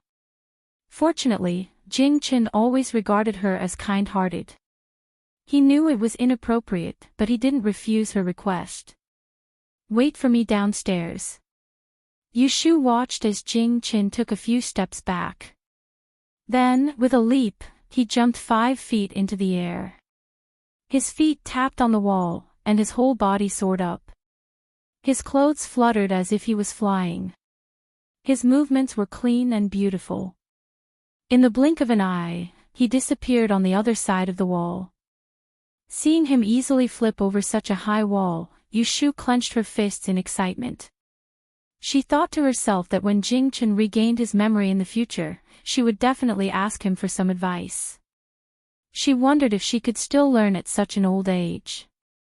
After waiting for less than 10 minutes, Jing Chen's figure appeared on top of the wall again. Yu Shu looked up and saw him jump down. She hurriedly asked in a low voice, "Did you stuff them all in?" "Yes." Yu Shu happily patted his dust. "You've worked hard.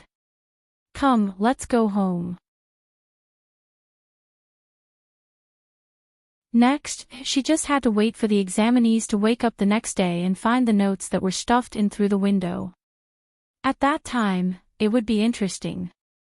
Previously, in order to exchange for the yellow frost stone, she had written an anonymous letter to threaten Ji Xingxuan. In the letter, she had deliberately vaguely revealed that she was this year's examinee. Ji Xingxuan must have gone back to discuss with the old master of the Ji family. The Ji family must have determined that she was this year's examinee. For their own selfish reasons, they must not leak this question. So, if nothing unexpected happened, including her, Ji Xingxuan would still be in the top 3 of the astrology course. But they never thought that she would be so single that she would give up this once-in-a-lifetime opportunity. She asked Jing Chen to make many copies of Yunhua Yi's test paper. Tonight, she came to the parent training hall to submit it. In addition to the solution of the question, there was another paragraph on the note, which indicated that this question was this year's astrology exam. It also threatened the examinees not to leak it to others, lest they would be killed. If a person with a normal brain received such a note, 99% of them would not say anything. Regardless of whether they believed it or not, if this matter was leaked out, they would be implicated regardless of whether it was true or not. Yu Shu was not worried that they would not believe it for a while. When they saw the test paper during the exam, she was not afraid that no one would copy it. She could not count on Ji Xingxuan to be in the top 3. As for whether the person who made the question in the Celestial Commissioner office would find out that the question was leaked, or whether he would pursue the matter, it was not something she needed to consider. She would leave it to the Ji family to worry about. The next day, Yu Shu went to the parent training hall alone. She pretended to ask for a room and asked the manager about the guest rooms.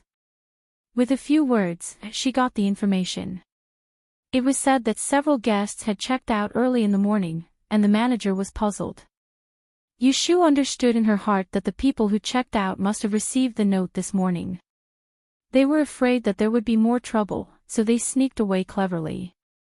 Yu Shu took a book and sat in the tea room for the whole morning. When she did not hear anyone mention what happened last night, she felt relieved and left. When she returned home, Jing Chen was practicing swordsmanship in the courtyard. He was slightly sweating, and holding a rough wooden sword, he opened the door. When Yu Shu saw him, she had an idea and called him into the house. "Greedy, wait. I'm going in to get something." Jing Chen watched her go into the house, and after a while, he came out with a long rusty sword in his hand. "Here, use this from now on." Yu Shu handed him the heavy sword. He took it with one hand and spun it half a circle in his hand. He raised it in front of him, and his fingers rubbed the little green marks on the sword. He was very happy. He looked up at Yu Shu and said, "Can I borrow it?" He still remembered that she said that they met because of this sword in Yang City. Yu Shu sat down across from him. She held her chin with one hand and said with a smile, "I'm giving it to you." The imperial court strictly forbade the manufacture of weapons. The blacksmiths on the market only sold hammers and kitchen knives. Only the people of Jianghu had a way to get swords and knives. Even if you had money, you couldn't buy a weapon. She happened to have this ready-made sword. Ever since she knew that Jing Chen's martial arts had recovered, she wanted to give this sword to him. Previously, his hand had not healed, and she was afraid that it would be too heavy for him to use, so she didn't give it to him. Speaking of which, the reason she and Jing Chen got to know each other was because of this ancient treasured sword. Half of the credit went to Jing Chen for her being able to steal this sword. Now that she had given it to him, it was a good thing for him. Jing Chen could vaguely sense that this sword was not an ordinary object. Seeing that Yu Shu was offering to give it to him, he shook his head and said, "No need. Just lend it to me." Yu Shu said, "What do you mean lend it to me? I'll give it to you. I don't know martial arts, so why would I need a sword? I don't want it." Jing Chen put the sword on the table and shook his head again. He had already received too much from her. How could he be greedy? Seeing him repeatedly refuse, Yu Shu was unhappy. "I said I'll give it to you.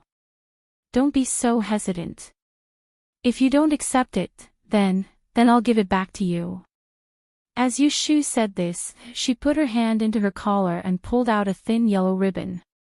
She untied it and put it on the table. There was a small green sachet hanging on the ribbon. The sachet was sewn into a ball. It was the yellow frost stone that had been lost and found not long ago. Last night, after returning from Perrin Hall, she stayed up late to sew an amulet. When she got up the next day, she originally planned to give it to Yu Xiaoxiu to get rid of bad luck for a few days. However, she got up late and Yu Xiaoxiu left early, so she hung it on her neck first. Jing Chen looked at the thing she took out and knew what it was. After thinking for a moment, he picked up the simple embroidered amulet and handed it to her. "Put it on." Jing Chen knew that the yellow frost stone was also called adversity blocking stone. From the name, it was an item that could attract good luck and avoid bad luck. He had been with Yu Shu for a long time. He could see that she was not very lucky and had bad luck every 2 or 3 days. So when he got this thing back that day, he gave it to her. "No." Yu Shu crossed her arms and looked up at the ceiling. Her face clearly showed that she was not happy. Jing Chen laughed, "I'll accept this sword." Seeing him compromise, Yu Shu lowered her eyelids and smiled triumphantly. She stretched out her fingers to take away the yellow frost from his palm. She lowered her head and put it on her neck. She patted her chest and said to Jing Chen, "Then I'll also accept it. When you remember that this stone has other uses, you can ask me for it. I'll give it back to you." Jing Chen picked up the rusted sword on the table and nodded to her. It was a silent agreement. You're tuning into the LoveLore Library YouTube channel. We're so grateful for your support and don't forget to subscribe to join us on this incredible journey through captivating stories. Your generosity through donations truly makes a world of difference, as it's the primary source of revenue that allows me to expand and enhance this channel for you. Thank you from the bottom of my heart for being a part of this adventure.